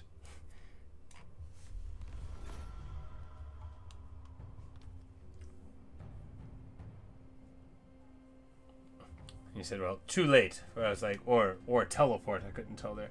But yeah. Well, this will at least get us a big enough... I mean, when we get this army up, we'll probably be able to just push out and get rid of that miner army, right? Not the Slaanesh one that's sitting there. I'm scared of them. But the...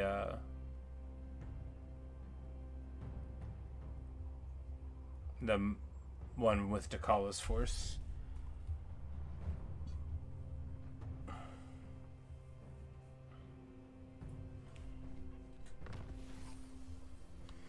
And Max gets inspired by Ulrika. The band back together. With Gotrek Felix and Ulrika by his side, Max is shielded by legend and driven by love.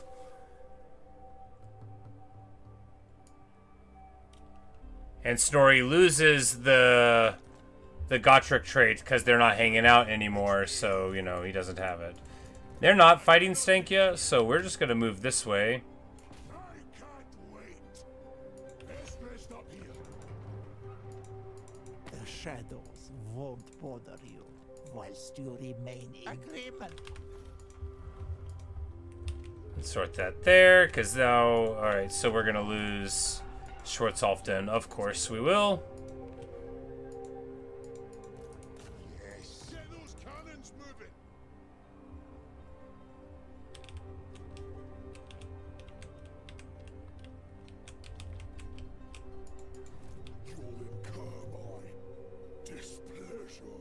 Oh, they...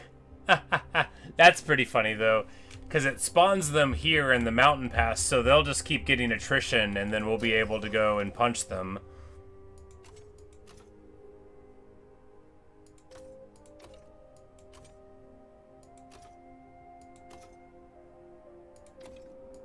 But we just gotta kill some folks in battle, and then get rank 25 with Malakai. That'll be easy enough, right?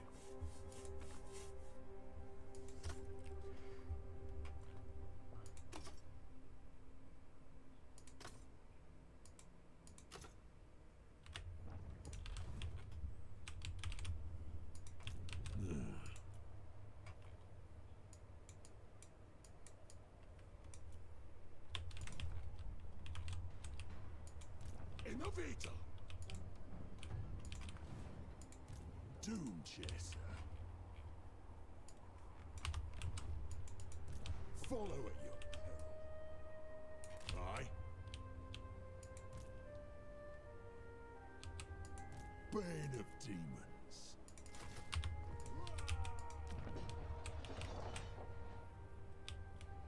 Oof.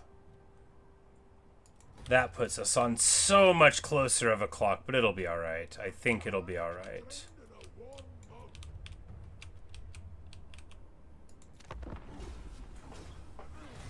I mean, if we don't start building the level 4 thing, then we're just wasting population growth in the future. We really got to get it done.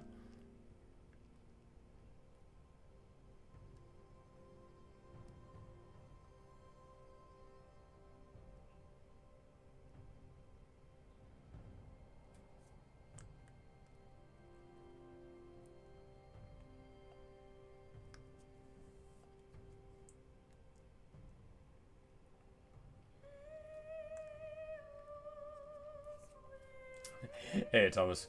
We're breaking the spines up today. Oh, the forces of evil. Korn, the blood god, was our first victim, and then we fought some minor Norskens who are chaos-affiliated Vikings, basically, for lack of a more precise term. I know that Vikings aren't really like that. We're not going into it. Y'all know I know a little bit of Norse history. But... And then Kolek Suneater, who we did our last campaign with, a massive dude with a big old stick, but we already got rid of him. And now we are... Oh, peace. No, I don't think so. He's like, well, then I'll attack. In fairness, very traditional behavior. Like, look, if you want to pay a bribe, then we'll be friends, but if not... Alright, we're going to...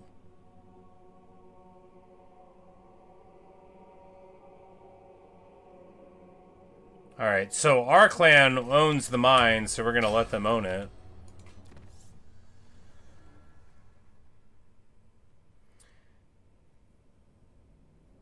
Here, this is where we go, because you get the bonus power to all of the heroes, which is so much for us. And then we can go down this way and get fire while moving for gyrocopters and gyrobombers, which is so good, plus missile resistance stuff, and then... We'll go down this tree for artillery entrenchment. That'll be what we spend our next oath gold on. Fire's really blew the things up. Well, this is modded as well, so there's a lot more for the game to check in the background before it gives you control of your units again, I think. Let's get those cannons to bear.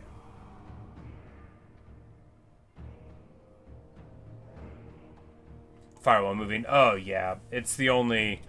It's basically what makes gyrocopters gyrocopters, you know.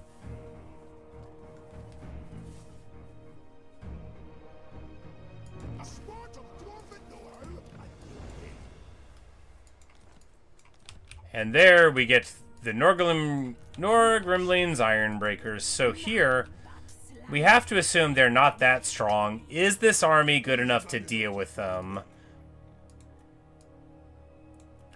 You have to hope so, because otherwise, I mean, what, we can get another organ gun. To doom, then. There be demons, I hope. Fight like a slayer, die like a slayer. A crude attempt to subjugate. Because this army is, like, messy. It's got a lot of miners who are not that good, right? The thing is, though, is we've got punchy artillery and an air force. So we'll be able to melt a lot of their forces depending on what they have. But if they have, like, a bunch of Furies, I mean, it'll only go so far. Fortunately, though, Malakai is not super far from home anymore, and when he gets back around, you know, things will sure change. If we don't run out of money in one turn. No, we've got 3 turns. We just need to get into a battle so we can use the post-battle loot in order to... Hey!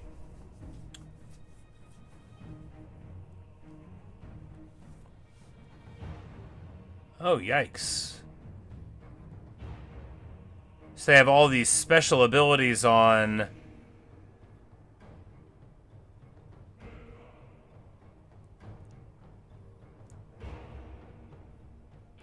which give it... Oh, yeah. Levels of physical resist, missile block, all sorts of nastiness. But... yeah, we'll just do this battle, and this will be what we end the night on. They can summon a giant chaos spawn of Slaanesh. Cool. Seems terrible.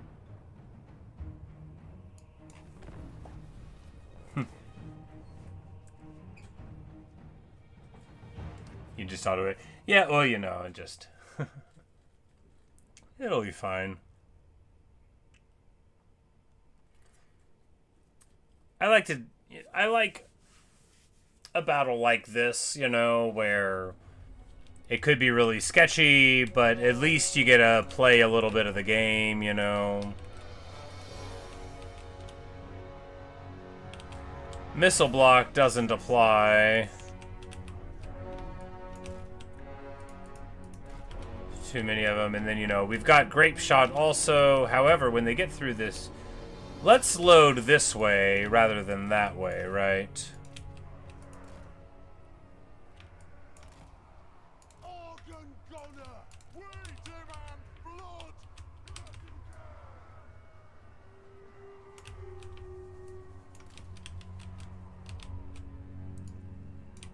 Gyrocopter.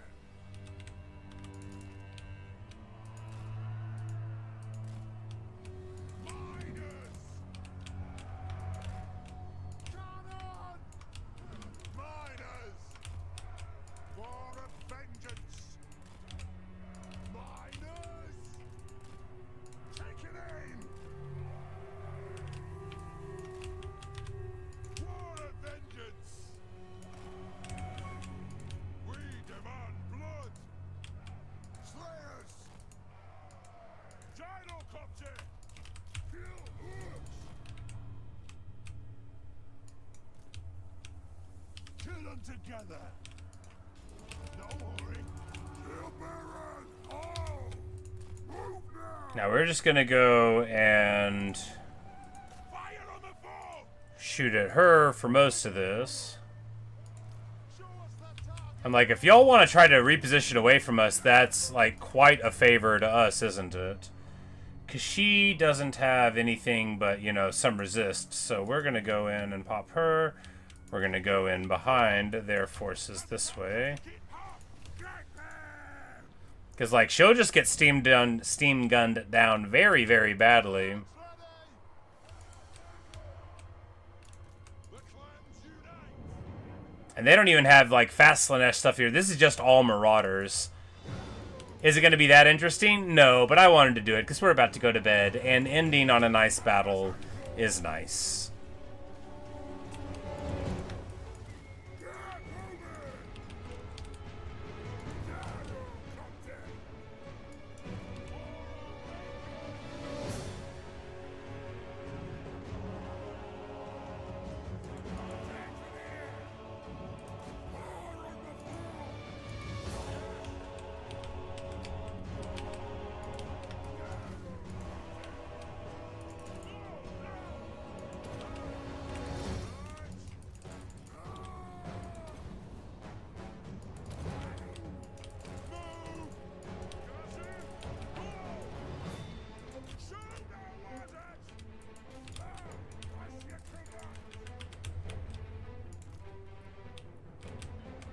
Oh, the giant chaos spawn of Slanesh. Well, I didn't look at it, but it's there. It's all right. We've got slayers onto it. That'll be okay. Grape shot? No, not yet.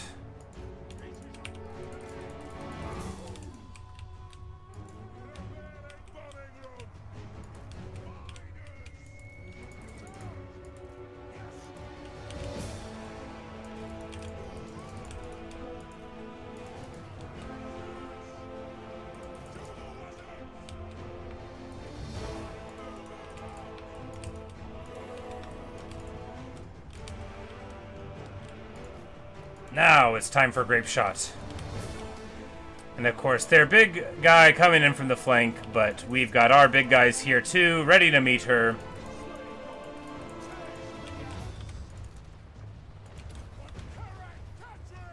Oh, and she just gets totally in, because of course she does. Oh yeah, she's so fast. Oh, jeez. We're never going to catch her, are we? You know, we might be losing. we might be losing.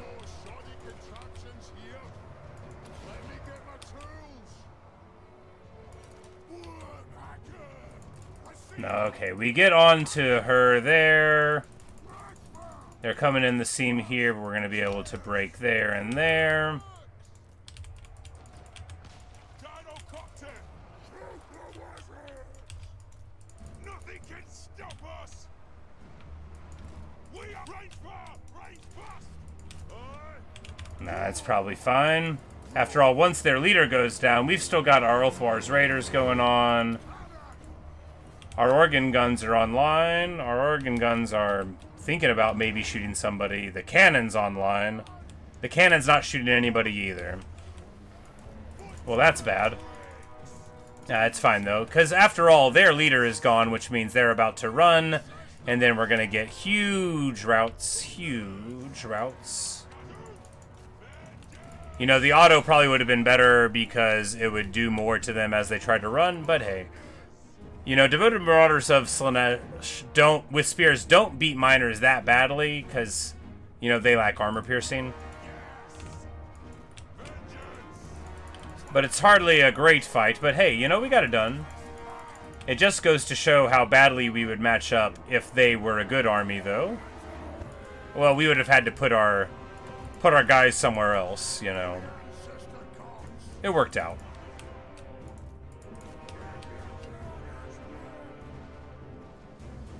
Oh, these guys have ascended, so they are demonic and are crumbling because they're... Yeah, I guess. Yeah.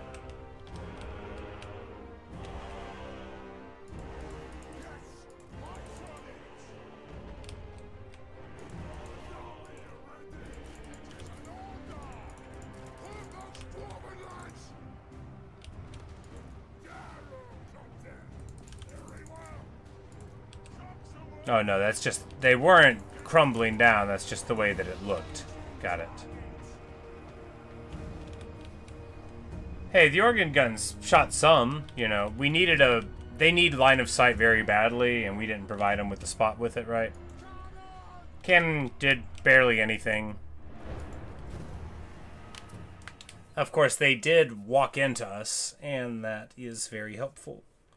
And we beat, you know, more than 50% of their army, and the part of ours that got beat up was just miners, which makes the auto-resolve not that bad. Next turn. But, importantly, us getting this army off the ground saved a lot of heartache. Kingdom of Wu's being real scary. So, yeah, well, you know... In the Young, at least, they've got to go so far to get to the Black Mountains, and that place on the river is miserable to get through. You know, it's like, oh, well, do I spend 8 turns just trying to move into the center of the mountains of Taiyuan there? But, you know, it's, we get... I mean, I think we take the money over the replen. We're at our place. We're fine. She wanted that fight.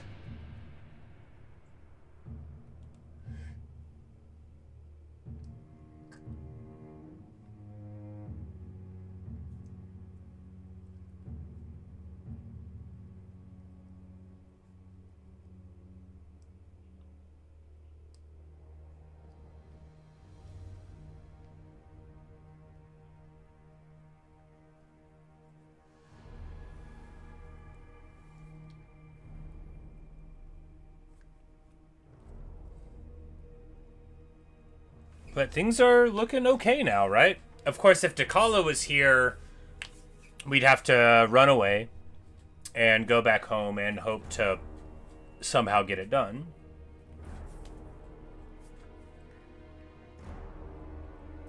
The original plan was to kill Matung first, but then Wu took out Liu Biao in 2 turns. Yeah, you know, gets it done. 2 hours over to take Chang'an, the old Imperial City, and everyone else beats Wu back below. Yep, you know, it's very defensible until it isn't.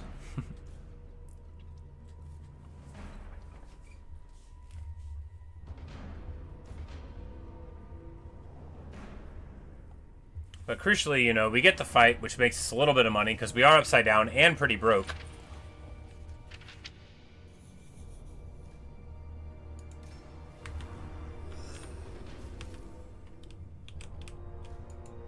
Malakai, there is nothing for you here but death. And that guy is a vassal of Valkia, it looked like.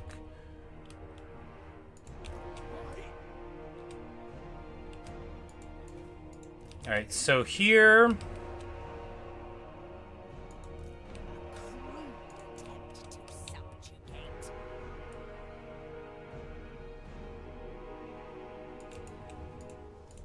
Demon Slayer. This way by Grumney.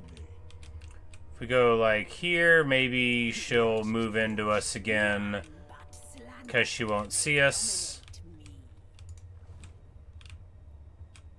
Here, I think with Malakai, we bounce over here, right? And deal with this problem because these guys are only up here now. This Norscan, yeah, they're only up here, and then we'll be able to push him over to deal with Dakala himself. Because I think the Disciples of Hashut, right? We're the only war they have, but it really messed them up when the Norskins took this instead. Because I don't think their AI was willing to push, you know, this far while trespassing through, which just didn't give them a route in. Once we take this, they probably will move towards it again. But, of course, Hardgrim Ironforge will be able to potentially move over there also.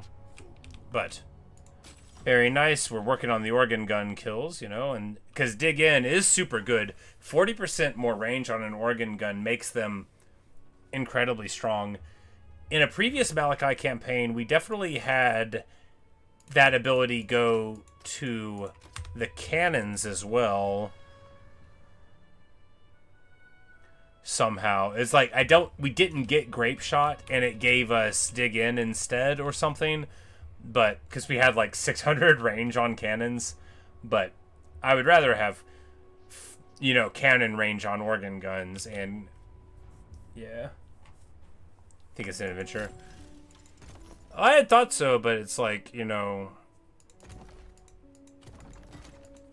I remember looking for it and I couldn't find where it said it was going to be, because you get it for flame cannons, but, you know, all the cannon stuff is supposed to be on this one, but maybe, you know, anyway, it doesn't matter.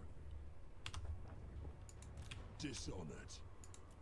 Fight like a slayer, die like a slayer. Engineer.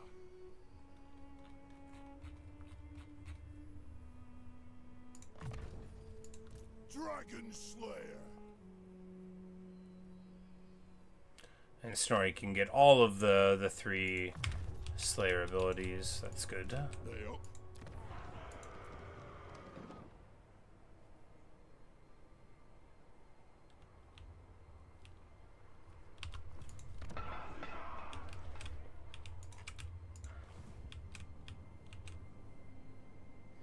And we did get to the middle Age of Reckoning, so that'll get us another, you know, Slayer, Grudge Thrower, Longbeard sort of thing into the pool.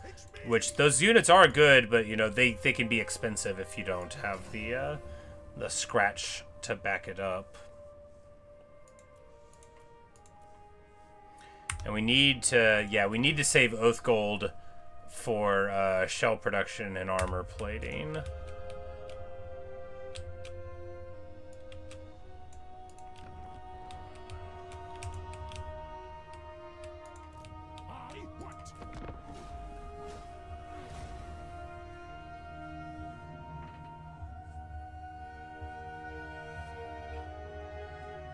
Yalka's Ironbeard. Oh, that's the, that's that Chaos Dwarf guy where I didn't know where he went.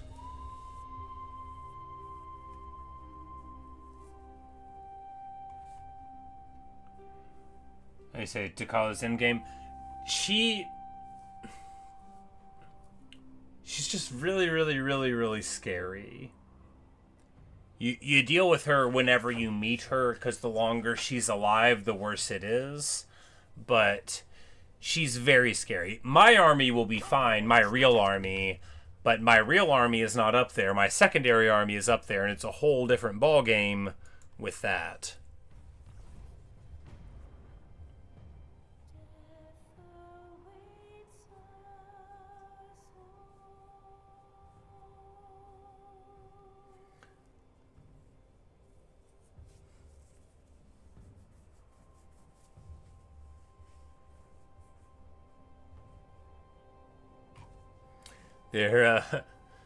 There's so many enemies on the map potentially, but she is very scary. Her faction is a nightmare also. They're super quick, and they have like an ability to, like, when they flank you, they get even bigger bonuses from it than they might. Oh, that's very funny though. The Norskin takes it. The Chaos Dwarf helps him. I don't even think they're friends. Yeah, so once again, he doesn't get any land foothold up here. Oh, but we get the old age.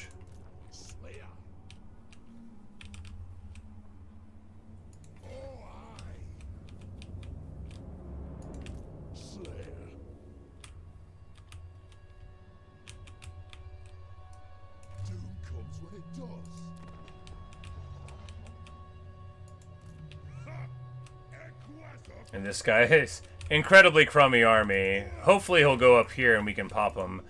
Malakai just... Yeah, we might as well just take the wharf, because otherwise, what, we move up there and then have to come back down and take it?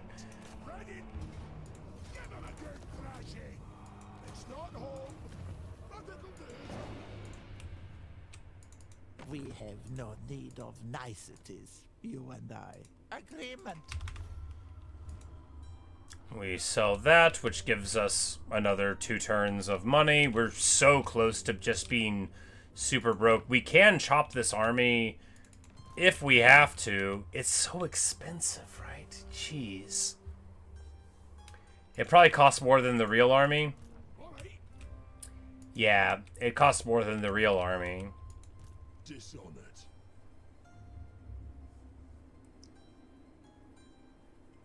Shoes, my So expensive.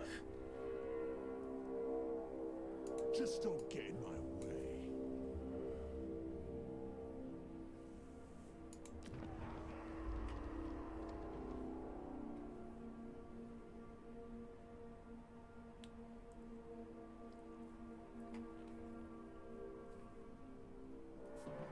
Yeah, it definitely needs... It'd be worse to lose, you know, our Oath Gold generation, right? Or to have public order problems or whatever. Or to just not be able to dissuade them from moving in. Because otherwise, this army gets to move in, and then we're pushing them with Malakai's army forward, which is abstractly okay, but it is not nearly as good as, you know, actually eliminating them. We have no need.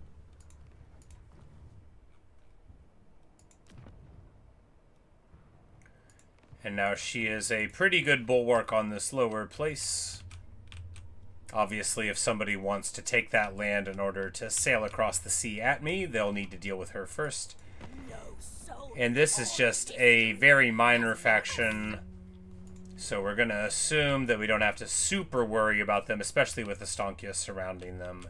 Another Kislevites there. Speak.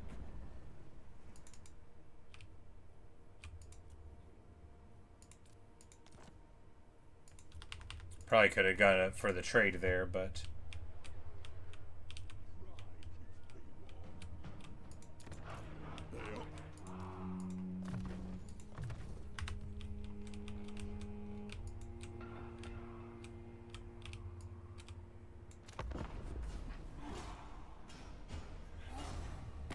Friendly face is always welcome.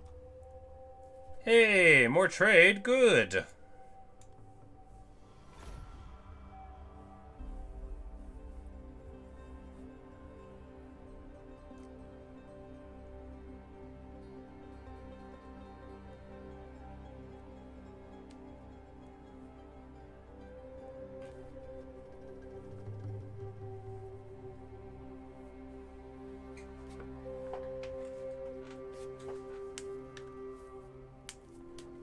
Say you can get a flank as bonus to get a bonus. You get if you flank them, they're not like immune to it. The thing is they're very fast, and because they're the computer, they're better than I am. Slaanesh, nobody likes to fight Slaanesh. They're really quick, and they get other stuff that's really quick. They all get Strider, which means even like moving through trees or water, something that you might normally get to slow them down with. That's not going to slow them down at all. They all get it. And even if you beat up on a flanking attack and they run away, right, it's very difficult to keep the mental headspace to deal with the flank the second time after they regroup and come in from behind. Because in your head, you know, the flank happened, you dealt with it. But really, what about second breakfast, right? Slayer. This guy's in March, so we're going to be able to pop him. Look at our sick mohawk. Very nice.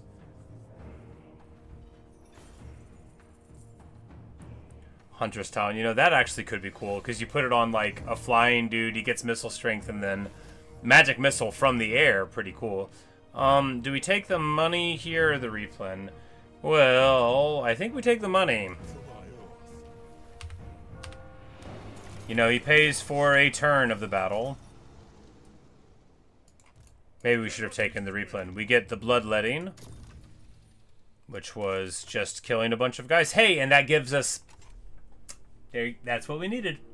7,500. That's 5 more turns of being upside down sorted out. And Malakai gets magical attacks and incredibly punchy, right? 50% more damage is so much more damage. He's crazy strong now.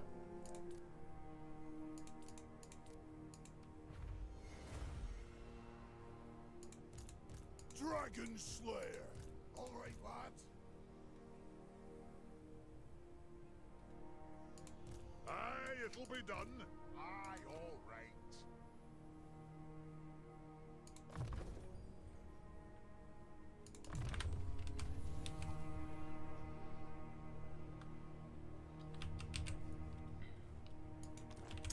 So the question is, Larry and Gil Astrath or replace their army in Kharjan?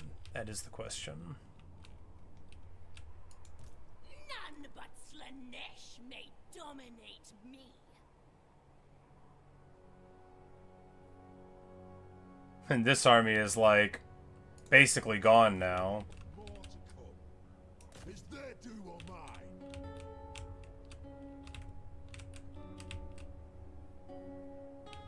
Died hiding. This guy runs away, and we're like in the My oath.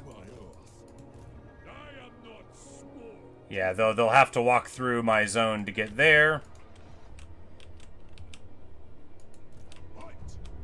I think we just send Malakai to deal with Astragoth, reasoning that Dakala probably won't come here. Probably.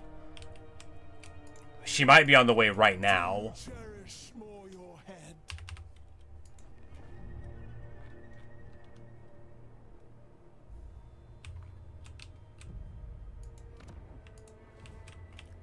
But Astragoth only has 5, and, you know,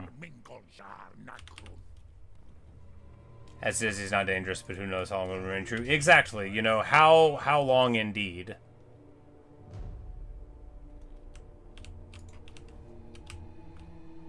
This army now is capable of going over here and solving this problem. If worst comes to worst and we lose this, it would be better to get rid of Astragoth and just rebuild, right? Right.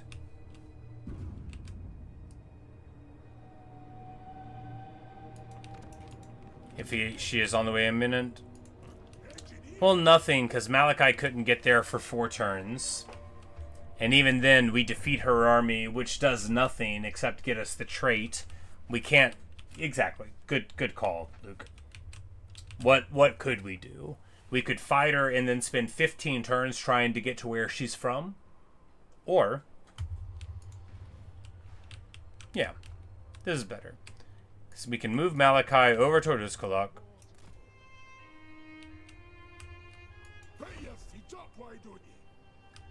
Spend our money here, because that'll let us get cheaper in the future. In a couple of turns this will be here. That won't really help us make money, but you know, it'll send a message. And it'll, you know, once it's at tier 4, your garrison has 5 Longbeards, right? Like, that's pretty okay. And then 7 here. You know, you'll get the ability to do something. If we set up in a spot that's wise, then we'll get to see T'Challa get like 1,000 kills. Alternately, it'll go better than that, and I'll feel proud of myself. There's no way to know what'll happen.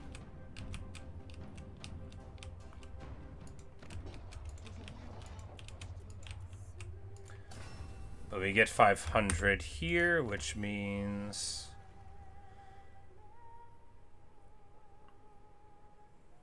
we will go here, because firewall moving interchangeable parts is awesome as well, because, you know, the casualty replenishment's fine, the upkeep is good.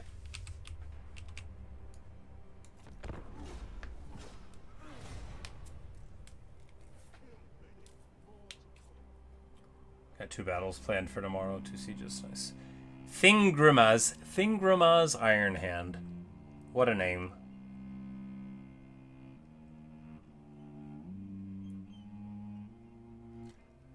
The thing is, too, is once we take Uzkalak, that'll give us, like, I imagine, some single place that's a choke point in the south that we can sort of share with Ostankya and then try to move up and deal with the Chaos Waste problemo. And obviously, this will let us get more of our Chaos Dwarf adventure sorted out. 2v2 in GP. And a 1v1 in the Jade Mine. Oh, the old Jade Mine.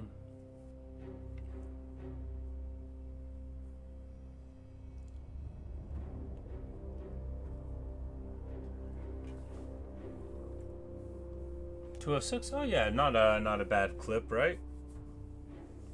And getting Cao Cao into your faction means that he's not on the map, which means you're never going to get him to do a thing against you again. The enemy failed to spot our ambush. Glorious. And now this army has more than paid for itself. This army has justified its existence. Is that T'Challa? Well.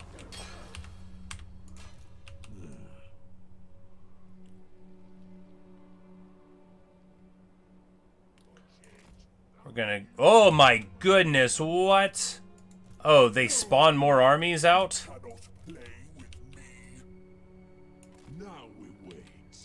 But if they don't move... Follow that adventurous urge. Well, she'll probably attack here. If this army can get to Carrickdern, though, we can maybe stand against her and hold.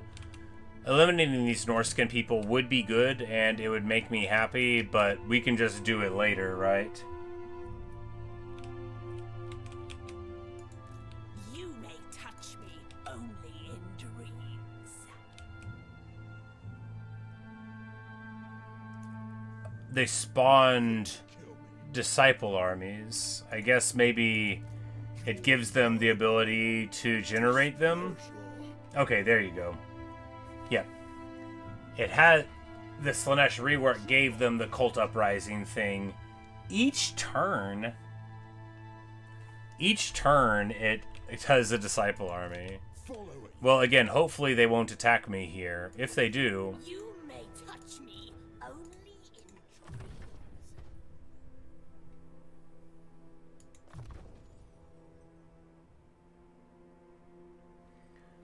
but that's going to let everybody do a lot better.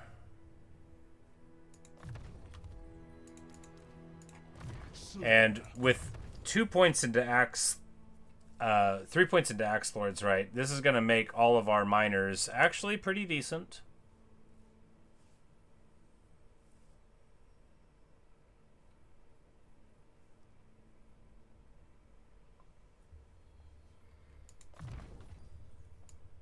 If it speeds me doom, I'm for it. Yeah, good story. Something to die to, Leave it indeed. to me. I mean, I know it's what the Slayers want, but I I'll figure it would out. like to win. I can't wait. Oh my goodness. Well, oh my goodness.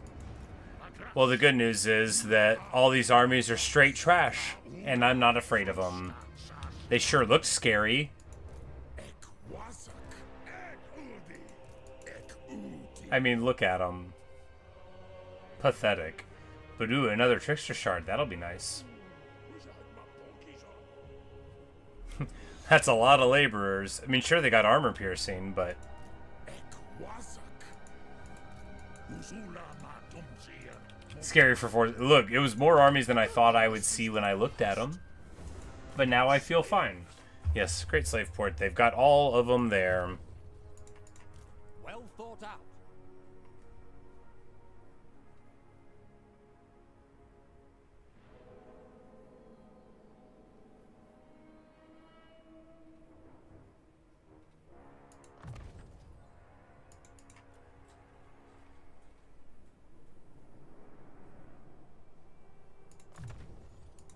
Doom.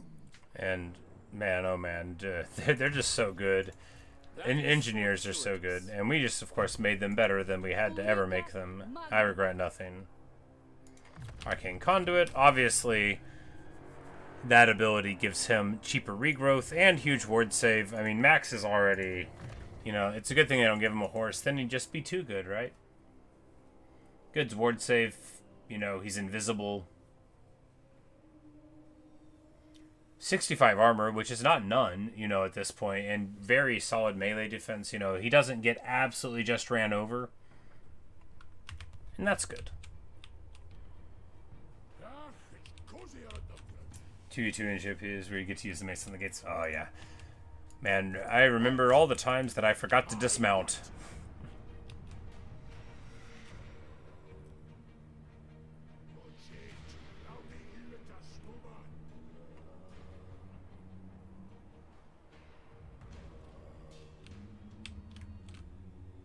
Like, do we do this? I mean, yeah, it makes it cheaper in the long run, and that is worth it. The Damas Kron drives you on.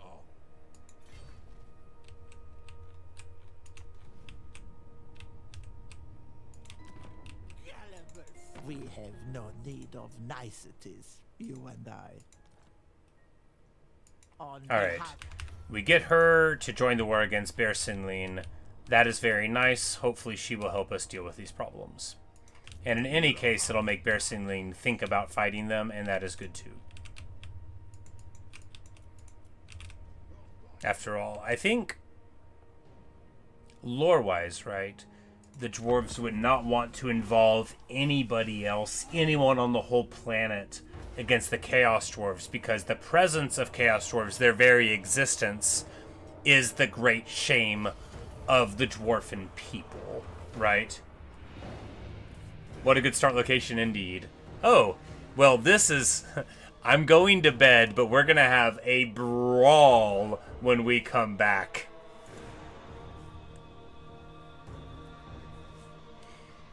Oh, it's going to be sick. Look at all of the victims. Because, of course, it's the thing is, too, 40 leadership on these guys. They don't really have much range, right? They've got 2 blunderbusses. Great. Great Taurus. good. But we're going to be able to cannon down the blunderbusses, cannon down the Great Taurus, and then we're going to be able to be running roughshod with our gyrocopters. It's going to be sweet. And if anybody gets there, you know, they have Gotrek and Felix, Ulrika, Max, whatever this hero's name is. Oh, it's going to be great. Yeah, and reserves. Oh well, you know, we have one use of restock, and with 29 ammo, I think the grape shot will be more effective than I even dare to dream. Because I mean, really, just 5 uses of restock gets you there, and then Malakai has the Persuader, which is some too. Yeah, I'm not too worried about it. I bet we'll be all right.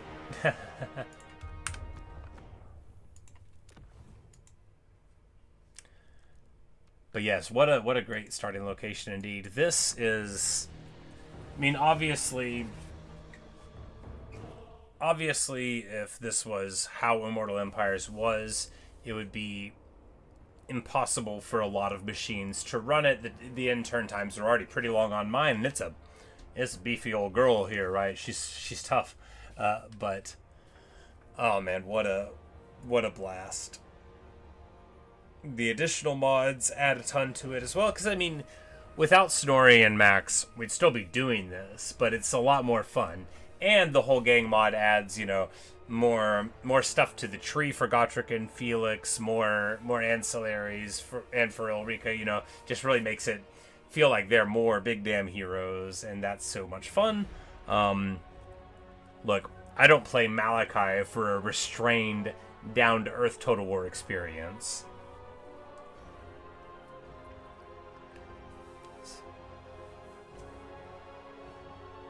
Push out aggressively, get a safe port in the south, and then send them in the Chaos Waste. You know, that's probably what we'll end up doing. Not least because, as you say, Malakai doesn't have to worry about the attrition, so once we get a place where it'll be annoying for anyone from the south to come up, might as well go into the Chaos Waste. Once you deal with them, what else is there? But we're also, you know, making good progress on our adventures. 2 of them already down. When we move up into the wastes, we're going to be able to get the Cornate one dealt with. Then ideally find someone to sell it to. Yeah. And then turn our heads to some other problem. But, oh man, what a blast I'm having. We're almost certainly going to play tomorrow. And by that I mean today. It's 1:30 a.m. I've probably been talking too loud. I remember about an hour ago I was like, alright, we gotta stop now. Just one more turn. Just one more turn. Also, we don't need this chaos thing anymore. Now we are a responsible guy. You know, we'll do. I like this background. Anyway, well, thanks for watching. Thanks for listening. Really hope you've enjoyed. Luke, always a pleasure. Had a great time. Hope you did too. Thomas, so nice to see you. Neo, good night, everybody. KP, Justine, you're probably gone by now, but our Arcade, so nice to see all of you. And hope you enjoyed. I had a blast. We'll be around tomorrow playing various stuff. We're not going to play Total War all day long tomorrow. Probably just 4 hours or 5 of the day long tomorrow, or maybe 6 or 8. It's hard to say. But we're going to be playing Final Fantasy Tactics. Do you want to kill people with helicopter? Exactly. It's enormously fun, and I'm going to get even more helicopters. I'm going to put even more people inside of them, and I'm going to defeat even more enemies of the Karaz Ankor. We're going to restore the realms. We're going to fight the enemies of the realms. We're going to fly in helicopters while we do it. But right now, I'm going to go to bed. Good night, everybody.